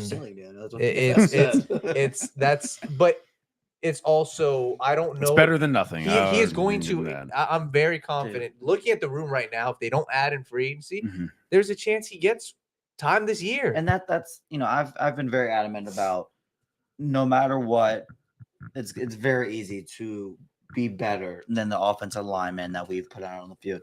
And I do think it's very possible that Dylan Fairchild still fits that mold, which is good, which is at the end of the day is positive no matter what. So that's my positiveness about it. But for me, it almost ends there. Again, I don't. Was not in PFF's top 100, was 140 for them, was not in Dane Brugler's top 100, and he was his 7th ranked guard. So it's just a hard place. It's tough. It's a hard conclusion to come to. I'm trying. Again, it's not that we hate the players, just a little bland. It's a little uninspired. I'm going to go back. I'll watch some clips from guys who are a lot higher on him, who have kind of offered a different perspective and say what they see. Right. And that's why, hey, even in the scouting room for any NFL team, there's guys who look at the same player, the same tape, and have completely different opinions on him. And again, like you said before, I'd be so happy to be wrong. I'd be so happy if this was Kevin Zeitler or Clint Bowling, and you just don't worry about one of the guard spots for the next 8 years. That would be fantastic. Yeah. Honestly, I mean, I like the pick. Listen, I could tell you right now, man. I'm grateful that they drafted a Georgia, an SEC lineman too. I did not want one of these guys from North Dakota State or something like that. I'm he's coming in facing NFL caliber level skilled players, and honestly, he played at a very, very high level. I obviously you can have your pick of the litter. You could say, we prefer this lineman over that lineman, and that all makes sense. One thing's for sure is I don't think this is a bad pick. Do you think you maybe could have got that guy in the 4th round? Sure, we could say that, but I don't think that we know that to be the case, because we do know the Georgia offensive linemen come in highly appreciated in the National Football League. So I like the selection. I don't think that they should be done. I think that they still should add to the offensive line. If they double dipped, it'd make me feel a lot better. It would be great. I'm very curious what's going on with Xavier Watts and why he's falling, though. Because I definitely think that even if it was a medical thing, right? Kevin Winston Jr. just went, right? Yeah. And even if it is a medical thing to some degree, you got to feel good. If that guy gets healthy, he could be potentially your safety of the future. Maybe it's a fit. I have no idea. Coaches rave about players when they have the chance to, when they, Jacqueline Hyde said, front office took Malik's non-sexy draft to the extreme. Yeah, I mean, this wasn't, right, but sometimes, sometimes you need drafts. I don't want to say like this because I don't know how this is going to pan out, but sometimes you need drafts that are unassuming to a degree. And we'll see what happens and how everything kind of shakes out for the Cincinnati Bengals. And but I do think that they did some nice things. Yeah, that's just my thoughts. Daniel, what are your thoughts? You've been kind of quiet over there. Yeah, I'm when I look at this, the players that they added to their team, it's not what I expected at all. And I think my frustration with this is that I feel like there were easier fixes to what they went after. I feel like, the player of a Dylan Fairchild, I'm not mad about it at all. And I can see him being, let's say he develops and then next year, maybe he's your starting guard next year. Yeah. I just think that immediately when I look at a free agency, I think there's guys there where I would have taken and they could have replaced what Fairchild could potentially give me. And I use this 3rd round pick on a Xavier Watts, on somebody else, at a different position. And the same thing with Demetrius Knight, right? I'm curious. I'm going to go back and rewatch some film and come back with, a full scope of the Demetrius Knight pick. But it feels a need. Yeah, it feels that's your tandem with Logan Wilson. It feels Billy Price-ish. It feels like you were like, fuck, we have a really big need. And so we might reach 20, 30, 40 picks for a guy that we feel fits that need. And that's, again, it's not that you hate the player. It's that you hate the process that got you there. Totally. But that's what I'm curious to see what is Al Golden seeing, right? Because it's clear if they were waiting for him, I'm curious, what were they seeing? Are they seeing the next great linebacker? Is that what they're seeing? What are they seeing that we aren't? And I do believe as well the positional value of round 2. I think that's what's going to stick with me. But all around, not the draft I necessarily expected, but we still have round 4 and 5, and 6 and 7. So we'll see. We'll see. But all around so far, it's very, I would say, I think uninspiring is the word, questionable, but these guys are going to get a chance to prove themselves. And I do think that Knight is going to be a day 1 starter. And I do think that Fairchild, I'm curious to see if he is in competition. I'm curious to see if he is the day 1 starter. Dan Pitcher says left guard is his to win. Yeah. It should be when you draft a guy that early. And then Dan Pitcher also said, we went to Georgia's pro day with Dylan in mind. It's his blend of stoutness, power, and the ability to anchor. We have to have the appropriate blend of strength and lateral mobility, which, I guess check out with some of the things that people have said. That makes sense. And I want to kind of add some context to something that Mims was the first person to call him, by the way. So there's there. He approves. I just want to add some context around this. So, I know the sack number. Hey, 1 sack in 3 seasons sounds nice, but you only played 18 snaps your first season, and you played basically half of the season the year prior. So you've played basically a season and a half, and it's still great. Hey, 1 sack, 7 hurries. Those are good numbers. We can live with those. But I think it's also important to point out that PFF grades, this is why I always talk about center pass blocking grades. Centers don't have necessarily like a true matchup one-on-one pass blocking all the time, right? A lot of times they're sliding, they're helping, they're making contact with someone, and then they're finding their own guy if there is someone. So centers can end up having high pass blocking grades because PFF rewards consistency. So if you get a 0.5, 0.5, 0.5, but another guy gets a bunch of +2s and -1s, eventually you might grade higher than him because you are consistently hitting a bunch of those without the negative plays. So that's why you see centers in the first 3 weeks. If you look at like the first 3 weeks in the NFL season, all the centers will have grades in the 70s. But if you look at the end of the season, there will be a handful of centers that have grades in the 80s and 90s. And it's not because they were playing out of their minds better the rest of the season. It's because they accumulated 18 weeks of very solid play of not being graded negatively. Why that matters when we talk about Fairchild is the same thing where Logan talked about, where if you have Tate Ratledge to the right and you have Jared Wilson in the center, and you constantly are helping to where you have help all the time on your pass blocking assignments, we're not getting a necessarily good read on your one-on-one ability. So that's something that, again, I would need to go back and look at the film with that in mind and go, hey, let's find some of these true 5-7 step dropbacks.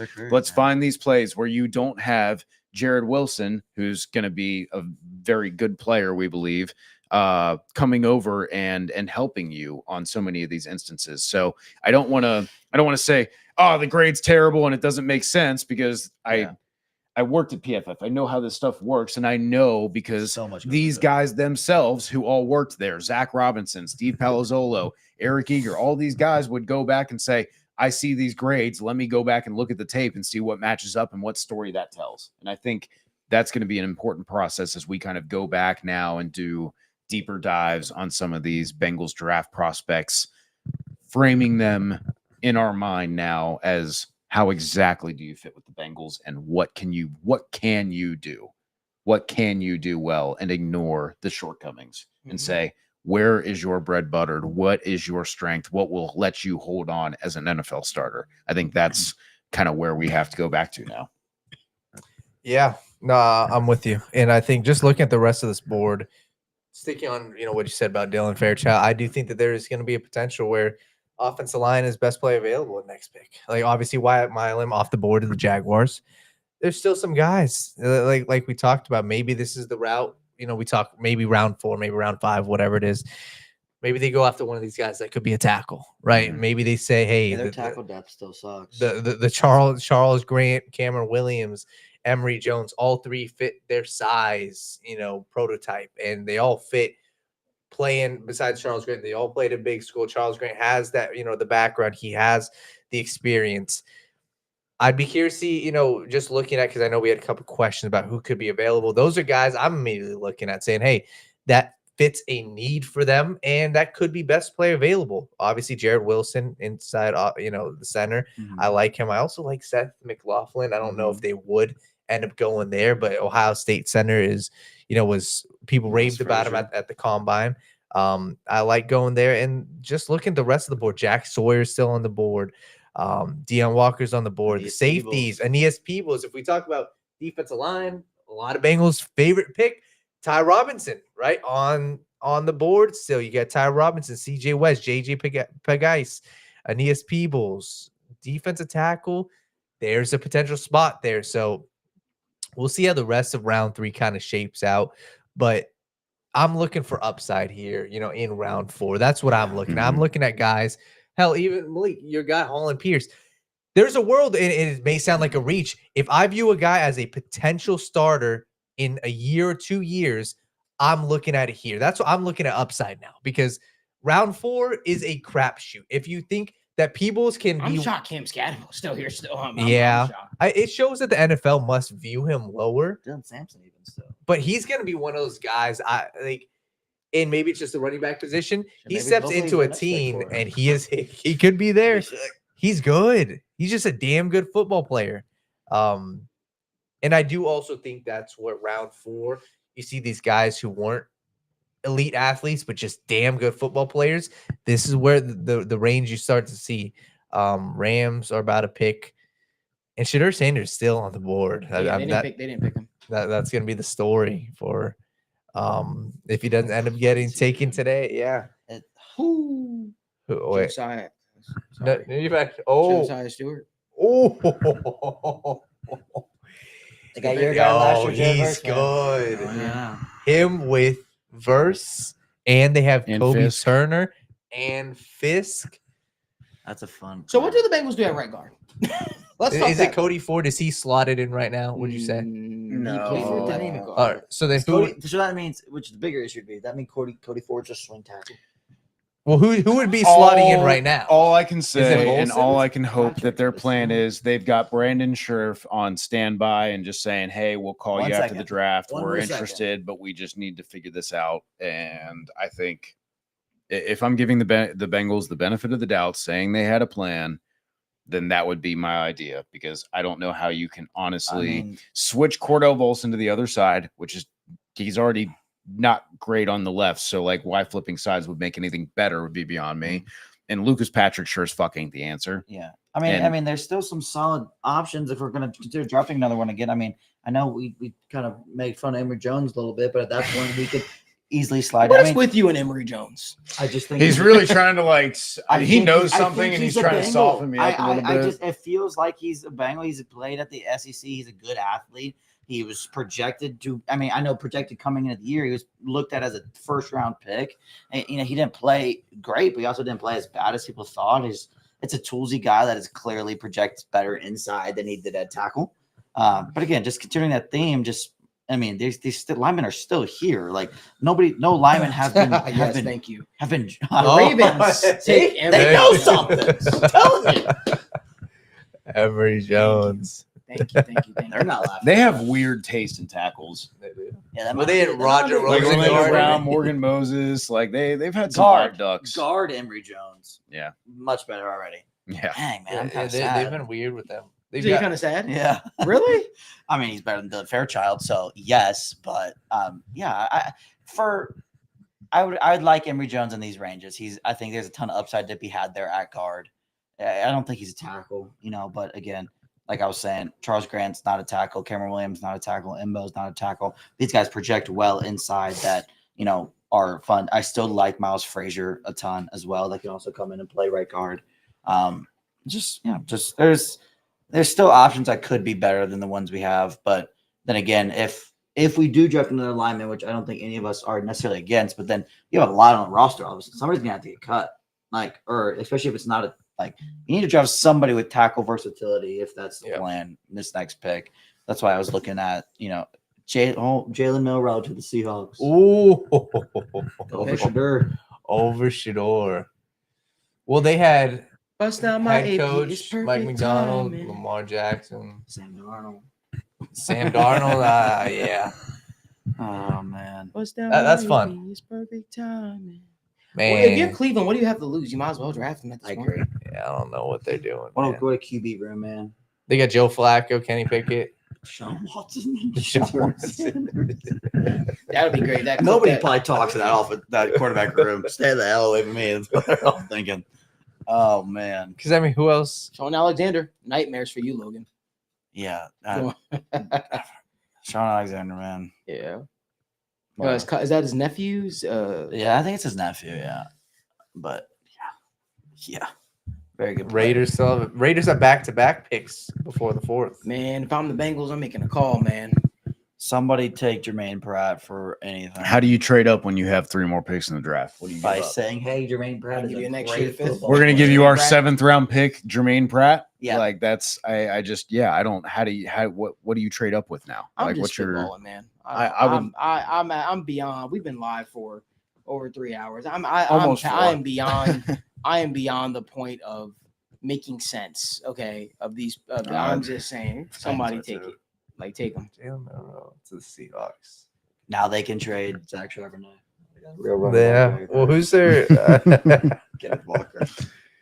Yeah, I like. It's a It's- fun it's fun. developmental project. That's what I said with. But at Shedeur. what point with Shedeur does this feel like? Is It feels it? strange. It's personal. I think. I feel like teams just might not want. Maybe it is Guys, the talent. I don't think it's personal. You don't think it has anything to I do think with it is the quarterback who plays outside of structure more than any other quarterback, who holds the ball, who Yeah. takes sacks, Yeah. who tries to extend Yeah. plays that shouldn't be extended, which all things coaches hate.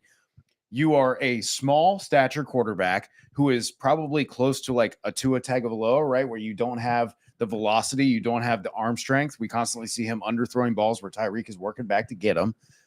I think that's what you see. But the problem is with Tua, you have a strong base. You have a fundamental base every time. You're setting your feet. You're doing the Drew Brees. You're torquing. You're using your core to generate the velocity that your arm doesn't have. And if Shedeur is running around in the backfield and drifting backwards and going farther than his 7 or 10 step drop will allow, putting himself in the way of the edge rushers that are getting pushed up the arc, you're making life harder on your offensive line. You're making life harder on your team. You're making life harder on the offensive coordinator.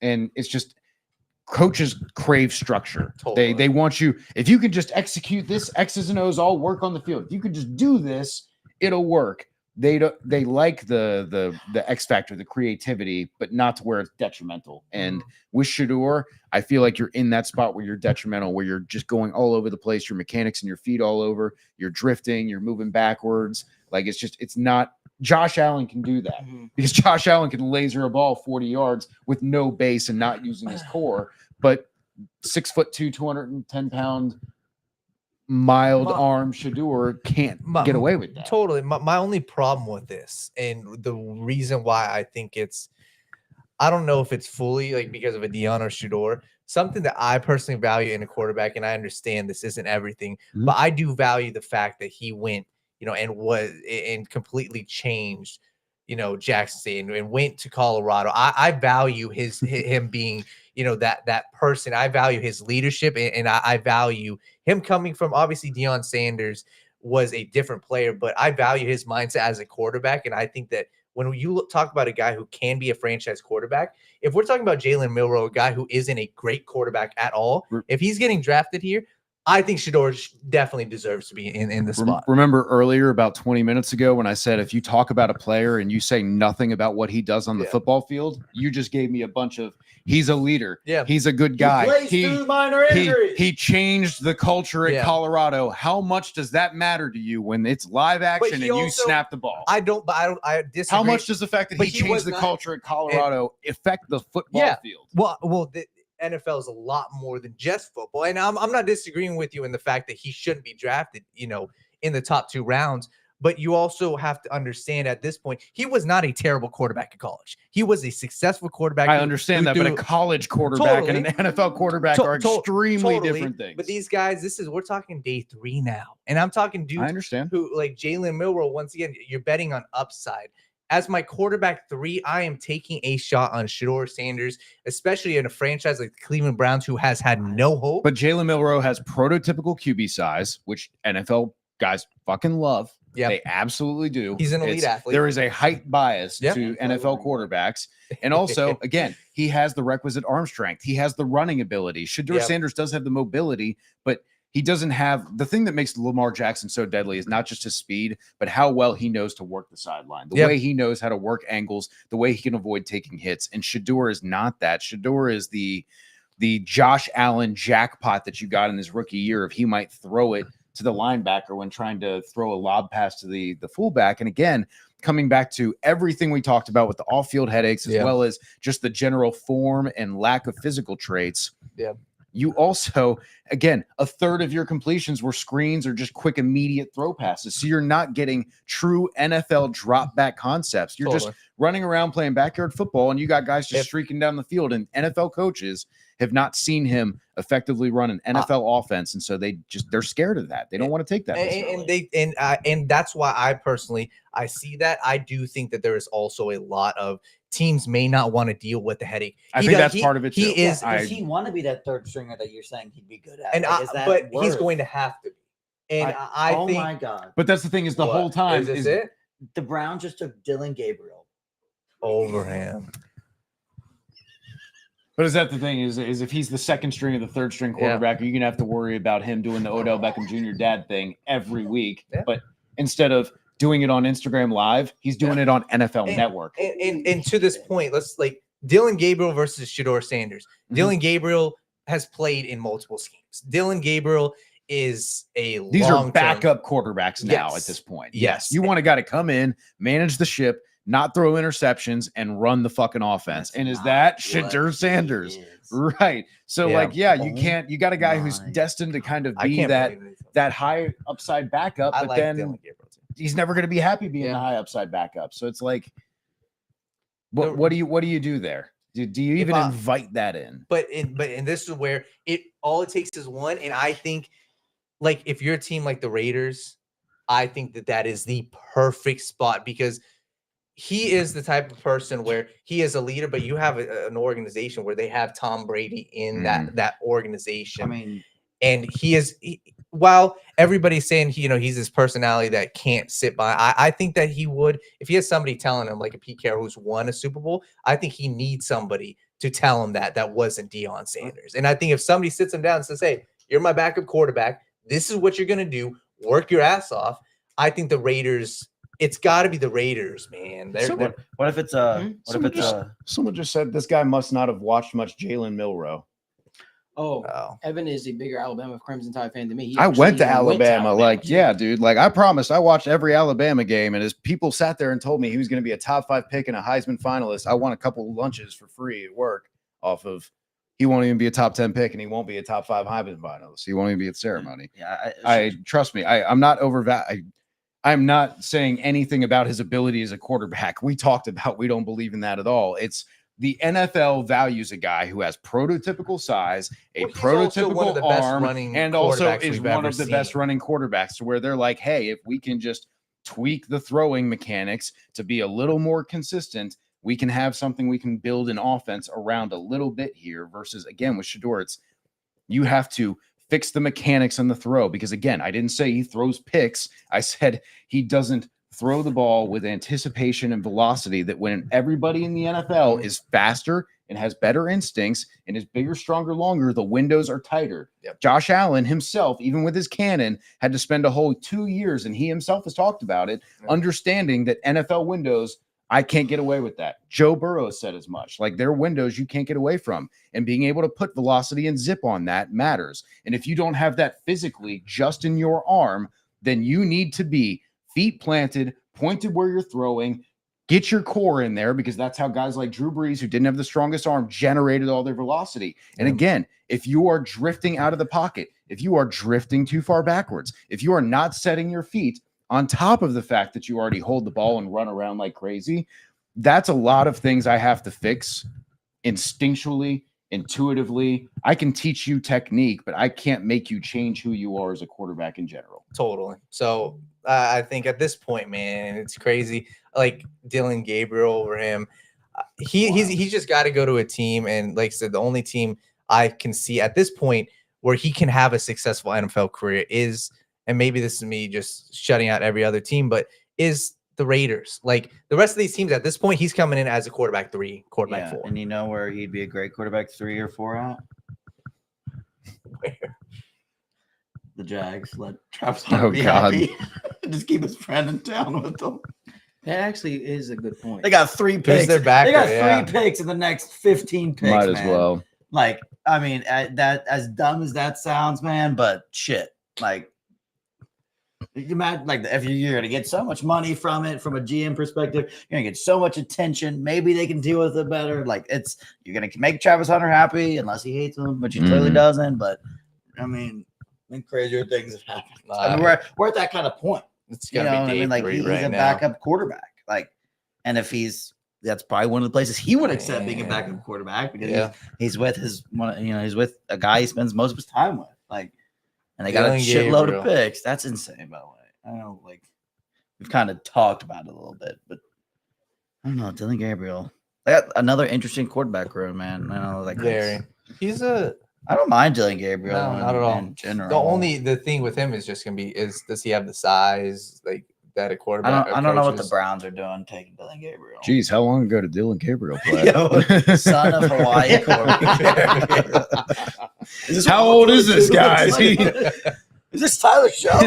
Is this the wrong film? He's gonna walk out there with his copper fit, ready to throw. Yeah. Oh. Just wait for the extra strength to leave to kick in, guys. I'll get going. Wow. Man, this drive has been interesting. It really has been an entertaining one. Yeah. Oh, to say the least. Shador's hand is I so can't believe Alex still on the board. Shador, Xavier Watts, Braden Swinson, Scataboo. He is Like- absolutely worth a pick in the 3rd round. Like, yeah, 100%. absolutely. Like, he's not like so devoid of talent. Like, it's just, yeah, I don't know. It must be the off-field stuff of just like, I don't want to invite the headache of a guy of Dion. Like, I don't know if I could.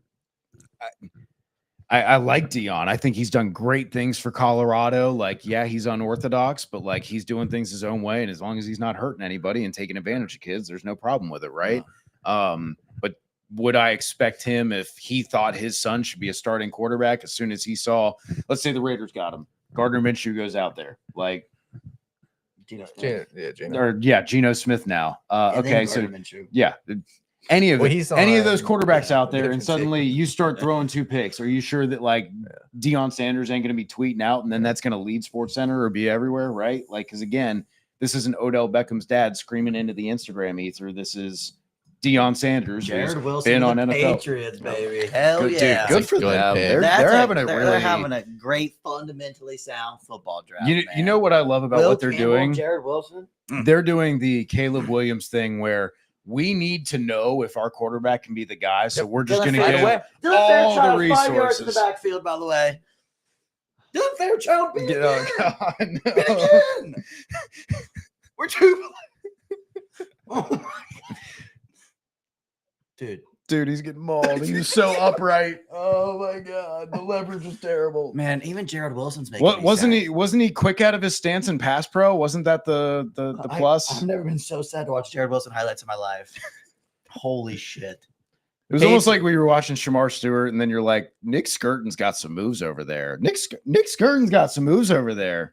Patriots got Will Campbell, Travion Henderson, Kyle Williams, and Jared Wilson. Yeah, All with Drake 4 May. offensive picks With Drake and 4 very good picks, I Yeah, think. because they signed Milton Williams in the offseason. yeah. Mike Vrabel's like, I can coach a defense. Fuck all that. Because yeah. Falcons been straight busy. up. So who's still on the board that they Wait. need? Do they need an extra safety besides? Yeah, dude. Do they need Shador? I mean, Could they go Alec They could take Almeida? another 240-pound edge rusher. If they wanted. It'd be cool. I don't I know. mean, Jared Ivey makes some sense for them in that perspective. Little homie up here about that nonsense. Yeah, I'm curious. Let's see what they do.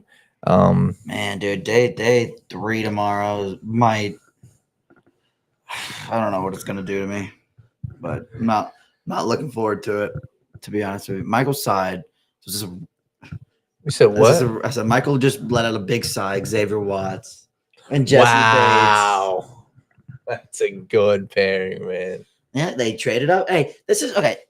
Say what you want about what they gave up for James Pierce Jr. This is the second time the Atlanta Falcons, who are clearly pushing it all in to some degree, have identified somebody they feel makes their football team that much better win and go God. And there are 2 players that Bengals fans have talked about for so long. Yes, they might have gave up a lot for James Pierce Jr., but we all love James Pierce Jr. and what we see the vision of him. Same thing with Xavier Watts here. It just gets to a point. It's like, we're not going to just sit around and let other people get this insane value. Let's go get that insane value. And Walker, Pierce, and Watts. If you wanted Falcons to get a better defense, that's insane. That's how you do it. I mean, especially in the AFC South like or NFC South. Yeah. Texans Another trade. Texans traded with the. Or did they just trade for the pick? You never know. They It's kind of got hard to. I think they just traded for it. Minnesota. Yeah, no, I think it was theirs. Or maybe it just pops up a trade like it wasn't theirs originally. Oh, kind of 'cause the thing, you know what I Vikings, mean? yeah. Not like it just happened. That'll explain some of these So, other things. That yeah. But and then we got the Raiders back to back. Let's see. We'll if they see. finally pull the trigger. But I Yeah. don't know if they're There's going some. to. You know who I think they'll take? I think they'll take Alec Iomana, wide receiver. Dude, him and He is Beck. a Raiders pick through and through, blocking wide receiver. Him and The Beck. wide receivers on the board are still pretty good. Yeah, Jalen. Oh no, wait. Why are we laughing, Evan? Anything that Yeah, no, someone just said going to be awkward when Shador has to go back to Colorado and wear a different number since they already retired his. That's crazy. I give myself permission to wear it. Jalen Smith. No, man. Honestly, at this point, like if I'm Shador Sanders, I just want to land in the perfect landing spot. Like, I don't know if they end up doing it, but I mean, I like the Rams as a realistic spot for him that would have to sit long if you're going to succeed under anybody. Like, if anybody's going to get to him. I think it has to be Las Vegas, man. It dude, has to. and here's you can't be the Kyle Shanahan, Kevin Stefanski, and I don't think maybe Sean McVay. I think he loves the chaos a little more, but the guys like Kyle Shanahan and Stefanski seem like so much like Because just drafted Dylan Gabriel. when they talked about I'm sorry, not Kevin Stefanski, Kevin O'Connell. Because when they talked about the wide receivers talked about when he got there, the differences. They were talking about he's so much detail in the routes that they got to be run this way at this rhythm with this many steps, and you break at this spot. And he's so big on the detail where he's like kind of strikes me as the Kyle Shanahan guy. So I think those real system guys maybe wouldn't like a guy who's so chaotic as a Shador, but I do like the idea of a Raiders because they had Russell Wilson, who was a big play guy, who they said, hey, Pete Carroll. well, that's the thing is he said, hey, we're going to give you nice, easy throws. We're going to do the play action offense, and then we're going to let you just rip it downfield and do what you do and try and make plays. And I think that style of offense where he gets to be on the move, on the boots, and naturally get into that, and then he can kind of hopefully have some space to like set his feet when he goes to throw. I think that some levels, concepts, some half field reads, I think that could be good for him. It's just I think that's the ideal. Not only, like I said, I hate to just bring up the Tom Brady connection, but it's valuable. They work together. And Brady has always said, hey, I want a guy who comes in pro ready, but is also willing to sit, because that's what he did. Sit behind a good quarterback. And Geno Smith is under contract for 3 years. And I actually think even for them, I think they need to take a quarterback at some point because whether it's a Will Howard, for Chip Kelly, but they need because who's their backup right now? It's not looking pretty. Aiden O'Connell's fine, yeah. I guess that's fine. But dude, the Texans just drafted. I didn't process them drafting a corner. They had talk about again. Every time they picked, they don't like the offensive lineman either. That offensive line. I mean, they took Irsay early, but that offensive line is still horrible. Raiders take a tackle. The first pick. So Caleb Rogers. So still none of the guys that we any of us. Really Caleb Rogers. And then 99. Well, we got 4 picks left on day 2. Yeah, man. we are officially the longest live draft stream too. Every other one ended. Yeah, we don't end early, baby. Love to see that. I mean, these are prospects. A lot of these guys that we've talked about. And that's a lot. These are the ones we debated. Where we were going back and forth, and right. No, I want this guy. I want that guy. And these are the fun ones because most of the time, especially when we get to tomorrow, 75 to 80% of these guys aren't going to be great, but the ones that hit are going to you feel it because it's like we talked about those guys, and it's that's one of the fun parts. And I know we appreciate everybody tuning in. Absolutely. I'm sure everybody's still watching right now. 250 people watching this right now. Mm-hmm. Thank you guys. Appreciate you spending some time with us. Everybody's hardcore football fans right now. You're not watching the back end of round 3.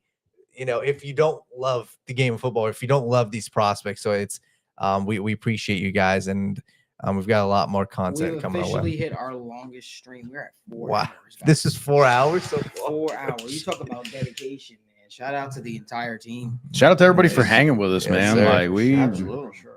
You guys are still here even after the Bengals picked, man. Thanks for hanging out with us, guys. It does mean a lot.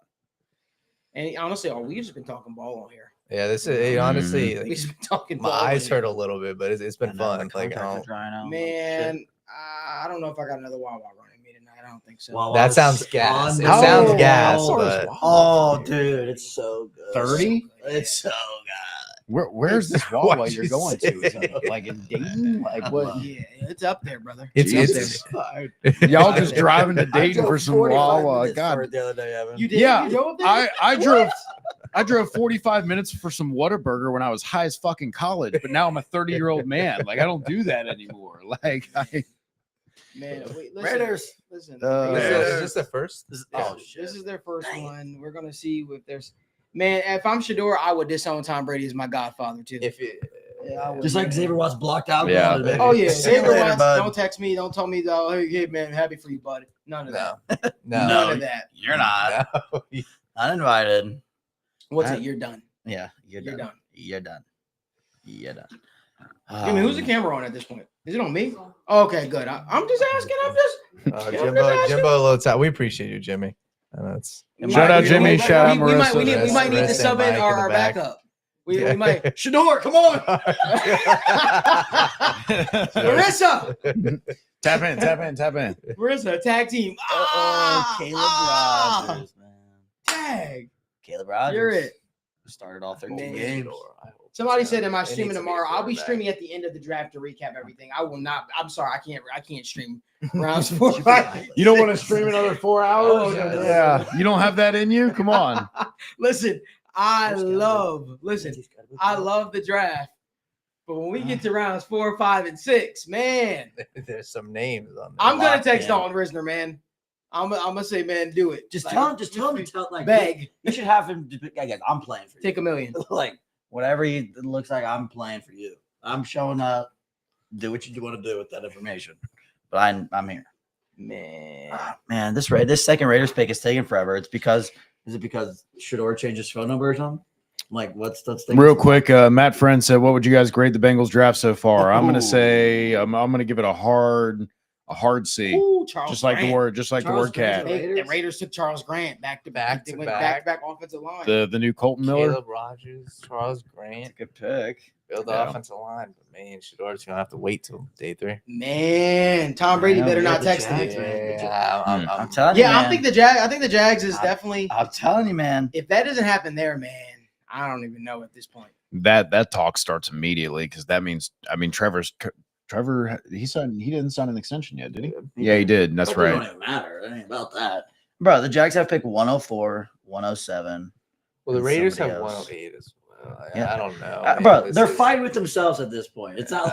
They're clearly not fighting with anybody about Shedeur Sanders. Like, if maybe he's doing the Austin Reeves where nobody drafted. Remember, we were all I'm like, picking "Oh where I'm wait, like going." Malik Willis at Liberty, everyone's gonna love him, and they're gonna take him in the first round." And then he didn't go until the third round. Like, I imagine if Malik Willis had a dad who had a national TV platform and could get cameras in front of him whenever he wanted, and like maybe he goes in the fourth or the fifth instead. Like, I don't know. Maybe he should start his own football league. Maybe. It'd be cool. Do like the Ice Cube did with the Big Three. Yes. It'd just be like the Big Seven. You just do 7 on 7. You see this guy? He's throwing up the wrist. Man, I feel bad, man. It does. Like, I hate making fun of it, but like, dude, like the jokes write themselves. You know What like, happened? Yeah. What happened? He was doing the AP, the wrist, the Shedeur. So- He was doing the Shedeur. Mm. I call this the Shedeur. Yeah. Like, look at these wrestling highlights, man. Like, they should have wrestled for the spot. They do. That would have. That would be sick. Build the trench. Could you imagine like a pre-draft interview? Hey, you Look. wrestled, you wrestled. Based strictly on the 3 plays I saw of the Jared Wilson highlights, I think Charles Grant wins.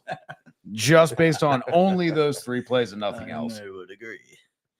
Oh man. 49ers on the clock. What monster are the 49ers going to take here? man. Alfred Deion Walker. It's Cam Scatterboo, bro? Cam Scatterboo learning Oh, from Christian Christian McCaffrey. McCaffrey. Oh, I like That that. would be fun. Stays in.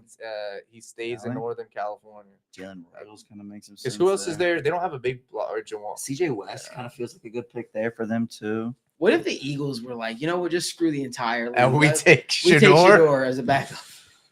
I mean, who? Yeah. That would be Well, they such a got Dorian Howie Thompson move. Robinson. That's Huh? huh? You said Dorian.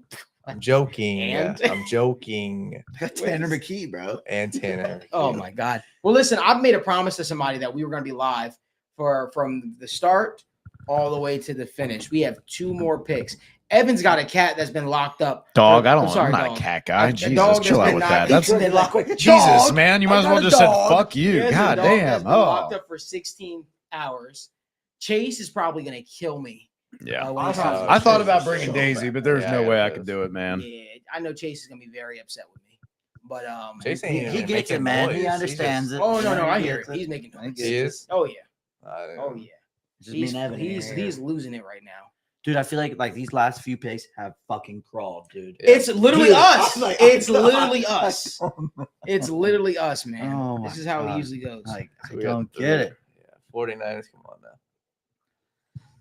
It's tough. Well, Man, day 4, man. or I day feel like 3. I feel like before we can even it says now Broncos traded with Philly at 101. So who are the Broncos going to take?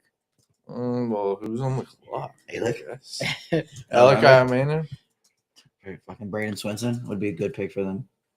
Who? This is the Broncos or no? Cam Scatterbo? What do they care? They drafted RJ Harvey. Don't No, care. Don't care. That would be a very good pick. RJ and Cam. Michael would be pissed. Oh, man, for we RJ can't have Harvey. that. You can't have that, Mike. Well, 'cause No. who else is? Dude, okay, this is funny. We were talking about before the show. There were the betting lines of Dylan Sampson and Cam Scatterbo. Oh, both haven't even gotten drafted picked. first, and it's still live, baby. It's still live, and then we're about to be in round 4. Like that. That's pretty funny. Somebody Yeah. said when will Chase make his TWSN debut? Mm-hmm. Soon. I mean, he's made a video debut, but not live stream. Yeah, he's definitely made a video debut. That's my boy. But honestly, what do we think the last 2 picks are going to be? Broncos traded up with the Eagles, so we've got. Broncos. I think this is got- Alec Iamana, wide Do receiver. you know full name? already? No, I don't. No. But that's he's I from think Stanford. the Broncos. I can see the Broncos going an edge. I think Swinson could be fun for them. Kind of fits that Nick Benito kind of mold. So what is it? Broncos and then the Somebody said 49ers. Shiloh Sanders. yeah. Could you fucking imagine if he got drafted before? Oh my god, Man, that would be awesome. Wait, so Shiloh That would be so with fun. with the third pick with the 100th 100th pick. pick in the third round. The Oh, San Francisco Bro, somebody's 49ers gonna- select. he's gonna be Mr. Irrelevant, bro. Somebody's gonna draft him for the last pick of the draft. He's and, awful. and then just immediately so cut bad. him. We're good. He is so bad, man. I don't even know who the 49ers take here. Even the reactive boards are terrible at this point. Jack But Sawyer's on the the board. yeah, I could Marcus see Bow. the How is he, man? that's I a good. That's a him. Niners pick, to be honest. That feels like a I really Niners like pick. him. I'm gonna be. The team's gonna get a steal. I think. Day 3. Come on, man. Upton Stout. Upton Stout. That's a good pick. Cornerback. That's I a think good he's pick. more of a safety, isn't he? He's a nickel. Yeah. He's a nickel. Huh? However you Upton want to. Stout. He's a what? He's a slot cornerback, is what I said. What? He's a slot. What'd you say, coach? He's a slot. He's a slot corner. What'd you say, coach? Slot cornerback. He's a what? Slot cornerback, number 21 for the Hilltoppers. Oh man, we have too much damn fun on this. Go Tops, baby. Hilltoppers. That's You hey, know? isn't that Yeah, right here? That's what I said. Man. Man. What's You said that for fun? I don't know. What Hilltoppers? All right, Man. the Broncos. All right, I'm gonna try to get this. I'm right. locking in. Next year's draft stream, we should have people enter a bunch of hashtags and promise gifts. Oh. See? Smart. That's what we should do. We can do See, something fun. We can get. Right, Evan? Dude, the That's what we Broncos do? are going to draft JJ. There's a lot of people being real nasty online to some like quality people who do really hard work all fucking year on this shit. And I just want to say, fuck off if you're going to go into someone's comments and they say, based on all the work that I did all season that you guys have used to research these prospects, and then because he's now a Bengal and they didn't have the rosiest, now you're like, fuck you, you don't know what the fuck you're talking about, you fucking suck. Yeah, Like that's all. that's ridiculous, man. We see these guys differently altogether, right? Like that's one thing, but like don't be an asshole and suddenly be like, no, you're fucking wrong just because the dude's a Bengal now. Like I want him to do great. We all want him to do great, but like that's not like fucking carte blanche to just be nasty to each other because of a guy you didn't even. A lot of people probably being nasty to this creator didn't know about the guy yesterday until they heard Todd McShay talk about him on the draft show, and now they're like, well, Todd McShay said nice things about him when he got drafted, so you're a fucking idiot and you don't know what you're talking about. Like there's plenty of instances of Mel Kiper not knowing what the fuck he's talking about too. Like I just be decent people to each other. Like we can disagree, but we can disagree civilly. Like that's all I wanted to say. Yeah, I mean, I know we're all tired. I know we're all frustrated. Savion but- Jones. Savion. C'est bon. So long. C'est bon. all right. pretty solid pick, who man. Yeah, got some the of these Vikings? memes are. Yeah, they're great. Look at the Vikings. How do people come up with this Aaron stuff? Jones. I think Shador. Vikings here. So they got kind of makes so they got Aaron Jones, Jordan Mason, Ty Chandler. They signed Jordan Mason. Well, wide receiver. Somebody said he's a St. Louis Battlehawk. Who? Hey, Bama. lifelong St. Louis Battlehawks fan over here. Okay. Oh, man. That's the pick. Oh man. All right. Who? The with the end of the third round, the Vikings select Ty Felton, wide receiver from Maryland. Cool, man. Now, Yeah. yeah, man. Good job. Snooze Oh fest. man, this draft has been something, hasn't it, guys? I'm ready for day 3. I'm ready for food. Perfect timing, man. Yeah. What? Huh? Food. No, what'd you say before? I said day 3. I'm not Oh. ready for day 3. That's not what I thought Perfect you said, timing, actually. then, But man. perfect. Listen, I feel for Shadar Yeah, man. I do. because you got to realize, like, the clock is ticking for Trevor Lawrence. Right? He's got to get it. He's got to get it together this year. He's really got to put it Telling you, together this man. year. And now he might have Shadar breathing down his neck. Telling you. You know, what if the Titans drafted? We got Cam Ward and Shador. What are you guys gonna do about it? That would be so wild. Now it doesn't sound so crazy. And all my when I was playing Madden and doing your what do you call it? Like your fake Franchises? your franchising, you got your drafts. He was always like available in like the third or fourth. I was like, Yeah. man, how's that possible? Anyway, listen, the last pick of the fourth round was made. We have been live for 4 hours and 19 minutes. This has been a fun stream, a long stream. We stayed live because I was holding out hope that maybe your Cincinnati Bengals would have done something exciting. They never did that, but it's okay. Day 3 is upon us. We want to thank you guys so much for tuning in, for every comment, good, bad, whatever the case may be. We appreciate you guys for tuning in and supporting our draft stream. If you guys could do us a huge favor, give this video a like, subscribe to the channel, turn on post notifications so you guys never miss when we go live or upload content from the TWSN studios. We will be live again after all the picks are made, which will probably be later in the evening tomorrow. I want to thank my entire crew, entire team. Obviously, Mike, Logan, Evan, Jimmy, standing strong, 10 toes down the last couple days and for 4 hours, man. That's not easy. Marissa, we appreciate you too. We appreciate everybody for tuning in. I think I want to make a little bit of an announcement too while I'm here. You know, I was going back and forth about the show, not just State of the Jungle, but just the show in general. I really enjoy the camaraderie me and the boys have with one another. And the cool thing about this is we're not just NFL fans. We're not just Bengal fans. I'm going to talk with the guys. I'm going to get together with the guys. But I'm going to try and see if there's a way in a world in which we can encompass our NBA topics, our NFL topics, our entire sports show, with the State of the Jungle crew. I think that there's a world in which that could work, and I think it just makes a lot of sense. But I'm going to talk with the guys. I'm going to see if we can put that together. It's something that I'm excited about. Something I would love for that to happen. You guys let me know if that's something that you guys would want us to do as well. But I know that some of us are Heat fans. Some of us are Celtics fans. Also, I want to be clear. Yeah. I have been back home to let my dog out and walk her feed her. Like, I just...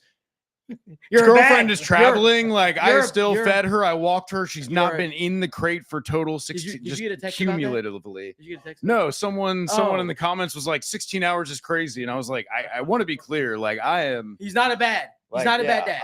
I'm ready to volunteer at a dog shelter. Like, Brother, love we dogs. love you. I fuck with dogs. I will rescue too many dogs. I'm really gonna try to get me and the boys to do something beyond just the scope of just Bengals and all that kind of stuff. And I think it'd be really, really good to get us all together. For sure, man. But we'll have more information as that goes. But man, we're gonna take this thing to the top. We appreciate y'all again. Give this video a like, subscribe to the channel, turn on post notifications so you guys never miss when we go live or upload content. And until next time, as always, there's only one way you should be watching sports, taking your sports content in, and that is the right way. We hope everybody enjoyed day 2 of NFL Draft, and we will see you guys next time we go live. All they ever do is win some